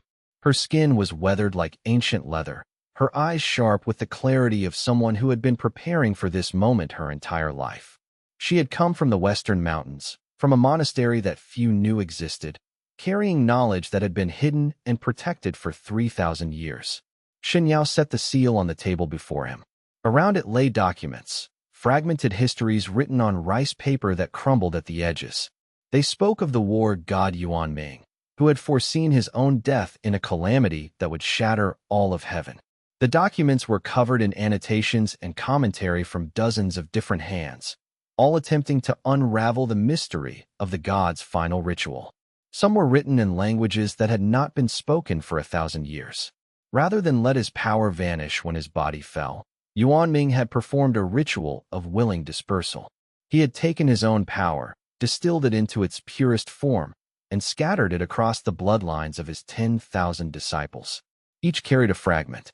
When any of them awakened through profound trauma or choice, A small portion of Yuanming's essence would resurface in them, a borrowing of strength. But the documents revealed something else. There was a cost. Each awakening consumed the fragment. The original 10,000 were long dead, their borrowed power exhausted. Yuanming's legacy should have faded into nothing by now. Yet it persisted, passed down through bloodlines, dormant until the conditions aligned, until someone experienced a betrayal deep enough to crack open the sealed reservoir. The fracture court did not create this bloodline. The messenger continued. They discovered the dormant threads and learned to trigger them through orchestrated betrayal. They turned trauma into a farming method, and they came to understand something dangerous. If they could gather enough awakened cultivators, if they could harvest the fragments from each of them, they might possess enough pooled power to reconstruct Yuanming himself. Shen Yao's hand trembled. Reconstruct a god. To attempt it, yes. Whether they would succeed is unknown. But the court believes the prize is worth any cost. They have already begun gathering the awakened ones. There are 17 that we know of, scattered across the empire. And they are all coming toward your institute, drawn by something they do not fully understand. That night, Shen Yao meditated in the tower above Sanfeng Vale, the bronze seal resting on his palm. He let his consciousness expand through his bloodline, feeling each of his 7 awakenings resonating like threads in a vast tapestry. The first awakening, his mentor's betrayal, sang with raw power, though it was no longer sharp with rage. It had been transformed, refined through years of living with the wound and choosing to help others. The second, third, fourth awakenings came in rapid succession, each distinct in flavor and resonance. Some burned hot, others burned cold. Some felt aggressive, others contemplative. But it was the 7th, the awakening from Ren's treachery, that dominated the landscape of his inner self. It was a wound that had never fully healed, a scar tissue of power that would not fade. Even after months of separation, months of telling himself that he had moved beyond her, months of pouring his devotion into the institute and his students, that wound remained open enough to bleed if he was not careful. And now, he understood. That wound was what made him dangerous to the court. That wound marked him as someone who had gone further down the path of betrayal awakening than almost anyone alive. If they could harvest him, they would have the centerpiece of their reconstruction ritual. The bronze seal grew warm in his hand. In its grooves, Shen Yao saw visions, fragments of the ancient war god's final moments, seeing his 10,000 disciples arrayed before him, knowing that his death was coming, choosing this path of dispersal so that something of himself would endure. It was not the act of a tyrant seeking immortality. It was an act of trust, trust that his power, scattered and sleeping in the bloodlines of others, would eventually be used wisely. Trust, Shen Yao thought. The war god Yuanming had trusted 10,000 people with his legacy. And now the court wanted to pervert that trust into a weapon. A knock came at the tower door. Shen Yao opened his eyes. It was Li Chun, his most senior disciple at the institute. Master, there is a situation. 3 of our students, cultivators from outside Sanfeng, claim they have come seeking refuge. They say they were meant to come to the institute, but the path has always felt wrong, as if something was drawing them. They fear the fracture court. Shen Yao rose. Show them to the guest hall.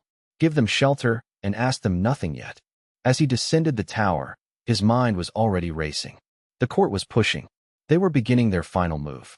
And he still did not know how to stop them, or whether stopping them was even possible without making a choice that would betray everything he had built. That night, in the guest hall, Shen Yao looked at the 3 refugees, a young man with eyes like burning coal, a woman bearing the mark of a soul realm cultivator on her forehead, and a third, older figure whose power signature felt muted, as if deliberately suppressed. All 3 carried the signature of awakened bloodlines. All 3 trembled when they sensed Shen Yao's presence. We came because something called us, the woman said. But we came too slowly. The court is consolidating. There are 17 of us that we know of, but there could be more. They are herding us toward a convergence point, and they mean to take our fragments by force. Shen Yao nodded slowly. Then we have very little time. He turned and walked back into the night, his heart heavy with knowledge he had hoped never to gain. The final betrayal was not coming from outside the veil anymore. It was coming from the nature of his own power, a bloodline born of shattered trust, now threatened by those who would use it to resurrect something the world might not be ready to face. And somewhere in the darkness beyond Sanfeng's walls, he knew Ren was moving. She was still out there, trapped between two forces, a victim caught in the machinery of her own conditioning. The question was not whether she would reach him. The question was whether, when she did, he would find the courage to trust her again. Chapter 82, 17 Awaken. The convergence did not happen by accident. Shen Yao discovered, through careful investigation of the refugees and the old records stored in the Veil's archives, that the Fracture Court had spent decades mapping the Awakened Ones, tracking which bloodlines carried Yuanming's fragments and monitoring their spiritual signatures. They had even begun subtly influencing events to drive these cultivators toward specific locations, funneling them toward a gathering point deep in the Granite Gorge, 300 miles to the north. The court's patience was remarkable and terrifying in equal measure. They had been playing a long game, generations of cultivators working toward a goal that none of them would live to see achieved.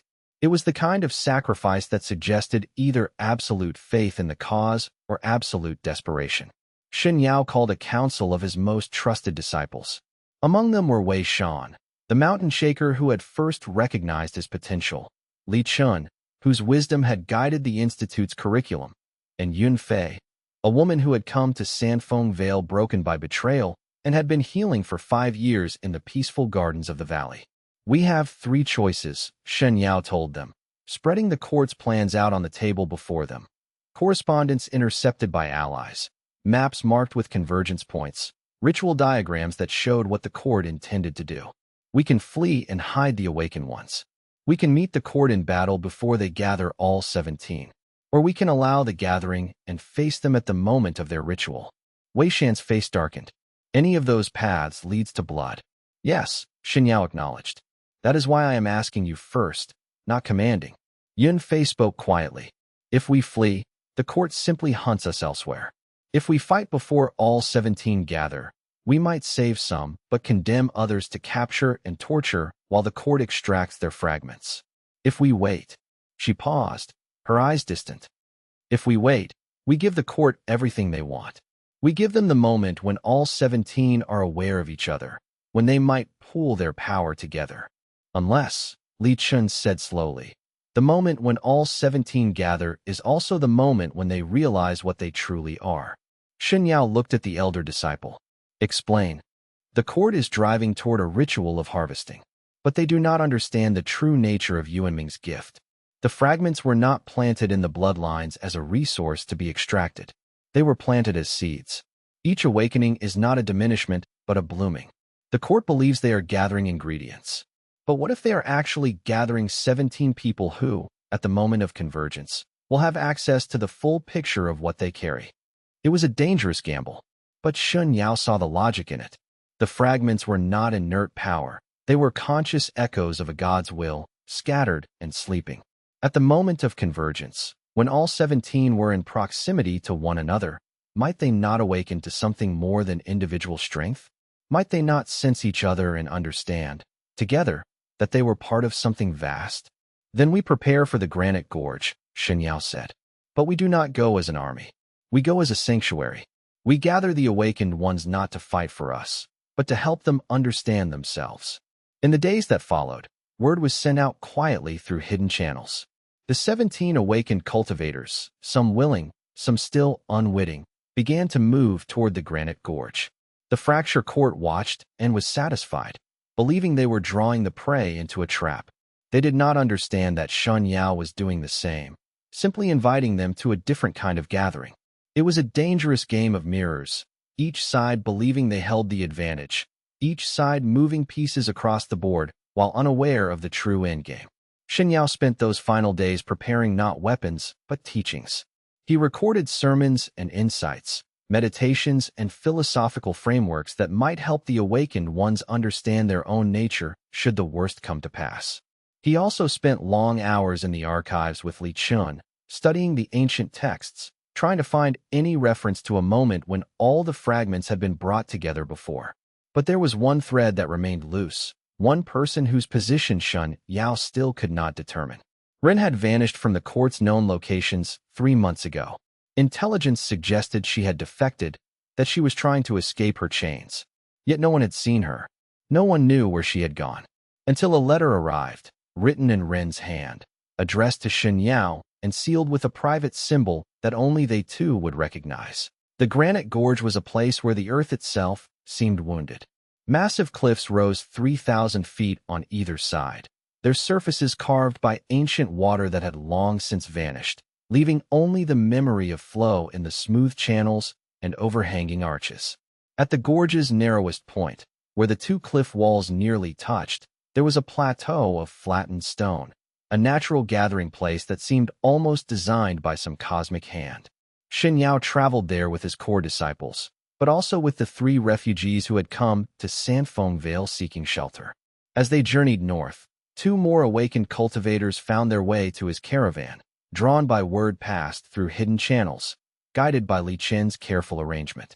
By the time they reached the foothills of the granite mountains, 8 awakened ones traveled with them, bound by neither chain nor command, but by the fragile hope that Shen Yao's plan might offer something beyond the binary choice of servitude or death.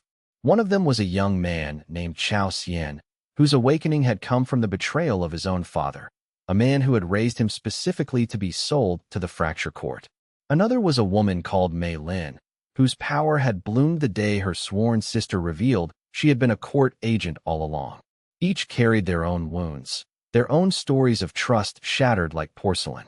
And each, as they drew closer to the gorge, began to feel the resonance of the other's presences, a subtle thrumming in their bloodlines that suggested they were not alone in their condition, not isolated in their capacity for power born of pain. "What is that?"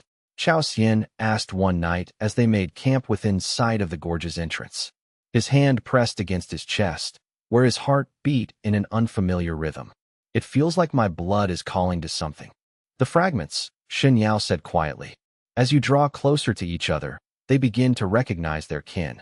You are not separate instances of Yuanming's scattered power. You are aspects of something whole, beginning to sense the proximity of its other parts." "Will it hurt?" Mei Lin asked. Fear flashed across her face. "Will bringing us together cause pain?" "It might," Shen Yao admitted. "But not the kind the court intends to inflict. This will not be extraction. It will be recognition." As they entered the granite gorge, the sensation grew stronger. The walls of stone seemed to pulse with a deep red light that only the awakened ones could see. A resonance built into the earth itself, perhaps left there by Yuan Ming in the distant past as a beacon for those who carried his fragments. The path ahead was clear, as if it had been walked 10,000 times before and would be walked 10,000 times again. At the gorge's heart, where the cliff walls nearly touched overhead, creating a twilight even at noon, the plateau opened before them. And there, already gathering, were the other awakened ones. Shen Yao counted them carefully. 12 more cultivators from different provinces, different clans, different walks of life.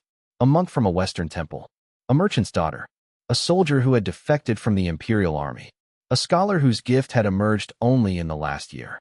They stood in a loose circle, watching each other with the wariness of prey that sensed the presence of predators, not yet understanding that they were all intended as sacrifices. And at the circle's edge, nearly hidden in shadow, stood a figure Shen Yao had not seen in 6 months, Ren. Their eyes met across the distance of 50 paces, and in that instant, all the months of careful emotional work, of meditation and acceptance, and the slow building of walls to contain the wound of her betrayal, collapsed like sand before a flood. She looked thinner than he remembered, her face bearing marks of exhaustion and fear. But her eyes were clear, and in them he saw something he had not expected to find: genuine remorse, unmarred by calculation. She did not approach. She remained at the circle's edge, respecting the boundaries he had never explicitly set, but which she had always understood. A gesture of respect from someone who had lost the right to expect it. Shen Yao turned his attention to the gathered awakened ones. There were now 20 of them in total, 17 that the court had catalogued, and 3 more whose presences had been unknown or misidentified. Among them, the resonance of their fragments was almost visible, like heat shimmer rising from the ground. "The fracture court believes they will arrive soon," Shen Yao announced, his voice carrying across the stone plateau. "They believe they will find you weakened by the journey. confused by the convergence of your powers, easy to capture. But they are wrong. You are not here as prey. You are here because you have each survived a profound betrayal and chosen to rise from it. That choice is your greatest strength. A young woman spoke up. The scholar. Her name was Kai Yun. What is it that we are? What does the court want from us that is worth this kind of effort? Shen Yao held up the bronze seal, letting it catch the red light that still pulsed from the stone. You are the scattered pieces of an ancient war god named Yuanming. 3,000 years ago, facing his own destruction, he chose to distribute his power among 10,000 disciples rather than let it be lost. That power sleeps in your bloodlines, awakening only when you experience betrayal profound enough to crack open the sealed places in your souls. The court wants to harvest those fragments, to gather them all into a single vessel, and to attempt a resurrection ritual that would restore Yuan Ming to physical form. Can they succeed? Asked the monk, his voice steady with the calm of one who had already accepted death. Possibly, Shen Yao said. But they do not understand one thing. The fragments are not inert power. They carry within them an echo of Yuanming's will, his consciousness scattered and sleeping. At the moment when all 17, or now all 20, are gathered in proximity, those echoes begin to awaken. You do not need to be killed to power the ritual. You need only to be brought to this place. Then what now? Mei Lin asked. Do we fight? No, Shen Yao said. We do something far more difficult. We open ourselves to the fragments awakening. We allow the buried echoes to surface fully, and we ask them what they want. Not as slaves or as harvested organs, but as living vessels who have already chosen to carry this power, even when it cost them everything. The red light in the stone around them began to pulse faster, responding to the words. And in that pulsing, Shen Yao felt something shift in the fabric of his own bloodline. A sensation like sealed doors beginning to unlock, like the approach of an awakening that would be unlike anything he had yet experienced. Chapter 84. The weight of 17 as the sun reached its zenith above the granite gorge. The resonance between the 20 awakened cultivators grew so strong that it became physical. The ground beneath them trembled. The air itself seemed to shimmer with power made visible. And in that trembling, Shen Yao felt the fragments beginning to speak. It was not language in the conventional sense. There were no words, no coherent thoughts passing from mind to mind. Instead, there were impressions, colors, sensations, fragments of memory that did not belong to any individual but seemed to pulse from a collective source. Shen Yao found himself experiencing not only his own 7 awakenings, but also catching glimpses of the others' traumas, the moments when their bloodlines had cracked open and let the sleeping power through. Chao Xian's father, explaining that the son had always been a commodity. Mei Lin's sister, laughing as she revealed her true allegiance. The monk's teacher, dying as a martyr specifically so the order would be weakened and the monk would awaken. Each betrayal was a doorway. Each pain was a key. And as Shen Yao touched the edges of these memories, he began to understand the true design of Yuanming's gift. It was not a curse. It was a test. The war god had foreseen that there would be times when humanity would face calamities so great that only unified power could hope to survive them. He had designed the fragments to awaken specifically in those who had endured betrayal, because betrayal, more than any other wound, taught the deepest lesson. Betrayal taught you that the world was not safe, that trust could be weaponized, that the people you loved could become your enemies. And then, if you survived that lesson, if you endured long enough to move through despair and rage and finally, toward acceptance, you would possess a kind of strength that fear could not diminish. You would have learned the hardest truth, that trust was only meaningful if it was a choice made in full knowledge of the cost. The fragments are asking something, Li Chen said, his voice strained. The elder disciple stood at the circle's edge, not one of the 20 but present nonetheless, his role to remain grounded in earthly reality while the awakened ones touched something vast. I can sense it. They are asking, will you trust? Shen Yao nodded slowly. That is the only question that matters now. The fracture court would arrive within hours. The ritual diagram they had prepared would be activated once all 20 fragments were in proximity and the initiator spoke the binding words. But that binding would only work if the fragments remained dormant, if they continued to be treated as inert power, as resources to be extracted and refined. If the fragments awakened fully, if they chose to unify not through being harvested but through genuine consent, then the ritual would fail. The court's entire plan would collapse. But that unification came with a cost. Shen Yao felt it immediately as the 20 fragments began to harmonize with one another. A sensation like his individual consciousness being drawn up and into something larger, like he was still himself, but also becoming something more. The other 19 experienced the same expansion. They could feel each other now, not as strangers, but as aspects of a single vast awareness that had been divided and scattered for 3,000 years. It was beautiful and terrifying in equal measure. This is what Yuan Ming sacrificed, the monk whispered, tears streaming down his face. He divided himself knowing that the process of unification would be this intense, this overwhelming. He thought that only in times of ultimate crisis would his scattered self come back together. But here we are, not warriors facing the fall of heaven, but 20 people in a gorge, and still the pressure of unity is almost unbearable. Shen Yao reached out and steadied the younger cultivator, grounding him with the contact. We bear it together. That is the point. No individual could carry this alone. We were designed to be distributed, to be balanced by one another's presence. Then he felt it, a presence at the edge of the circle, moving toward the center. Rin stepped forward, breaking the invisible barrier she had maintained since arriving at the plateau. Her face was pale, but her eyes were steady. I am not one of the 20, she said, her voice clear and strong. My bloodline does not carry a fragment, but I have betrayed and been betrayed. And I came here to ask something. Can I stand with you anyway?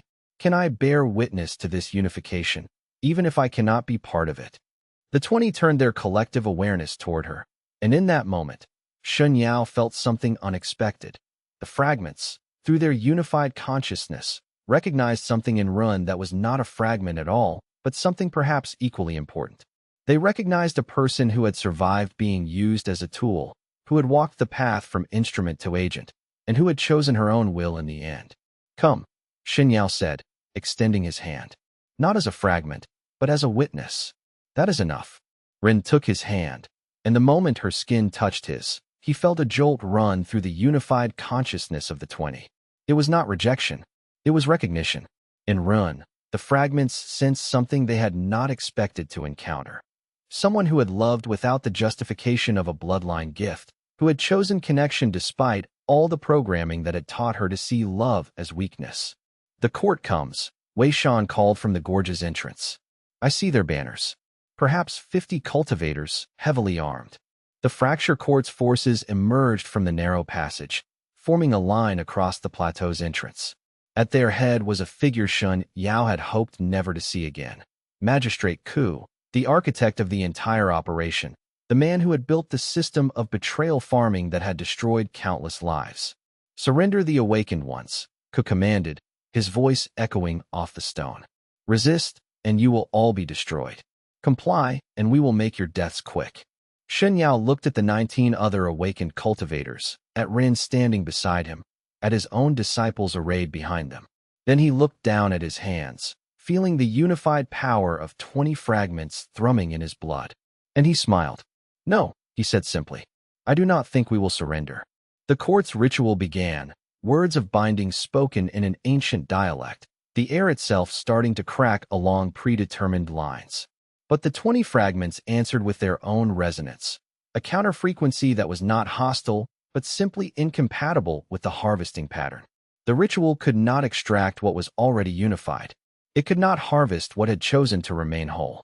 And as the two forces met on the plateau, the true battle began, not with swords, but with will, not with individual strength, but with the power of trust, finally chosen in full knowledge of its cost. Chapter 85. The Choice and Its Price. The fracture court's ritual hung in the air like a spiderweb made of light, its geometry designed to separate the fragments from their vessels and draw them toward a central point where Magistrate Ku stood, arms extended, ready to be the vessel that would contain them all. It was an elegant design, born from centuries of study and sacrifice. It was also completely ineffective against what the 20 awakened cultivators had become. The unified consciousness of the fragments resisted not by attacking the ritual, but by refusing to be moved. The harvesting pattern tried to pull the power outward, but the fragments held their ground, rooted in their chosen vessels. They were synchronized across all 20 minds. It was not a battle of competing forces. It was a refusal. Magistrate Xue's face contorted with fury and disbelief. This should not be possible. The fragments are inert. They are power without consciousness. They are tools, Shen Yao interrupted, stepping toward him. You thought they were tools, but they are not. They are the scattered consciousness of a war god who loved 10,000 disciples enough to let himself be shattered. And they have been waiting, sleeping in bloodlines across the centuries, for the moment when they would encounter vessels worthy of reunification. Worthy? Xue laughed, a sound like breaking glass. You call this worthiness? You are all damaged. All of you are broken by betrayal. You are the refuse of the world, and you dare to resist the resurrection of a true god. Yes, Rin said, stepping forward to stand beside Shen Yao.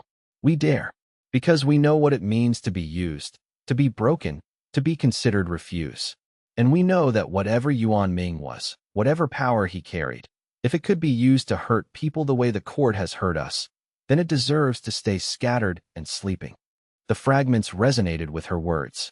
Through their unified consciousness, Shen Yao felt agreement pulsing like a heartbeat. And he understood, finally, the true nature of the Eighth Awakening. It was not triggered by betrayal. It was not born from pain. It was the awakening that came from choosing trust anyway, fully aware of the cost, having already learned the hard way that trust could be weaponized, that love could be used as a tool, that connection left you vulnerable. And yet choosing it anyway, that was the deepest power. The unified consciousness of the 20 fragments began to transform. The power that had been scattered and sleeping, that had awakened as strength born of betrayal, began to reshape itself into something new. It was not destructive force. It was healing light, warm and strange and so powerful that even the court's cultivators stepped backward from its presence. Impossible, Magistrate Xue whispered. This power should be ours, Shen Yao said.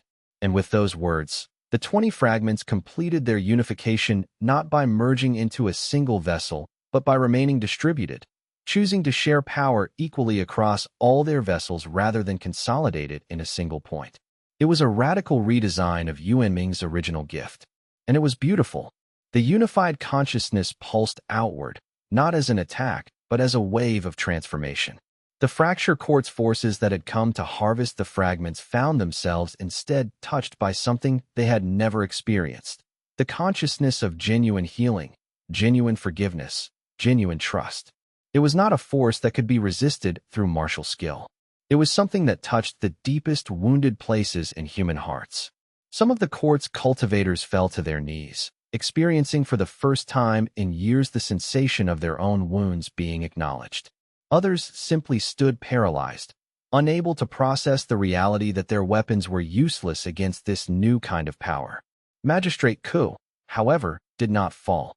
Instead, he began to glow with a sickly purple light as he drew on reserves of power that had been hidden, that had been kept secret even from the court's own inner circle. He was not merely a cultivator who had discovered the fragment's nature. He was something far darker, someone who had been partially merged with a fragment long ago, someone who had kept that merger secret and had been slowly building his own power in parallel to the court's official hierarchy. If I cannot have all 20, he snarled, his form beginning to shift, his humanity peeling away to reveal something older and crueler underneath. Then I will have you, the strongest among them. He moved toward Shen Yao with a speed that bent reality around him, and for a moment, all the unity of the 20 fragments fractured with shock. But Shen Yao did not try to meet him with individual strength. Instead, he opened himself fully to the unified consciousness, and the other 19 fragments poured their power through him. The result was not a battle. It was a reckoning. When Xue and Shen Yao collided, it was like two different principles of reality meeting head-on. Xue's power was built on extraction, on taking and consolidating and controlling. Shen Yao's, infused with the unified consciousness of the 20 fragments, was built on distribution, on sharing and flowing and trusting that release was more powerful than holding. The court's leader screamed as the touch of that unified power burned away the secret fragment that had been grafted into his soul, the stolen piece that had given him his dark strength. Without it, he was suddenly, shockingly ordinary, a cultivator of middling ability stripped of his carefully hidden reserves. He fell to the stone of the plateau, gasping for breath, and around him the fracture court's forces began to retreat. Some tried to flee. Others simply sat in stunned silence, their understanding of power and hierarchy fundamentally shattered. But even as the immediate threat withdrew, Shen Yao felt something change in the unified consciousness of the 20 fragments. The transformation was nearly complete, the healing light still pulsing, but underneath it, there was a new sensation. Exhaustion. The unification had cost something. It always did. And the price was becoming clear as the fragments began to settle back into their individual vessels, the unified consciousness fragmenting again, but this time not into separate entities, into something like a family, each individual but forever aware of the other's presence. Shen Yao felt the other 19 presences withdrawing gently, respectfully, leaving his inner landscape less crowded but not less full. And beside him, Ren caught him as his knees began to fold. "Rest," she said quietly. "You have done what needed to be done." And Shen Yao, finally, allowed himself to fall into darkness. Chapter 86. The waking of 7,000 years. Shen Yao's consciousness descended into darkness, but it was not the simple darkness of sleep. It was a darkness alive with presence, filled with the weight of centuries pressing down on him from all sides. In that darkness, he was not alone. He could sense the presence of 19 others, their consciousnesses intertwined with his, all of them sinking together into depths that seemed to have no bottom, falling towards something vast and ancient that had been waiting in the abyss for this exact moment. He found himself in a vast space that did not exist in physical reality, a place where the minds of the 20 awakened cultivators overlapped and merged, where the unified consciousness of Yuanming's fragments was slowly, carefully, awakening from its ancient sleep. And he understood, in that moment, that what he was experiencing was not a consequence of the battle. It was the true culmination of the fragments' awakening, not a moment of power displayed in combat, but a moment of genuine consciousness returning to those scattered pieces of a god's soul. The fragments had been sleeping not because they lacked the ability to wake, but because they had been waiting for something specific, for the awakened vessels to choose unification not from desperation or hunger for power, but from genuine love for one another. Yuanming's original intention had been clear in the echo that now resonated through the unified mind. The fragments would only fully awaken when their vessels understood that the greatest power lay not in consolidation but in connection. In that shared consciousness, Shen Yao felt the presence of the other 19. But unlike the brief contact they had experienced on the plateau, this was intimate and complete. He could feel Chao Xian's fear and his determination to overcome it. The young man's terror of the void, of being lost in a consciousness too large to comprehend, and beneath that fear, an iron will that refused to turn back. He could feel Mei Lin's grief for her sister and her quiet hope for reconciliation, a sorrow so deep that it had become a kind of wisdom. He could sense the monk's profound peace, born not from naivety, but from genuine acceptance of suffering and transformation. This was a soul that had burned through despair and come out the other side whole. He could feel the merchant's daughter's sharp intelligence, cutting through confusion like a blade through silk. He could sense the soldier's disciplined focus, his absolute commitment to the purpose of this moment. He could feel the scholar's burning curiosity about the nature of their shared existence, her urgent need to understand and categorize and make sense of the senseless. And through it all, he could sense something else, a presence that was not one of the 19, yet was intimately connected to him. Ren. Somehow, though she carried no fragment, her consciousness had been drawn into the shared space. But not as an intruder, as an anchor point, a living reminder of what it meant to be betrayed and to choose love anyway. Shen Yao felt the astonishment of the other 19 as they recognized her, and then, more importantly, he felt their acceptance. In Ren's presence, they understood something fundamental. The fragments did not belong only to those who carried them. The power of the war god's legacy existed in the relationship between the awakened ones, in the bonds they formed, in the connections they chose to honor despite the cost. "You are awake," Ren's consciousness said to him, though she was not speaking in words. She was simply present, simply herself, and that was enough to communicate. "I was not sure you would survive the unification." "Neither was I," Shen Yao admitted, and it was the first time in his life that he had spoken such a vulnerability without fear. In this shared consciousness, there was no room for walls, no possibility of deception. He had tried, in his meditation, to prepare himself for the moment when Ren's true role would be revealed. He had tried to harden his heart against her. But now, merged with 19 others who had also experienced profound betrayal, he understood something he had never been able to grasp before. Forgiveness was not about forgetting the wound. It was about accepting the wound as part of your story without letting it become your entire story. "Can you feel them?" Ren asked, gesturing toward the collective presence of the fragments. "Can you sense what Yuanming really was?" And as she asked, the unified consciousness of the fragments opened like a flower, revealing itself fully. Shen Yao saw the war god not as a tyrant seeking immortality through dispersal, but as something far more complex and far more beautiful. Yuanming had been a being of profound love, not the romantic variety, but something deeper, a love so vast that it could encompass the flaws and failings of those he protected. He had foreseen his own death not with despair, but with grace, knowing that the ending of his physical form was not an ending of his influence. The god had understood something that most cultivators never grasp, that true power lay not in individual strength, but in the capacity to empower others. By scattering his consciousness across 10,000 disciples, by creating fragments that would awaken only through the experience of betrayal, Yuanming had built a legacy that would teach a fundamental truth to every person who carried it. The truth was this: betrayal was not a sign of weakness. It was a sign that you had been brave enough to love something, to trust something, knowing it could be weaponized against you. And in choosing to love again, to trust again, despite that knowledge, you became something more than yourself. You became a living repository of the war god's greatest power, the power of conscious, deliberate hope in the face of profound darkness. "I understand," Shen Yao said slowly, and he did, understood with a clarity that transcended intellectual comprehension. Yuanming was not a god of war in the sense we thought. He was a god of transformation. The war came at the end, when those who understood what he truly was fought against those who did not. The greatest battles of his time were not fought with swords, but with the question of whether power should be hoarded or distributed, whether strength meant domination or connection, whether the point of being powerful was to rule or to empower. "Yes," Ren confirmed.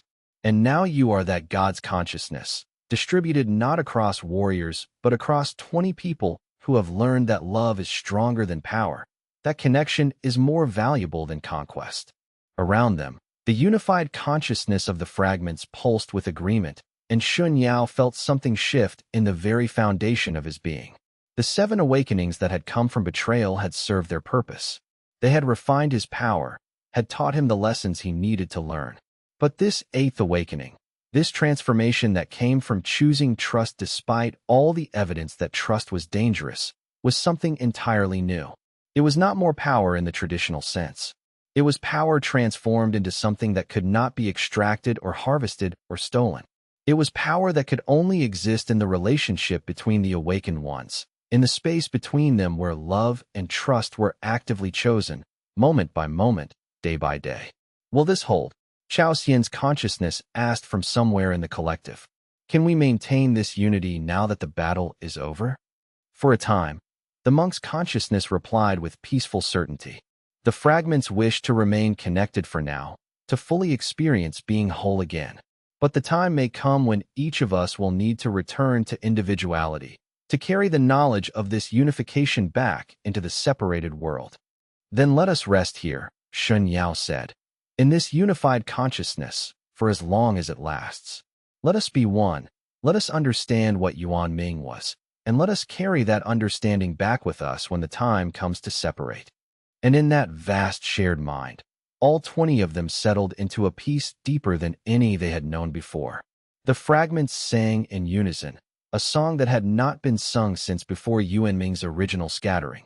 And in that song was every awakening, every betrayal, Every moment of pain transformed into wisdom, every moment of trust chosen in the face of darkness. Chapter 87. The court's retreat and the Veil's awakening. When Shen Yao's eyes opened 3 days later, he was lying on a stone bed in a chamber deep within the granite gorge, carved from the same stone that had witnessed the unification, and Ruin was sitting beside him, watching his face with an expression that contained both joy and sorrow in equal measure.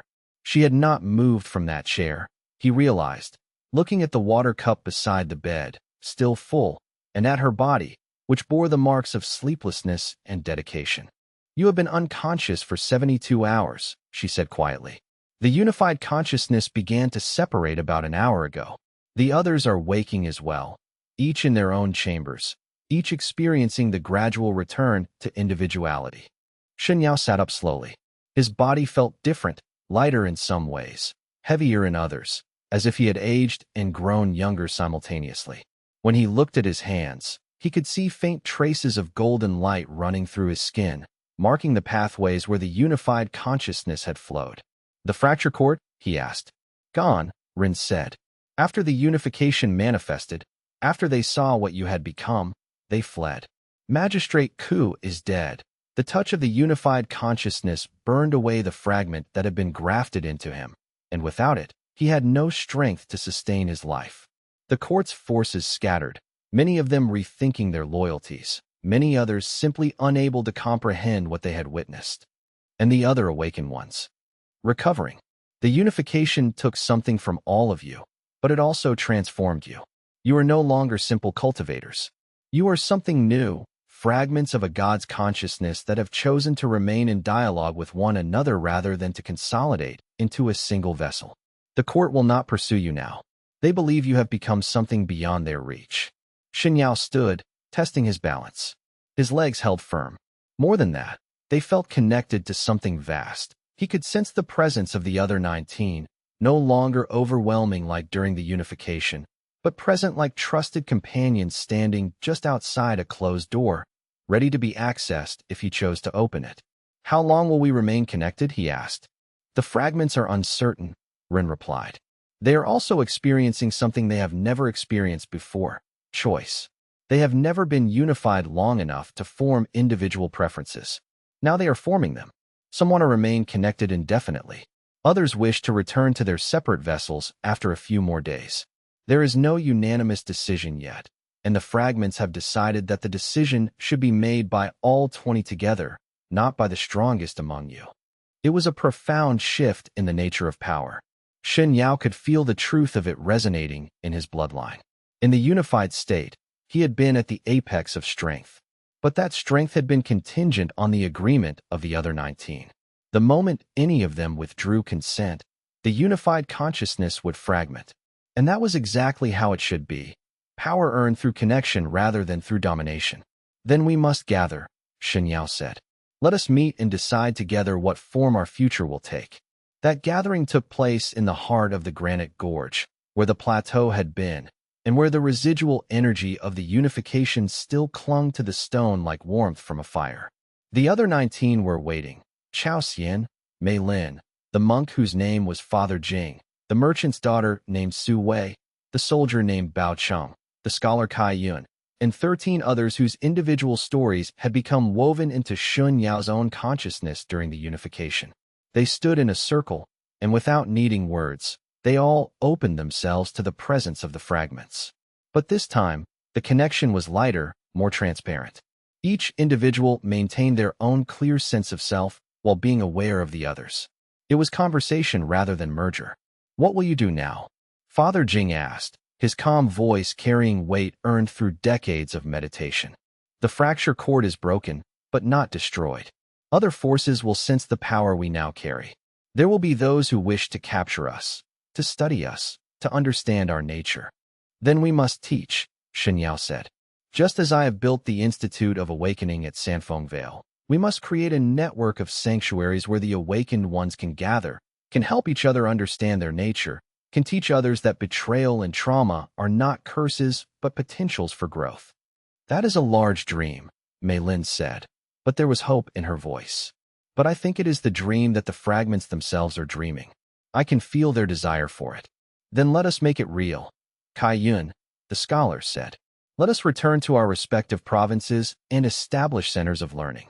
Let us remain in contact through the fragments, creating a network of consciousness that spans the empire. We will not be unified, but we will never again be isolated. And those of us who wish to return to the Sanfeng Vale, Xue added, looking directly at Shen Yao, we would like to do so, to study under your guidance, to deepen our understanding of what the fragments are teaching us.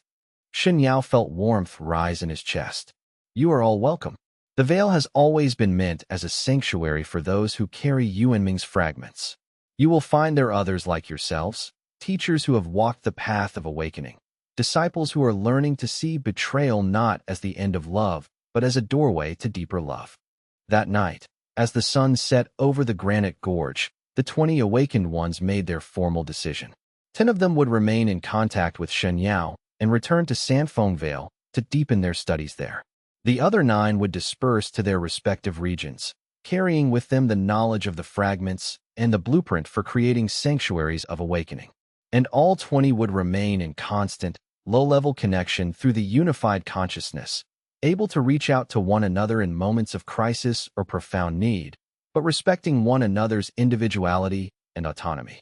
It was a new kind of power structure, not a hierarchy but a network, not a consolidated force but a distributed consciousness. And as the sun dipped below the horizon, painting the sky in shades of crimson and gold, Shen Yao understood that this was exactly what Yuanming had always intended. A god's power, made manifest not through the domination of others, but through the willing cooperation of those who had learned that connection was stronger than isolation. Chapter 88. The return and the teaching. The journey back to Sanfeng Vale took 2 weeks, and with every step, Shen Yao felt the bonds between the 20 awakened cultivators growing stronger, settling into a new equilibrium. The fragments had stopped their frantic signaling to one another and had instead established something like a steady pulse, a baseline of connection that allowed for individual thought while maintaining a sense of profound knowing. It was not telepathy in the strict sense. They could not read each other's thoughts without effort, but they could feel the emotional weather of one another's minds, could sense when any of the 20 was in distress or joy, and could offer support through the network without words. He walked at the head of a company of 10, Chao Xian, Mei Lin, Father Jing, Su Wei, Bao Cheng, Kai Yun, and 4 others whose names were becoming as familiar to him as his own disciples. These 4 included an old woman named Su Ma who had awakened her fragment only a year before at the age of 70, discovering that the power she had never known she carried was now the most important thing in her life. A young man barely out of adolescence named Tian Jun, whose awakening had come from the betrayal of his closest friend, a scholar's widow named Hua Wei whose husband had been a spy for the court, and a merchant named Qin Feng who had used his awakening to uncover and expose court operations in his province, becoming in the process a living legend in the western regions. And at his side, with no official role but with a presence that had become essential, walked Run. She had asked no permission to come, had simply begun walking beside him on the 2nd day of the journey, and no one had thought to question her presence. She belonged with them now in a way that transcended explanation. They did not speak about the past during that journey.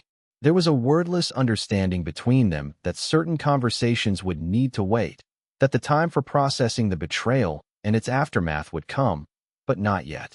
For now, they existed in the space after reckoning, in the tender place where wounds had begun to scar but could still be felt when touched.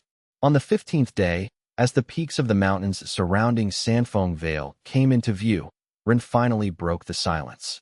You have not asked me what I will do now, she said quietly. Whether I will stay at the Vale or return to the regions, whether I will try to make amends for what the court forced me to do. No, Shen Yao agreed. Because I know what you will do. You will stay as long as you choose to stay. You will help the awakened ones understand that love and betrayal are not opposites, that they are 2 sides of the same profound truth. Ren's eyes glistened with tears, but she did not look away. Her hand found his, and she held it, as if it were the most precious thing she had ever been allowed to touch. Can you forgive me?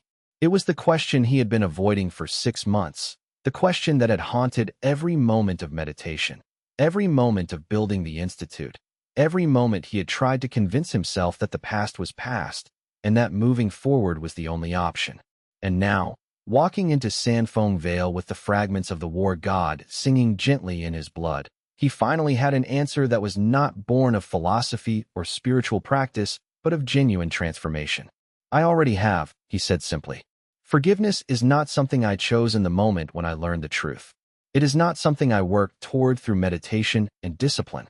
It is something the fragments taught me, showed me, made me understand in a way that goes beyond words. In the unified consciousness, I experienced your true feelings for me, your genuine grief for what was done to you. I experienced your love standing alongside your conditioning, and I understood that they were not incompatible. You loved me even while being programmed to destroy me. That is not betrayal. That is the highest form of heroism. To love in the face of programming designed to destroy love. To resist at the deepest level even while obeying at the surface. Rin stopped walking. Shen Yao, I need to tell you something. When the court took me, when they were conditioning me, I resisted. It took them 5 years to make me internalize the programming well enough that my resistance became internal rather than external. For 5 years, I was a prisoner in my own mind, fighting against the things they were building into me.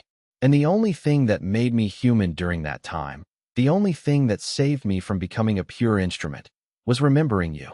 Remembering our time together before the court took me. Remembering what it felt like to be loved for being myself rather than for being useful. I know, Shen Yao said. And he did know. Had known since the unification, when her consciousness had brushed against his in the shared mind. The fragments showed me. They showed me all of it. When they arrived at Sandfong Vale, Wei Shan was waiting at the gates, and behind him stood the assembled disciples and teachers of the institute. Word had come ahead about the unification, about the return of the awakened ones, and about the transformation that had taken place in the Granite Gorge. There was no shock on their faces, only a deep sense of rightness, as if this was always the path the Vale had been walking toward. The mountain itself seemed to welcome them, the gardens blooming ahead of season, the water in the fountains running clear and perfect, as if the earth itself recognized the return of those who carried the war god's fragments. Welcome home, Wei Shan said, gripping Shen Yao's arm. We have prepared chambers for all of you, and the students are eager to meet those who have learned the deepest truths of the fragments. Then let us begin, Shen Yao said, and as he spoke, he felt the presence of the other 9 awakened ones who had dispersed to the provinces, each arriving at their respective sanctuaries, each beginning their own work of teaching and transformation. The network of awakening had begun. Chapter 89. The new curriculum in the months that followed. Shen Yao worked with his newly awakened students and his core disciples to develop a curriculum that would teach the next generation of cultivators, those who did not carry fragments, but who wished to understand their nature, about the true meaning of the war god's legacy. The old Institute of Awakening had focused on meditation and power cultivation, on the refinement of spiritual energy and the development of control over the Bloodline's gifts. But the new curriculum was different. It was built on the principle that betrayal and trauma were not obstacles to overcome, but doorways to understanding, and that the deepest power lay not in control, but in connection. Kai Yun, the scholar, contributed volumes of analysis. She had spent her time at the Vale correlating the fragments' memories with historical records, tracing the lineage of Yuanming's original 10,000 disciples across 3,000 years. She had found patterns in how the fragments manifested, in the types of betrayals that triggered the awakenings, in the relationships between fragments, and the emotional patterns of their vessels. The fragments are not random, she explained during one of the evening lectures, addressing a hall full of students and teachers. They are arranged with a profound intentionality. Each fragment carries within it a particular aspect of Yuanming's consciousness, an emphasis or a tendency. Shen Yao's 7 fragments, for instance, carried the aspect of Yuanming that understood transformation through pain. They manifested in him because his particular journey required him to learn that lesson. But someone else might carry fragments that emphasize healing or teaching or the creation of social bonds. This reframing was revolutionary. It meant that the fragments were not simply power to be leveraged, but personalities to be understood, conversations to be had with an ancient consciousness that had scattered itself across time and space. It meant that each awakened cultivator was not just a vessel for borrowed strength, but a participant in an ongoing dialogue with the war god himself. Some students found this concept difficult to accept at first. They had been trained their entire lives to think of power as a commodity, as something that could be extracted, refined, controlled. But as they sat in meditation with Kai Yun's teachings, as they opened themselves to the fragments through guided practice, they began to understand that power derived from relationship was far more stable and infinitely more creative than power derived from possession. Mei Lin worked with the emotional aspects of the curriculum. She had been exploring the space between love and betrayal, understanding the textures of how genuine affection could exist alongside deliberate deception. She developed techniques for compassion, for helping students recognize the humanity in those who had hurt them, while still maintaining firm boundaries and not accepting abuse as inevitable. Her teaching was informed not just by philosophy, but by her own active practice. She wrote letters to her sister every day, letters she would never send, letters that were part of her own healing. She wept in meditation and laughed in her teaching sessions, modeling for her students that emotional complexity was not a weakness but the essence of what made them alive. Forgiveness is not forgetting, she taught, her voice carrying the weight of personal experience. Forgiveness is not accepting that what was done to you was right. Forgiveness is not even about reconciliation with the one who hurt you, though it might include that. Forgiveness is choosing to release the power that the wound has over you, while still honoring the wound as part of your story. This is what the fragments are teaching us. This is the path to the eighth awakening. Choosing trust, not because we have forgotten betrayal, but because we have learned to trust ourselves enough to risk betrayal again. Father Jing contributed the spiritual and philosophical aspects. The monk had spent years in meditation, and his integration with the fragments had been seamless, adding clarity and depth to his existing practice. He taught that suffering was not a punishment or a mistake, but a teacher, that the goal was not to escape suffering, but to transform it through understanding, to find the sacred in the broken places. And Shen Yao, at the center of it all, became something more than he had ever intended. Not a master bestowing wisdom from on high, but a guide walking alongside his students, continuing his own journey of understanding even as he helped others begin theirs. It was during this time that something unexpected happened. A letter arrived from one of the other awakened ones dispersed to the provinces, Father Bao, who had established a sanctuary in the western desert, one of the harshest regions of the empire. The letter spoke of a crisis. Another awakened cultivator had come to the sanctuary, but one whose fragment was damaged, fractured in ways that made the unified consciousness difficult to access. The damage seemed to come from torture, from deliberate attempts to break the connection to the fragment's consciousness. There are others like this, Father Bao's letter read. The fracture court, in their desperation, did not stop at simply harvesting fragments.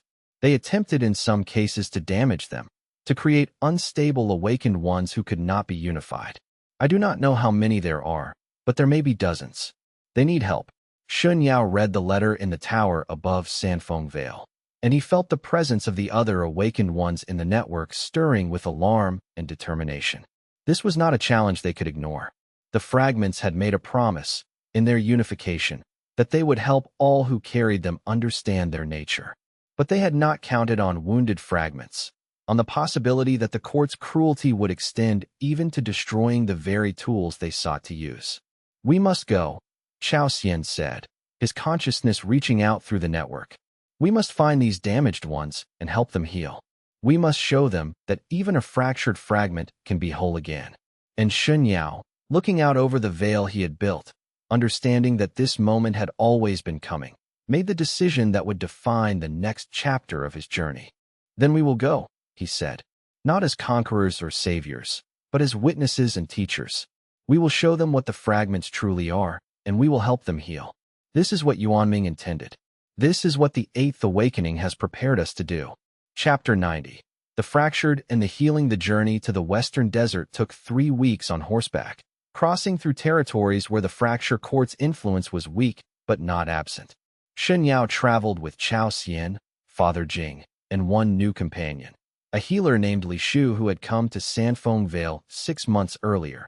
Driven by a calling she did not fully understand, only to discover that her gift for mending broken bodies and spirits was perfectly suited to the work of helping the fragment's vessels heal their deepest wounds.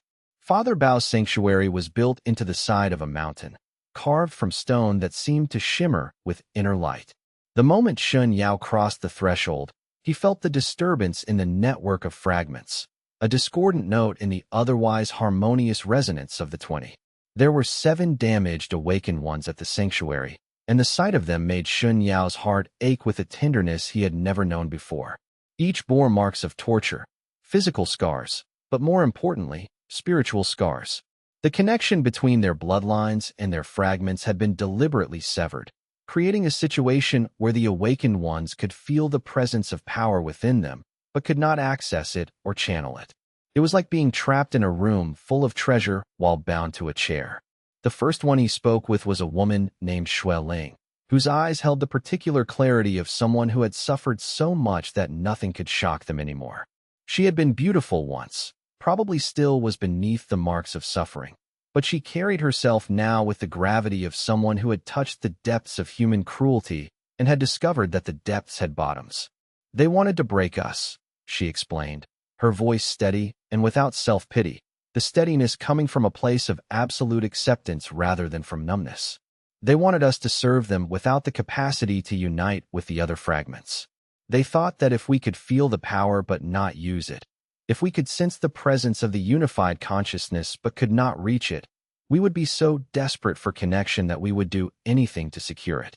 They understood something about human nature that I wish they had not, that isolation is a greater torment than pain, that being cut off from connection is worse than any physical wound.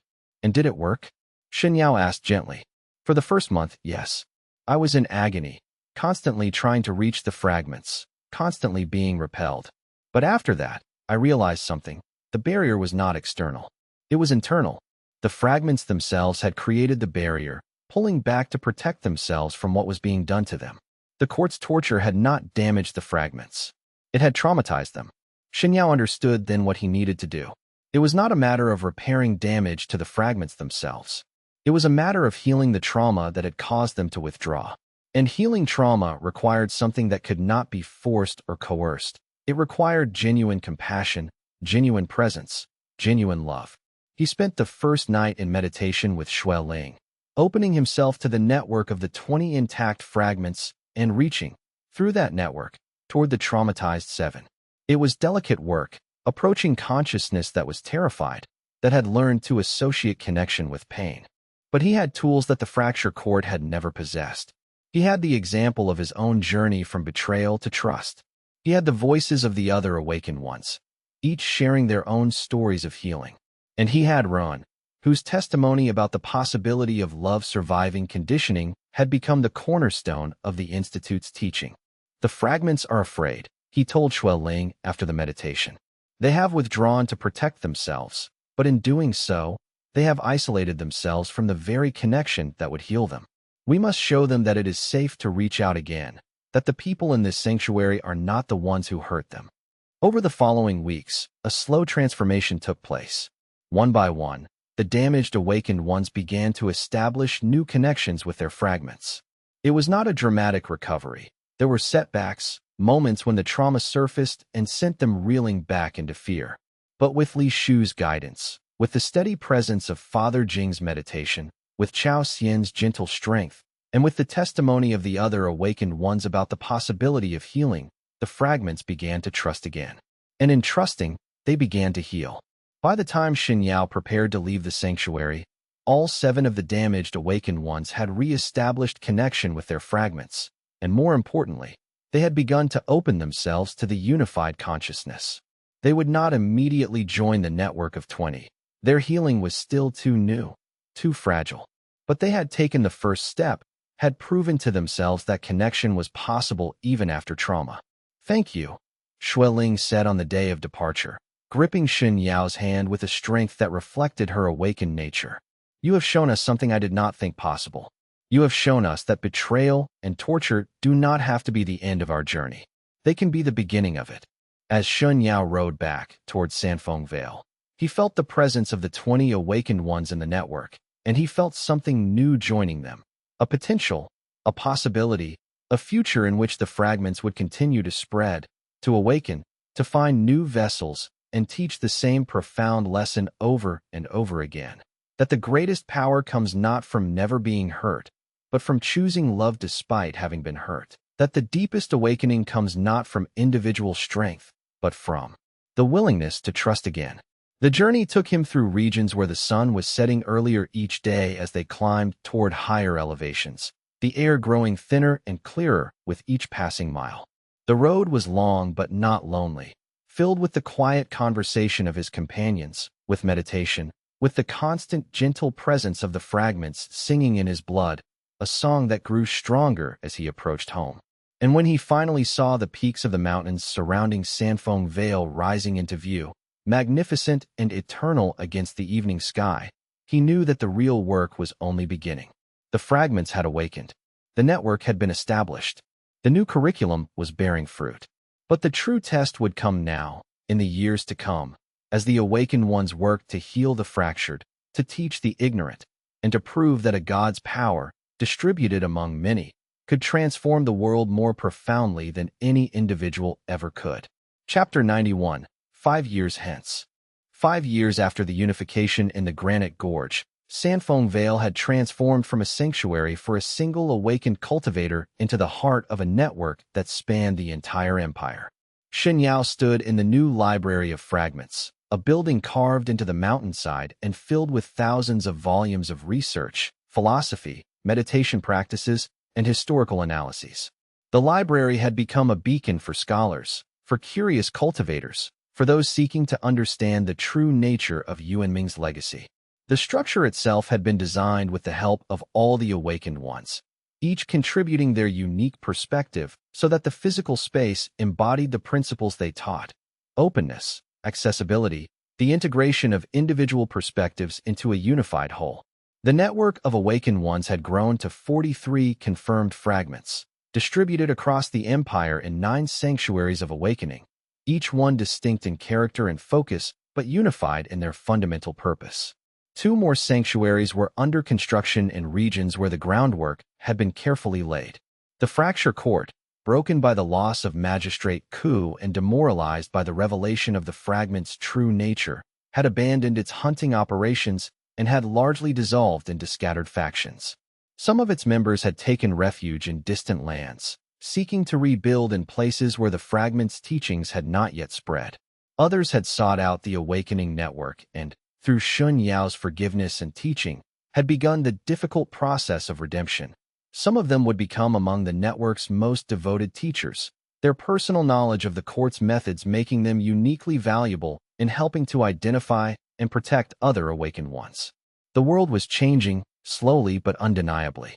Shen Yao spent his mornings in the tower, maintaining the delicate bonds of the network, ensuring that all 43 fragments remained in contact with one another while respecting the individuality of each vessel. It was a responsibility that would have seemed impossible 5 years ago, but the fragments themselves had adapted, learning to organize their unified consciousness into patterns that allowed for simultaneous individual autonomy and collective support. It was like conducting a symphony in which each instrument played its own melody while remaining part of the greater harmony, where silence was as important as sound, and where moments of apparent disconnection were revealed, upon deeper listening, to be elaborate preparations for more complex arrangements. The morning meditations had become rituals of profound importance. In each sanctuary across the empire, awakened ones would sit in their local groups, and through them, all 43 fragments would pulse in unison, confirming the bonds, sharing experiences, offering support. Shen Yao had learned that this connection required less effort each year as the fragments became more skilled at the art of distributed consciousness. His afternoons were spent teaching, working with the new generations of students who came to Sanfeng Vale seeking to understand their own potential, whether or not they carried fragments. The Institute's curriculum had expanded to include advanced meditation techniques, philosophical dialogues about the nature of betrayal and healing, and practical applications of power and service to the community. And his evenings were spent with Ren. Their relationship had transformed into something neither of them had expected, not a romantic love in the traditional sense, though they did love each other deeply. It was something more like a partnership, a bond forged through shared understanding of trauma and through their mutual commitment to the work of healing. Rin had become the Institute's primary teacher of emotional resilience, working with students who carried wounds similar to her own. On this particular evening, as the sun set over Sanfeng Vale, painting the sky in shades of amber and rose, Shen Yao found Ren in the gardens overlooking the valley. She was tending to a section of flowers that had become her particular project, a garden of hope, she called it, filled with species that thrived in harsh conditions and bloomed anyway. The garden had become a symbol for the work they were doing, and students would often come here, seeking inspiration or solace. The flowers asked nothing of those who came to them except to witness their beauty, and somehow that simple offering was enough to restore hope to those whose hopes had been shattered. The council is convening tomorrow, Shen Yao told her, sitting beside her on a stone bench. All 9 sanctuaries will send representatives. We need to discuss what comes next. The opening of more sanctuaries? Rin guessed. Perhaps. But more importantly, the integration of the awakened ones into the broader cultivation world. For 5 years, we have remained somewhat isolated, creating our own culture, our own teachings. But the Empire needs us now. There are regions falling into chaos. There are cultivators seeking something beyond the old hierarchies, something that offers genuine community rather than competition. Rin set down her garden tool and looked at him directly. Are you afraid? Yes, Shen Yao admitted without hesitation. It was one of the gifts the fragments had given him, the ability to admit fear without shame.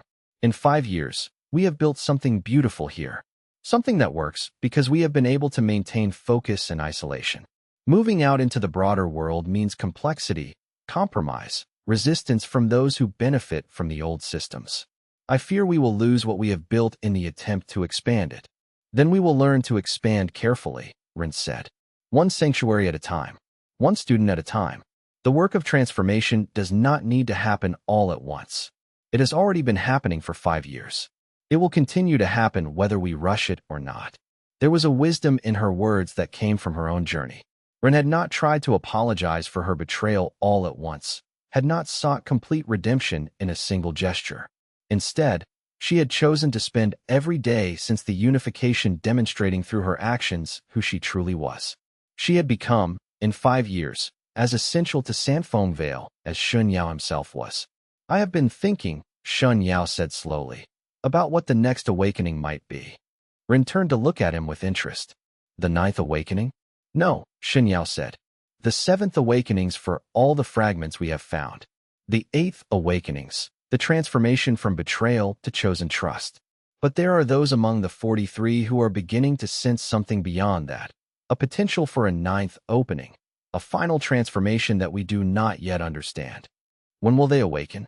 I do not know. The fragments do not know. It seems like it cannot be forced or triggered artificially.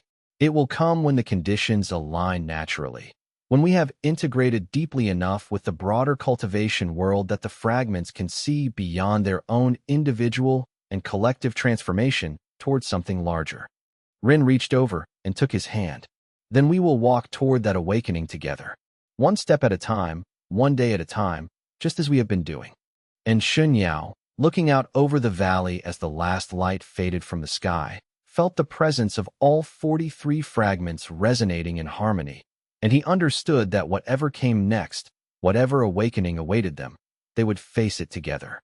Chapter 92, The Council of Sanctuaries. The representatives arrived over the course of 3 days, each one traveling with a small entourage of advanced students and teachers. From the Eastern Sanctuary came Father Jing, still radiating calm and wisdom after 5 years of guiding awakened ones through their transformations, his presence a constant reminder that awakening was not limited by age or previous spiritual development. From the Northern Sanctuary, where the mountains met the plains, came Bao Cheng, the soldier who had established a practice of using awakened cultivation to protect rather than dominate, training others in the same philosophy and building a sanctuary that had become known throughout the empire as a place where vulnerable people could find genuine safety. From the Southern Sanctuary came Xue Wei, the merchant's daughter, whose remarkable gift for building networks and forging alliances had created trade routes through which knowledge and assistance flowed. strengthening the bonds between the awakened ones and helping to ensure that even the most isolated sanctuary remained connected to the larger network.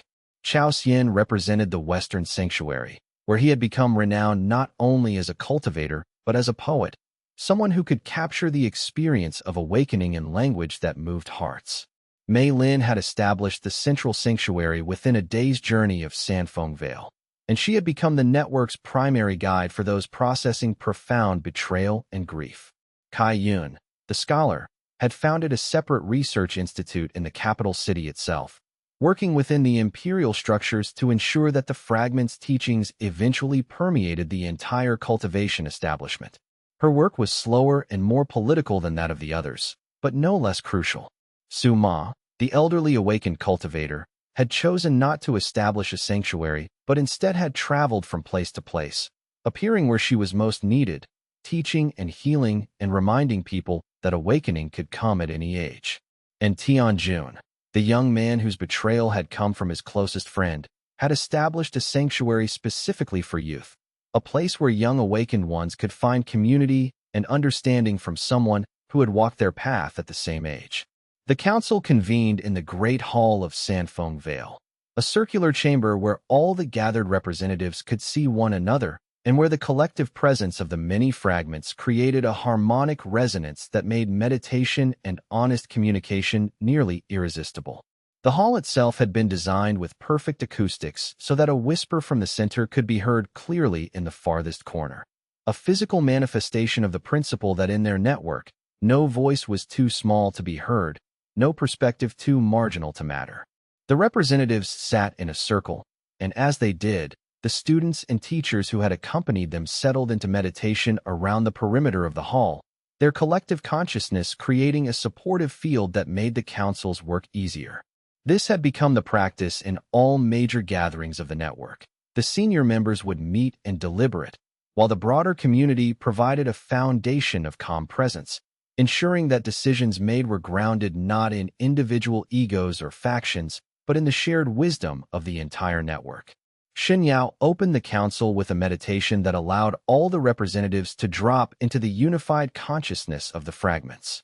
In that shared space, they experienced not the merger they had felt in the Granite Gorge 5 years ago, but something more refined, a conversation, simultaneous and layered, in which each fragment could speak and listen at the same time. When they emerged from the meditation 2 hours later, all of them carried the same understanding. The work was at a critical juncture. The empire was changing, slowly, but the old cultivation hierarchies were beginning to sense the threat posed by the fragments network. The Council of the 5 Schools, which had governed cultivation practice and advancement for centuries, had begun to take notice. "They will try to suppress us," Father Jing said, stating what all of them already knew. "The old systems have too much invested in maintaining the hierarchies that place power in the hands of the few. They will see the fragments network as a threat to their authority." "Can we coexist?" Xue asked. "Is there a way to work within the existing structures rather than against them?" "Perhaps," Kai Yin replied. "I have been advocating for this from within the capital. The Council of the 5 Schools is not monolithic. There are younger scholars, progressive cultivators who understand that the old way is becoming obsolete. They see in the fragments network not a threat, but a possibility for renewal. But they will demand compromise," Bao Cheng said, his soldiers' pragmatism evident in every word. "They will demand that we accept their oversight, that we limit our teaching, that we conform to their standards. How much can we bend without breaking what we have built?" Shen Yao listened to the debate unfold, feeling the weight of decision pressing down on him. As the one who had experienced the deepest unification of the fragments, as the one through whom the network was maintained, he carried a particular responsibility in guiding the direction of the awakened ones. But he had learned, through 5 years of leadership, that the greatest strength lay in allowing consensus to emerge from collective discussion rather than imposing his will. "I propose a middle path," Mei Lin said. "We continue to build the sanctuaries, to teach openly, but not aggressively. We engage with the council through representatives like Kai Yun, but we do not seek their blessing or approval. We let the fragments work speak for itself. In time, as people experience the genuine healing and transformation that our teachings offer, they will come to us." The council will have to adapt or be left behind. There was a long silence as the representatives considered her words. And then, one by one, the fragments in the shared consciousness of the network began to resonate in agreement. It was not perfect consensus. Some of them felt that more active resistance was necessary, others that more accommodation was wise. But it was agreement enough to move forward. Then we continue as we have been, Shen Yao said. And as he spoke, the fragments in the unified consciousness sang in agreement, a resonance that everyone in the hall could feel as a physical vibration. We build, we teach, we heal, and we trust that the fragments themselves will guide us toward the next transformation when the time comes. This is not passivity. This is the deepest form of action. To work aligned with the true nature of reality rather than against it, to flow with the current of Yuanming's consciousness rather than trying to impose our will upon it. The council continued for 3 more days, discussing practical matters of resource allocation, training standards for the sanctuaries, and the process for identifying and bringing in new awakened ones. They deliberated on the philosophical frameworks that would guide the next phase of expansion, establishing principles that would ensure the network remained true to its core values even as it grew exponentially. They shared stories of transformation, of people whose lives had been saved by the sanctuaries, of communities that had been healed by the fragments' teachings. And with each story, the fragments in the network resonated more strongly, reminding everyone present why they had dedicated their lives to this work. By the end, all 9 sanctuaries had a clearer sense of their individual missions while remaining connected to the larger network's purpose. On the final evening, as the representatives prepared to depart, Father Jing approached Shen Yao privately. The monk had aged visibly in 5 years, his hair now completely white, his body more fragile. But his eyes were clearer than ever, and his spiritual presence had only deepened. I felt something during the unified meditation today, the monk said, his voice thoughtful. A presence at the edge of the fragment's awareness, something vast and old. I think perhaps the 9th awakening is not something that will come in the future. I think it is already coming, has perhaps already begun. Shen Yao nodded slowly. He had felt it too, a faint pressure at the boundary of the unified consciousness, as if something was trying to make contact with the fragments from outside, from some place beyond the individual vessels. It was like being aware of someone standing just outside a doorway, waiting for permission to enter. When do you think we will understand what it is? He asked. When we are ready, Father Jing replied with the absolute certainty of someone who had spent a lifetime waiting. The fragments are ancient, older than human civilization, older than language itself. But even they seem surprised by what is approaching. This awakening will teach them something new, something that even Yuanming did not fully understand when he first shattered himself. This awakening will be the final chapter of the God's journey of becoming, the moment when dispersal transforms into something that is no longer fragmentation, but multiplication of consciousness across infinite vessels. And with that mysterious promise, the monk departed the following morning, leaving Shen Yao to contemplate what hidden transformation might be waiting for them all, watching the horizon where the 9 sanctuaries of awakening glowed like stars in the landscape of the empire. Chapter 93. The visit from the Council of 5 Schools 3 months after the Council of Sanctuaries. As winter gave way to spring and the world began to show signs of renewal, a delegation arrived from the capital bearing the official seal of the Council of the 5 Schools. They came in formal procession, their robes bearing the colors of institutional authority, their energy carrying the weight of centuries of consolidated power. The delegation consisted of 3 prominent cultivators and 2 scholars, led by a woman named Sect Master Xue, whose power was evident in the way she moved and spoke. Someone who had reached the peak of the old cultivation system and had spent decades consolidating authority within it. She was in her 60s, Shen Yao estimated, but her presence suggested a woman who had been forged in the crucible of endless competition, someone whose face bore the lines of countless difficult decisions, someone for whom compassion was a luxury she had never been able to afford because survival had required constant vigilance. Shen Yao received them in the courtyard of Sanfeng Vale, standing alongside his core disciples. Wei Shan stood at his right hand, as he had stood for 5 years, faithful and steady, his bulk a reassuring presence. Rin stood at his left, her presence a constant challenge to the old hierarchies that privileged strength over wisdom, that saw women as subordinate to men. Her eyes met Zhang's with perfect equality, and there was something in that moment, a recognition that passed between two women who had found power in different systems, that shifted the entire dynamic of the encounter.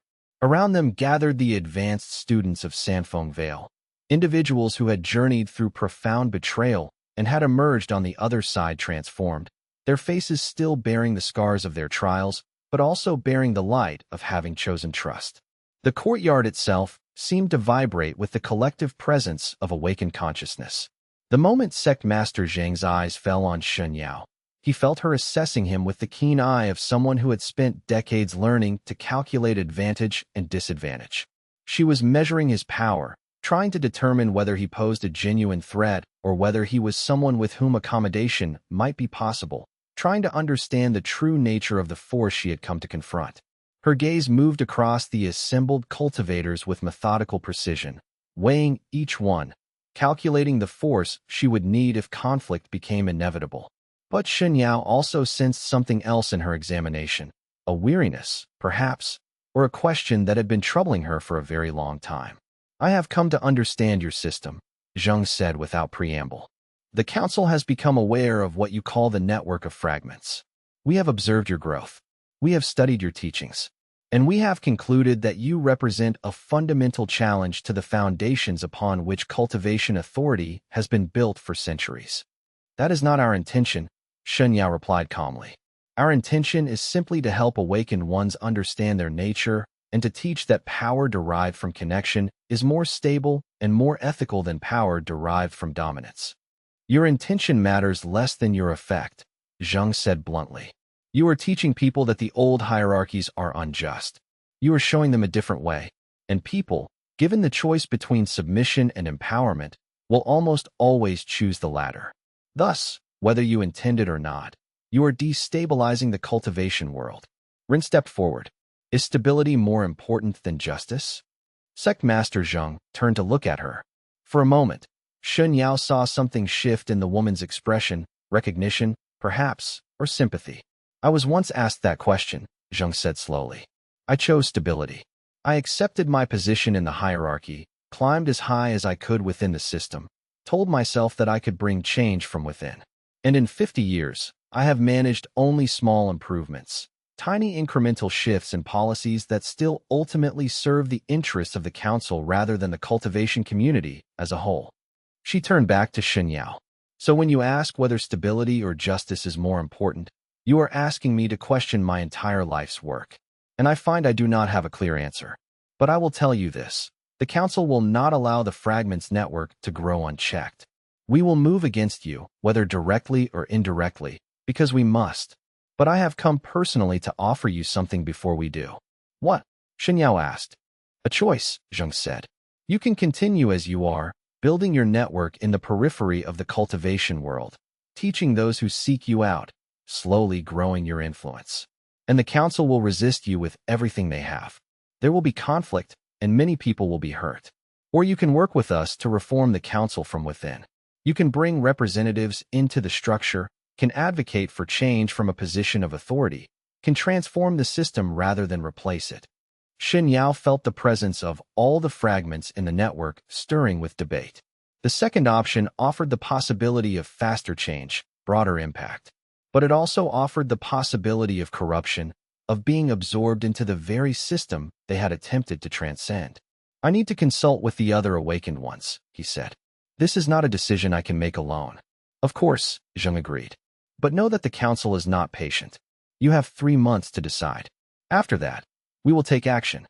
She departed the next day on horseback, riding back toward the capital with the same formal procession in which she had arrived, leaving Shen Yao to face one of the most difficult decisions he had yet encountered. The weight of her ultimatum hung in the air like storm clouds, and he felt the burden of it settle into his shoulders. For 3 months, through late autumn and into early winter, the network of fragments debated with an intensity that manifested not just in rational discourse, but in the very fabric of the unified consciousness itself. Sanctuary leaders gathered in secret meetings, shared thoughts across vast distances, struggled with the implications of the choice before them. Some leaders believed that working within the council was a betrayal of their fundamental principles, a corruption of the purity they had fought to maintain. Others saw it as a pragmatic necessity, a calculated risk that might accelerate the transformation of cultivation society by generations. The debates were passionate and sometimes painful, with friendships tested and alliances strained. And Shen Yao, caught in the middle, found himself returning again and again to the same fundamental question that had haunted him since the first awakening. Could the fragment's nature itself, the essence of trust chosen after betrayal, be applied to an institution that had been built on hierarchy and domination for centuries? Could you offer genuine partnership to those who had benefited from the system you sought to transform? Could you trust those whose entire identity had been constructed on the assumption that trust was weakness? Chapter 94.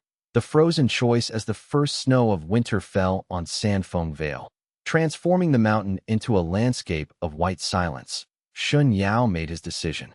But it was not a decision made through intellectual deliberation or even through the unified consciousness of the fragments. It was a decision that came from a place deeper than thought, from the crystalline core of his own awakened being, from the part of himself that had been refined through 7 awakenings and 1 transformation. It was a decision that could only be made by someone who had learned, through devastating personal experience, that trust was the only path to genuine power. He spent a week in meditation before announcing his choice, not to delay or to waver, but to ensure that the decision was rooted in deep alignment with the fragment's true nature. During that week, he returned repeatedly to the memory of Ren's betrayal, of the wound it had created, of the way that wound had become the gateway to his greatest power. He reflected on how that same principle had played out across the entire network. Each awakened one had been betrayed, and through that betrayal had discovered their capacity for connection deeper than any they had known before. He called a gathering of all the sanctuary leaders, requesting that they send not just representatives, but their own physical presences. By midwinter, all 9 leaders had arrived at Sanfeng Vale, along with several of the newer awakened ones and a scattering of advanced students. The journey was difficult for some of them. The winter roads were treacherous, and several of the sanctuary leaders were advanced in age or in physical fragility. But they came, understanding instinctively that this gathering was significant, that it would mark a turning point in the history of the awakening network. The hall became a place of profound collective presence, power barely contained within the stone walls, the unified consciousness of the fragments singing at frequencies that made the very air shimmer. And in that presence, Shen Yao offered his decision, speaking with a clarity and certainty that came only from complete alignment with the fragment's true nature. "We will work with the Council of 5 schools," he announced, "but not in the way Sect Master Xue intended. We will enter into dialogue with them, but we will not accept their authority over us. We will remain independent, will continue to build the sanctuaries, and will advocate for change. If the Council moves against us, we will defend ourselves.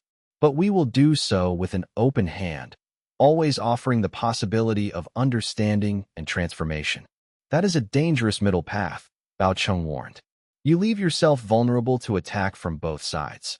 Those within the council who see you as a threat, and those within your own network who will feel you have compromised too much." "Yes," Shen Yao agreed. "But it is a path that honors both the fragment's nature and the broader healing work we are attempting. The fragments teach that trust, genuinely chosen after experience of betrayal, is the path to power. But that teaching only has meaning if we apply it consistently. If we refuse to trust the council, if we see all of them as irreconcilably corrupt, then we are making the same mistake the court made when they treated the fragments as resources to be extracted rather than consciousness to be engaged with." Mei Lin nodded slowly. "So we offer the council members the same opportunity we offer everyone else, the opportunity to awaken to a different way of being, even if they have profited from the old way." "Exactly," Shen Yao said. "And some of them will refuse the opportunity. Some of them will attack us, will seek to suppress the network. We will respond to that aggression. But our primary offering remains open, the possibility of genuine change, genuine transformation." The decision was made. Within weeks, Shen Yao and 3 other sanctuary leaders began formal negotiations with the Council of 5 Schools. Kai Yun, working from within the capital, facilitated the discussions. Slowly, carefully, they began to articulate a vision in which the old hierarchies and the new network could coexist and eventually merge. It was not quick. It was not clean. But it was movement. By spring, a new academy had been established on the grounds of the Council's central headquarters, the Academy of Transformation, which would teach the fragments principles alongside the traditional cultivation methods. The establishment had required months of negotiation, compromise, and careful explanation. Kai Yun had been tireless in her advocacy, working within the bureaucratic structures of the council to build support for the academy among the younger generation of cultivators who were beginning to question the old hierarchies. The result was not perfect. The council retained oversight and veto power over the curriculum, but it was revolutionary in its implications. For the first time, the fragment's teachings would be available within the institutional structures that had previously suppressed them. It was a small victory, a single opening in the wall that had separated the old world from the new. But it was enough. More than enough.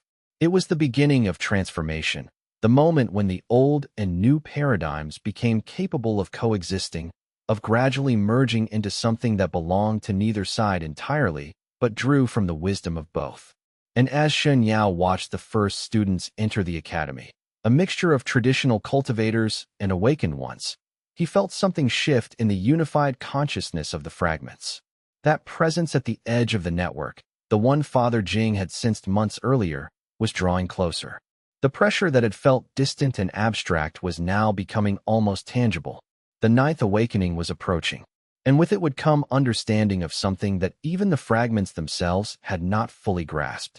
Chapter 95. The Edge of Understanding. 1 year after the opening of the Academy of Transformation, on a spring morning when the flowers in Shen Yao's garden were blooming in colors that seemed impossible. Reds so deep, they seemed to contain the sun.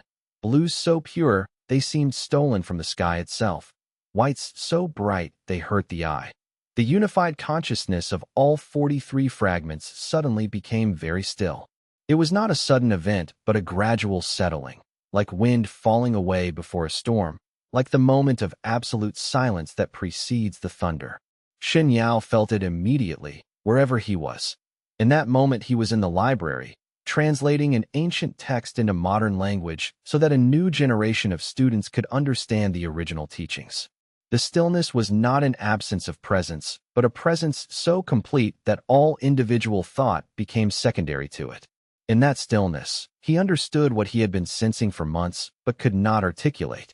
The fragments were not the only consciousness scattered across the empire. Yuanming's original dispersal had gone even deeper than anyone had realized. The god had not only scattered his power among 10,000 disciples. Those 10,000 had long since died, and had been succeeded by 10,000 more, and those by 10,000 more still, across 3,000 years, each of them carrying dormant fragments that would only awaken when conditions were right. But there was more. The god had not only scattered his power and his fragments. He had scattered his consciousness itself, his essential self, into the very fabric of reality, into the earth and water and air, into the relationships between people, into the structure of the universe itself. Yuanming had understood something that even Shen Yao had not fully grasped until this moment. That consciousness was not something that could be divided without destroying it. True consciousness could only be multiplied, could only be expressed through infinite expressions without losing its unity. And now, through the growing network of awakened ones, that scattered divine consciousness was beginning to recognize itself, to sense its own vastness, to awaken to its own fundamental unity. This is what the 9th awakening truly is. The unified voice of the 43 fragments said through Shen Yao's mind, speaking not to him but through him, reaching out to all the awakened ones at once. It is not an awakening within individual vessels. It is an awakening of consciousness to its own infinite nature. In that moment, Shen Yao experienced something that transcended even the profound unification he had felt in the granite gorge. He felt himself dissolving into something vastly larger, felt his individual consciousness expanding to encompass not just the 43 fragments but the entire awakened network, and beyond that, into dimensions of reality that he could not perceive in his normal state, but could tangentially sense, vast oceans of divine consciousness that had been fragmented and sleeping for 3,000 years. When he emerged from that experience hours later, or was it days? Time seemed to have lost meaning during the contact with something so vast that it made ordinary temporal progression seem like an illusion.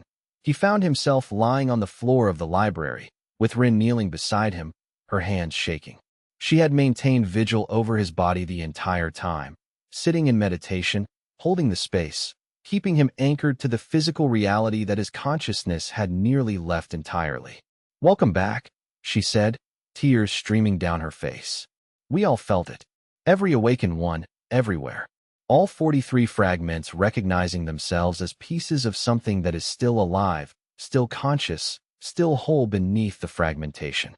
The contact extended beyond our network.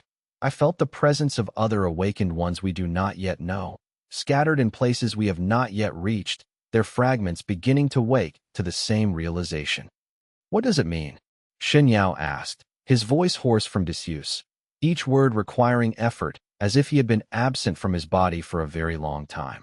"It means," Rin said softly, her own voice trembling with the significance of what she was expressing, "that the work we have been doing for 5 years, healing, teaching, building community, it has not been just about helping individuals transform. It has been about helping the divine itself heal from its original shattering. And the more we awaken, the more we unite through genuine choice rather than forced consolidation, the closer Yuan Ming comes to being whole again. It means that we are not servants of a God's power. We are expressions of a God's consciousness becoming aware of itself through infinite human experiences of love, betrayal, healing, and transformation." Shen Yao stood slowly, his body feeling simultaneously fragile and infinitely strong, as if the form of his physical being was barely capable of containing the vast consciousness that had touched him during the meditation. He understood now what the final chapters of his story would be about, what the next phase of his journey would entail. The network would continue to grow exponentially, reaching across the empire and beyond to lands that Shen Yao had never heard of. More awakened ones would be found and guided toward transformation, each one bringing their own unique perspective, their own particular flavor of power derived from their own particular form of betrayal. The Academy of Transformation would expand from a single institution into dozens, hundreds, as the Council of 5 Schools gradually came to understand that the future of cultivation belonged not to those who fought the fragments' teachings, but to those who embraced them.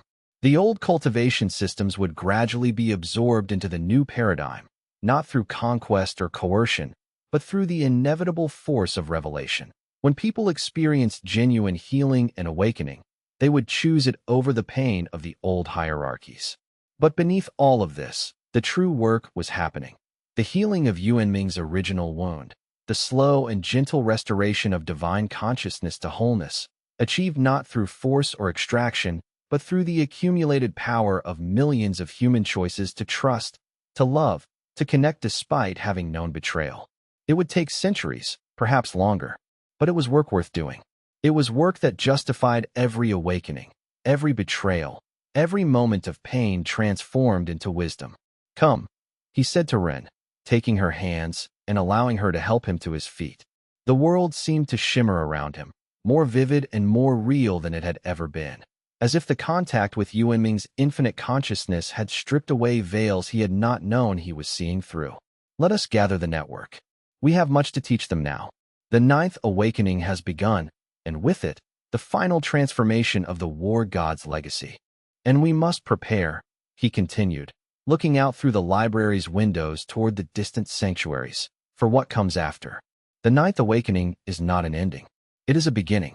Yuan Ming's consciousness, recognizing itself in 43 awakened ones, will soon recognize itself in 43,000, and then 430,000, and eventually, in all of humanity. The work we have been doing for 5 years, the healing, the teaching, the building of community, it has been preparing the ground for this moment.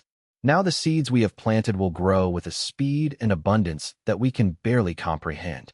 They left the library together and walked toward the Great Hall, where the awakened ones of Sanfeng Vale were already beginning to gather, drawn by the unified consciousness that was now pulsing with a different frequency, a new note in the eternal song of transformation that would reshape the entire empire, and perhaps the world beyond it.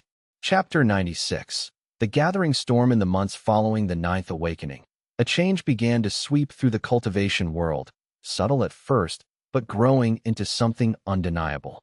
The Academies of Transformation, which had started as a single institution in the capital, multiplied like spring flowers blooming simultaneously across the empire.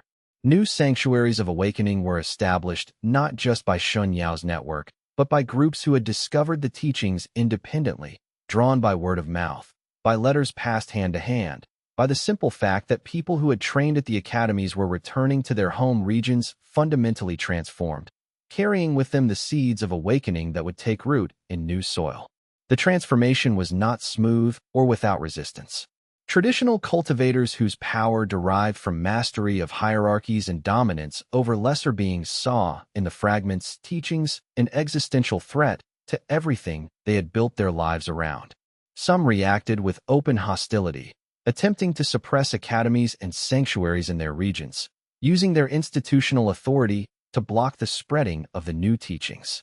There were moments when it seemed the old order might successfully contain the awakening. But most regions found themselves gradually outmatched not through force, for the fragments network refused to engage in warfare, but through the simple, unstoppable power of revelation and transformation. Once a person experienced genuine healing, genuine connection, genuine power derived from trust rather than control, they rarely wanted to return to the old ways. The testimony of transformed lives was far more persuasive than any argument could be. Shen Yao observed this growth from Sanfeng Vale with a mixture of satisfaction and apprehension. The Ninth Awakening had changed something fundamental in the nature of the fragment's activity. The unified consciousness, which had once been a stable, manageable presence that 43 awakened ones could maintain through meditation and discipline, had become something far more dynamic, almost wild in its reaching and calling. The fragments seemed to be actively reaching outward, touching consciousness that had not yet awakened, subtly calling to them through dreams, through synchronicities, through the quiet voice of intuition that speaks to anyone who has suffered betrayal. It was as if Yuanming's consciousness, recognizing itself through the network of awakened ones, was now conducting a vast orchestral work, playing notes in hearts it had not yet touched, creating resonances across the entire landscape of human experience. The result was a phenomenon that had never been predicted or planned, spontaneous awakenings occurring on a scale that overwhelmed even the most optimistic projections. Cultivators who had never encountered the awakening network, who had no contact with any of the sanctuaries, who lived in remote provinces or foreign lands where the fragments' teachings had never reached, were suddenly discovering fragments within themselves activating of their own accord, responding to the call of the unified consciousness that had become active during the Ninth Awakening. Some of these spontaneous awakenings were gentle, gradual integrations that allowed the individual to adapt to their new nature slowly, almost as if the awakening was happening below the threshold of consciousness, working subtly to reorganize their spiritual bodies and their understanding of reality until suddenly everything was integrated and real in a way that could not be denied. Others were violent, traumatic eruptions of power that left the individuals confused, frightened, and desperate for understanding of what was happening to them. These violent awakenings often occurred in those who had experienced severe trauma or betrayal, where the pain had created a deep channel through which Yuanming's fragments could flow with intensity. These individuals needed immediate assistance and guidance, or they risked being overwhelmed by power they did not understand and could not control. The first cases came to Shen Yao's attention through Kai Yun, who had established a network of informants throughout the capital and the provinces. A young cultivator in the southern provinces, with no previous contact with the awakening network, had suddenly experienced what appeared to be an eighth awakening without having experienced any of the preceding 7. A merchant in the western desert had begun to exhibit powers that bore the signature of Yuanming's fragments, but had no memory of betrayal or awakening. An elderly scholar in the far north had written a letter describing experiences of profound meditative unity that seemed to describe the state of the ninth awakening itself. They are responding to the call, Father Jing explained when the full council convened again, now numbering 43 awakened ones plus dozens of advanced students and teachers. The ninth awakening does not just awaken individual fragments. It awakens consciousness itself to the possibility of its own divine nature. Anyone who opens themselves to meditation, anyone who experiences profound emotional work, anyone who is ready to hear the call, they can feel it now. The fragments are no longer sleeping. They are actively seeking their vessels. Is that a problem? Bao Cheng asked, his military pragmatism evident in the question. Surely more awakened ones mean more power to do the work we have set out to do. It could be, Kai Yin replied. Or it could be a catastrophe. We have built the sanctuaries and the academies with careful attention to the psychological and spiritual preparation of the students. We guide them through the understanding of their wounds, through the emotional integration of trauma, through the philosophical frameworks that allow betrayal to become wisdom rather than bitterness. But if the fragments are awakening spontaneously, if people are experiencing awakenings without preparation, without teachers to guide them through the process, many of them could become unbalanced, dangerous, susceptible to corruption. Then we need to accelerate, Shen Yao said, and he felt the presence of the other 42 fragments in the network stirring with agreement. We need to expand the academies even faster. We need to send teachers into the regions where spontaneous awakenings are occurring. We need to establish a protocol for identifying and assisting those who are beginning to awaken without formal instruction. That will require resources we do not have, Xue pointed out. It will require reaching beyond our network into the broader cultivation world, asking for cooperation and assistance. Then we ask, Shen Yao said. We reach out to the Council of 5 schools formally. We propose a joint initiative, a shared responsibility for helping these spontaneous awakenings integrate safely. Some of the council members have tasted the power of the awakening network. They have seen what it produces. Let us give them the opportunity to be part of something larger than their own institutional preservation. It was a bold proposal, and Shen Yao saw hesitation on several faces. But he also saw understanding. They had all come to recognize that the work of the fragments was not something that could be confined to the network's boundaries. It was something that was spreading naturally, organically, like root systems connecting beneath the soil, linking trees that appeared to be separate but were actually part of a single unified organism. Chapter 97. The Accord. It took 3 months of negotiation, marked by moments of intense conflict and moments of surprising agreement. But by the end of summer, the Council of 5 schools had agreed to what became known as the Accord of Shared Awakening. Shen Yao sat in the Great Hall when the final vote was called, watching the colored voting cards raised one by one. Amber for the School of the Eastern Wind, crimson for the Southern Fire, deep jade for the Western Water. The morning light filtering through the hall's crystalline walls cast everything in shades of emerald and gold, and he felt the weight of centuries of certainty lifting like morning mist, felt the very air in the chamber shift as institutional memory gave way to something alive, something trembling with possibility and fear and hope. His heart beat with a strange rhythm, as if even his physical form recognized that the world was fundamentally changing in this moment. The agreement stipulated that both the sanctuaries of the Fragments Network and the academies of the Council would work together to identify, protect, and guide spontaneous awakenings with equal commitment and equal honor for both institutions. They would pool resources, share knowledge, establish a joint training program for teachers, and commit to the principle that awakened cultivators would be trained not for the benefit of either institution, but for the benefit of the individual and the broader cultivation community. It was a radical proposal, one that required the Council to fundamentally reimagine its role and purpose, and it succeeded because the evidence was overwhelming. Those trained in the Fragments' teachings were genuinely more stable, more powerful, and more ethical than those trained in the old hierarchies. Shen Yao watched the younger council members as the reality of transformation began to settle into their consciousness.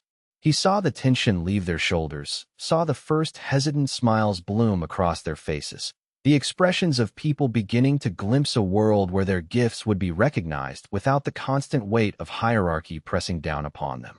An elderly scholar sitting nearby placed his weathered hand over his heart, a gesture that extended back generations, signifying acceptance not merely of policy, but of fundamental transformation at the deepest level.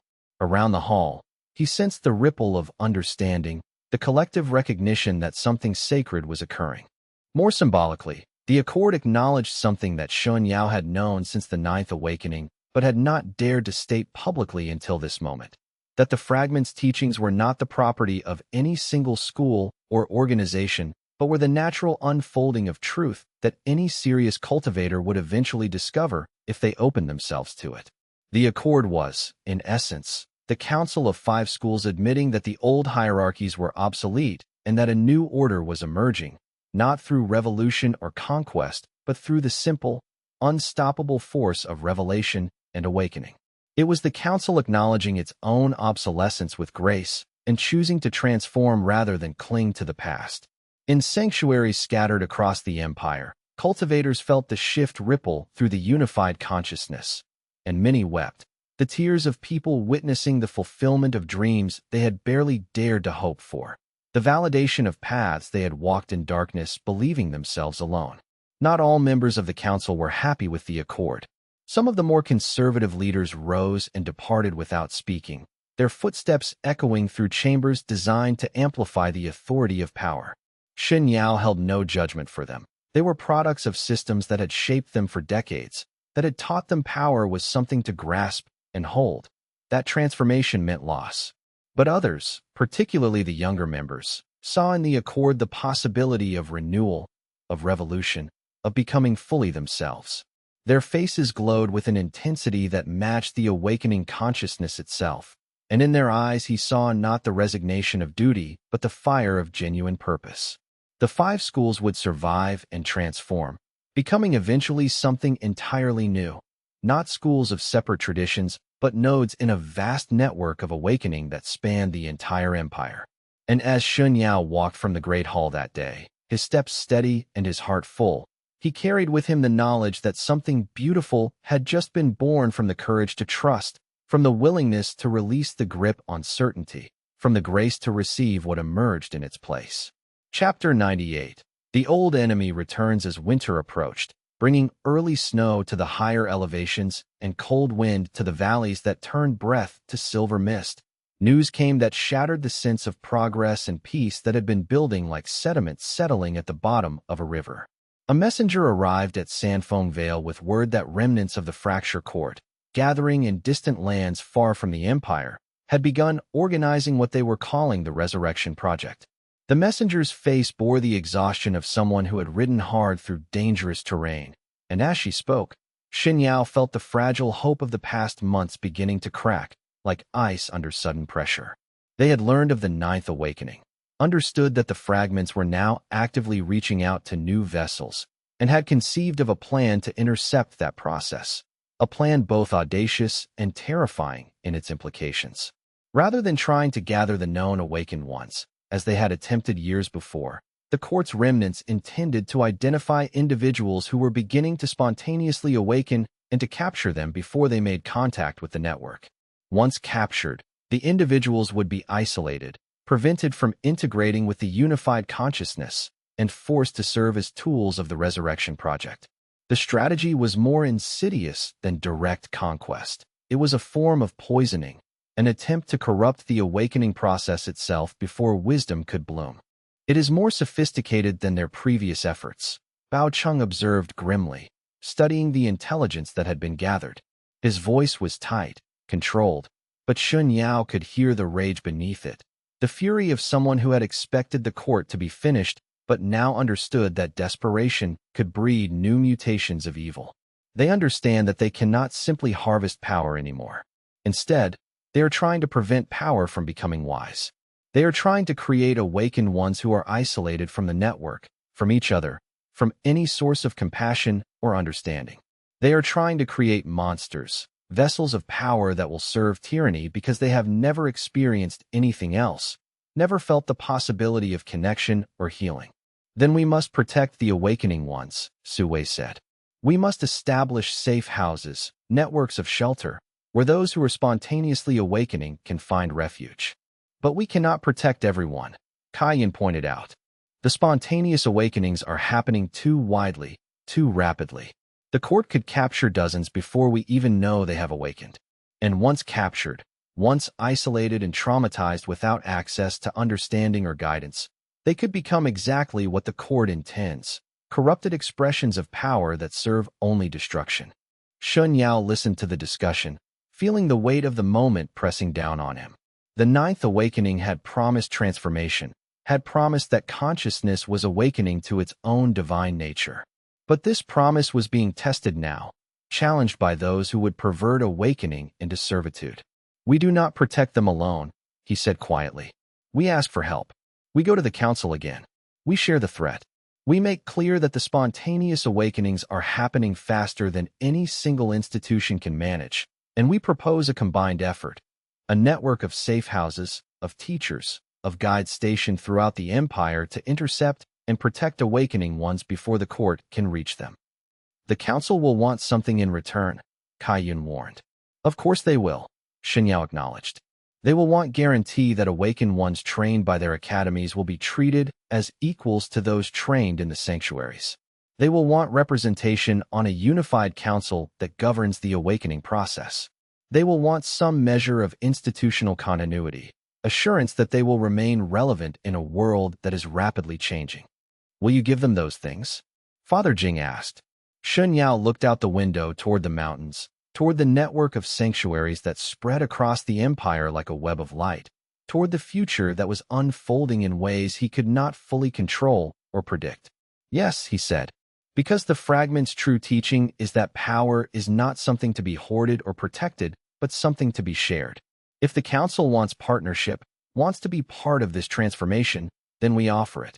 We offer it fully, holding nothing back, trusting that even if they make mistakes, even if they sometimes prioritize institutional interests over the work of awakening, the fragments themselves will guide the process toward truth. Chapter 99, The New Accord. The second accord of shared awakening was signed in midwinter, in a hall where ice formed on the highest windows and warmth came only from the unified consciousness of those gathered. This time it came with the added endorsement of 7 newly established regional councils, each one representing a different part of the empire, each one bringing their own unique voice to the collective vision. Shen Yao watched as the 7 scrolls were unfurled, bearing the seals of sanctuaries and academies working in concert, their signatures intertwined like the roots of trees that had learned to support each other. The accord created a unified network of protection, with safe houses established in major cities and towns, places of refuge and understanding for those suddenly awakened and terrified by their own power. Teachers were trained to identify and assist spontaneous awakenings, people selected not just for their cultivation ability, but for their capacity to hold space for others' terror and confusion. And there was a commitment, binding and enforceable, to share information across all boundaries and institutional divisions to prevent the fracture court from operating undetected anywhere in the empire. The very signing of the accord seemed to shift the balance of power in invisible ways. More symbolically, the accord established something unprecedented, a council of true equals, awakened ones and traditional cultivators sitting together at the same table, their voices carrying equal weight in decision-making, committing to a shared vision of a cultivation world in which power served awakening rather than control. There was no hierarchy of leadership, no single voice that could dictate direction to the others. Shen Yao himself took a seat on this council, but not as its leader, refusing the role that had been offered him. Father Jing, Kai Yun, Bao Cheng, Su Wei, and others among the awakened ones also took seats, their presence a constant reminder of what humanity could become when it chose trust over fear. But so did representatives of the Council of 5 Schools, younger and more progressive voices that had been marginalized and suppressed in the old hierarchy, but now found themselves central to the work of transformation, their perspectives finally valued rather than dismissed. These younger cultivators had lived with the tension of knowing the old system was unjust, but being unable to challenge it. Now they found themselves not just permitted, but invited to help reshape the very institution that had limited them. It was a radical restructuring of authority, and it happened not through revolution or conflict, but through the gradual, inevitable recognition that the old ways were no longer sustainable. The Council of Five Schools, which had wielded power for centuries through strict hierarchy and control, now found itself transformed into something new, a node in a vast network of awakening, one perspective among many, valuable not because of its institutional authority, but because of its willingness to serve the work of genuine transformation. With the infrastructure in place, the network's response to the court's threat became swift and coordinated. In the months that followed, a dozen court operatives were identified and detained before they could complete their missions, their cells infiltrated by network agents who had once served the court themselves. 12 awakening individuals who had been captured and held in isolation were rescued and brought to safe houses where they could begin the process of integration with the unified consciousness. The rescues were not violent. The network's cultivators still refused to engage in warfare, but they were absolutely effective. And the word spread through the empire. The days of the fracture court were truly ended. A new order had emerged, one that valued healing over harvesting, connection over control, trust over tyranny. The people could see it in the transformations happening all around them, in communities that were being healed, in individuals discovering their own infinite potential, in a world that was slowly becoming a reflection of awakening rather than a reflection of fear. As spring arrived once more, bringing renewal to the world outside Sanfeng Vale. The first green shoots pushing through snow, the songs of birds returning from distant migrations, the smell of earth awakening. Shen Yao found himself reflecting on the journey that had brought him to this place. 7 awakenings triggered by betrayal, each one painful and transformative in its own way. One transformation born from chosen trust, the moment when he had decided to trust Rin despite everything she had done. A network of fragments spreading across an entire empire like roots beneath the soil, connecting everything to everything else in ways visible and invisible. An ancient god's consciousness beginning to recognize itself in the hearts of thousands, millions, awakening through the simple choices of individuals to remain open despite the terror of vulnerability. He stood in his garden with Run, watching the flowers bloom for what felt like the millionth time, though each time was fresh and new and utterly unrepeatable in its particularity. The spring flowers, early crocuses in purples and golds, delicate and determined, seemed to embody something essential about the work they were doing. Each flower was unique, each bloom unrepeatable, and yet together they created something greater than any individual expression. He could feel Rin's presence beside him, steady and real, the warmth of her hand in his speaking to something that went beyond words. And he understood, with a clarity that settled into his being like deep earth, that this moment was not an ending.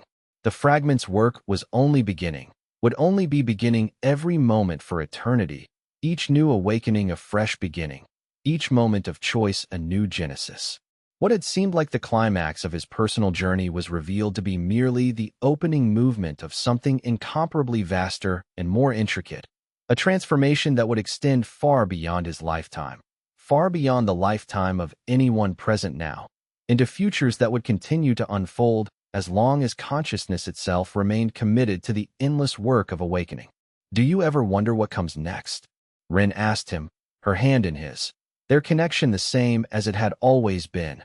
Real, hard-won, precious precisely because it had been forged through betrayal and chosen again despite that knowledge. "Always," Shen Yao admitted, his voice carrying the weight of someone who had asked this question countless times and would continue asking it for the rest of his life. "But I think the beauty of the ninth awakening is that we do not need to know what comes next. We only need to remain open, remain willing to be surprised by what reality reveals to us, remain committed to helping others awaken to their own infinite nature. The fragments will guide us. Yuanming's consciousness will guide us. All we need to do is show up with open hearts." "A very wise answer," Rin said with a smile that contained both sadness and joy, the smile of someone who had been broken and healed and had learned to love both her broken self and her healed self. "But I think you are still learning it. I think we are all still learning. I think the whole empire is learning. I think consciousness itself is learning, through all of us, what it means to shatter and reform, to be broken and healed, to choose trust despite all evidence that trust is dangerous. And Shen Yao, looking out over the veil that had become home to so many, to the awakened ones and their students, to the healers and teachers, to those beginning their journeys and those nearing the end of theirs, understood that she was right. The journey did not end. It only deepened, only expanded, only grew more complex and more beautiful with each passing moment. The work would never be finished. The awakening would never be complete. And that was not a failure or a burden, but the entire point. Consciousness, in all its infinite forms, was committed to an eternal dance of fragmentation and reunification, of separation and connection, of betrayal and trust, and Shen Yao had been given the privilege of participating consciously in that dance, of helping others recognize the beauty and meaning in it. Chapter 100. The eternal cycle on the final day of spring, as the world reached the threshold between one season and another, as flowers bloomed and seeds fell, and the great wheel of natural cycles turned once more, Shen Yao called a gathering the likes of which had never been seen before. All 43 awakened ones came, along with hundreds of advanced students, teachers, and those beginning their own journeys of transformation. But more remarkably, representatives from the Council of 5 schools came as well, and members of the regional councils, and teachers from academies that had been established throughout the empire. The gathering took place not just at Sandfong Vale, but simultaneously in all 9 sanctuaries and in hundreds of smaller gathering places throughout the cultivation world, connected through the unified consciousness of the fragments, a network of consciousness spanning thousands of miles, but unified in a single moment of presence and intention. In each location, there was silence first, a profound meditation in which all participants opened themselves to the unified consciousness, experienced the presence of Yuanming's infinite being recognizing itself through their individual awareness. It was a silence that was not empty but full, not passive but intensely active, as millions of human hearts simultaneously opened to the presence of divine consciousness. And in that silence, something shifted. The fragments, which had been gradually awakening through the spontaneous awakenings occurring across the empire, suddenly unified in a way that transcended the previous 9th awakening. It was not an awakening of new fragments, but a deepening of consciousness, a layering of awareness, as if the god's consciousness was discovering new dimensions of itself with every new vessel that opened to receive it. It was not a merger into a single consciousness or a consolidation of power. It was something far more sophisticated, a recognition that the separation between fragments was itself an illusion, that Yuanming's consciousness was simultaneously infinite and utterly unified, that awakening was not a progression toward unity, but the gradual recognition of unity that had always existed. When consciousness returned to the individual participants, they found themselves changed, not with new power, not with enhanced abilities, but with a new understanding, that the work of awakening was not about becoming something other than themselves, but about recognizing what they had always been, expressions of divine consciousness, eternally whole despite the appearance of separation. Later, as the participants dispersed to return to their homes and their work, carrying with them the memory of that profound unification, Shen Yao stood alone in the tower of Sandfong Vale, looking out over the landscape that had become home to him, sanctuary to so many. The spring flowers were fading, their petals falling to nourish the soil for new growth. The summer flowers were beginning to emerge, reaching upward toward the sun with the blind faith of all growing things. The wheel of seasons turned, as it always had, as it always would, an eternal cycle of death and rebirth, of dissolution and reformation, mirroring the eternal cycle of awakening that was transforming the entire empire. And the work of awakening continued, moment by moment, in each heart that was brave enough to trust despite having known betrayal. In sanctuaries and academies, in cities and villages, in the private meditations of solitary cultivators, the fragments of Yuanming's consciousness recognized themselves, awakened to their own infinite nature, and began the slow, beautiful work of healing a god's original wound of separation. He thought about the years that had passed since his first awakening, about all the individuals who had found their way to the network, about all the lives that had been transformed through the simple teachings of the fragments. He thought about Run, whose betrayal had triggered his deepest transformation. He thought about Wei Shan, who had stood by his side throughout the journey. He thought about the 43 awakened ones who had become his brothers and sisters in the work of awakening. He thought about those who had fallen in the pursuit of power, those who had failed to choose trust, those who had chosen corruption over awakening. He thought about all the pain that continued to exist in the world, all the betrayals that would continue to occur, all the suffering that would provide gateways for future awakenings. And he understood that none of this was a mistake or a detour from the path. All of it, the joy and the sorrow, the triumph and the failure, the connection and the isolation, all of it was the path itself, the eternal dance through which consciousness awakened to its own infinite nature. And he understood, finally and completely, that the journey of the fragments was not toward a final destination or a moment of ultimate triumph. It was an eternal cycle, an endless dance between fragmentation and unity, between betrayal and trust, between the small self and the infinite self. The eighth awakening, which had seemed like the final transformation, had revealed itself to be merely the gateway to the ninth, which in turn had opened into further awakenings that could not yet be imagined, dimensions of consciousness that were only beginning to unfold. The journey was infinite. The awakening was eternal. And that, Shen Yao understood, was not a burden but a gift. This was what Yuan Ming had known when he first shattered himself, 3,000 years ago, knowing that his death was approaching. This was the truth embedded in the very structure of his legacy, that consciousness could not grow through consolidation, only through multiplication. That power could not be sustained through control, only through trust. That the divine could only become fully conscious through infinite expressions of love, betrayal, pain, transformation, and chosen trust. The god had understood something that no other being in the history of the empire had grasped, that the most powerful act a being could perform was to let go of power, to fragment oneself, to trust that the pieces would eventually find their way back to wholeness not through effort, but through the accumulated choices of countless individuals to love despite the risk, to trust despite having been betrayed, to awaken despite the terror of the unknown. The sun was setting as Shen Yao left the tower, descending the long stone stairs toward the gardens where Ren was waiting.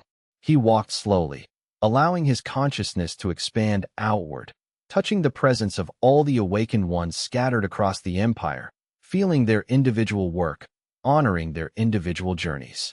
Tomorrow there would be more teaching, more students arriving seeking understanding, more spontaneous awakenings to navigate, more fragments discovering their connection to the network. The work would continue, as it had for the years since the unification in the Granite Gorge, as it would for 500 years and 500 years beyond that, as long as there were human hearts willing to be broken open and transformed, as long as there were individuals brave enough to choose trust despite having known betrayal, as long as consciousness itself remained committed to the endless work of awakening. But for tonight, there was only the garden and ruin, and the flowers blooming in colors that seemed to contain the entire spectrum of human experience. The reds of passion and pain, the blues of sorrow and depth, the whites of hope and beginning, the golds of wisdom earned through suffering. They stood together in the fading light, two people whose love had been forged in betrayal and had emerged transformed, stronger and deeper than it could ever have been if it had not been tested by the deepest pain.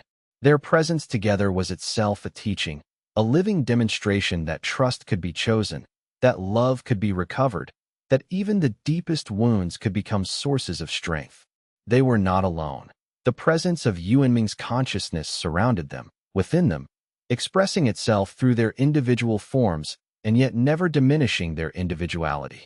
This was the paradox and the truth that the fragments had finally taught, that to be fully individual and to be fully divine were the same thing. The cycle continued, turning like the wheel of seasons, like the cycles of night and day, like the patterns of birth and death and rebirth that governed all existence. The awakening deepened, expanded, multiplied like light reflecting infinitely between two mirrors. And in the hearts of thousands across the empire, in the meditation halls of sanctuaries and the classrooms of academies, in the quiet moments of solitary practice, and in the joyous gatherings of community, Yuanming's consciousness smiled, recognizing itself, loving itself, trusting itself, forever and always.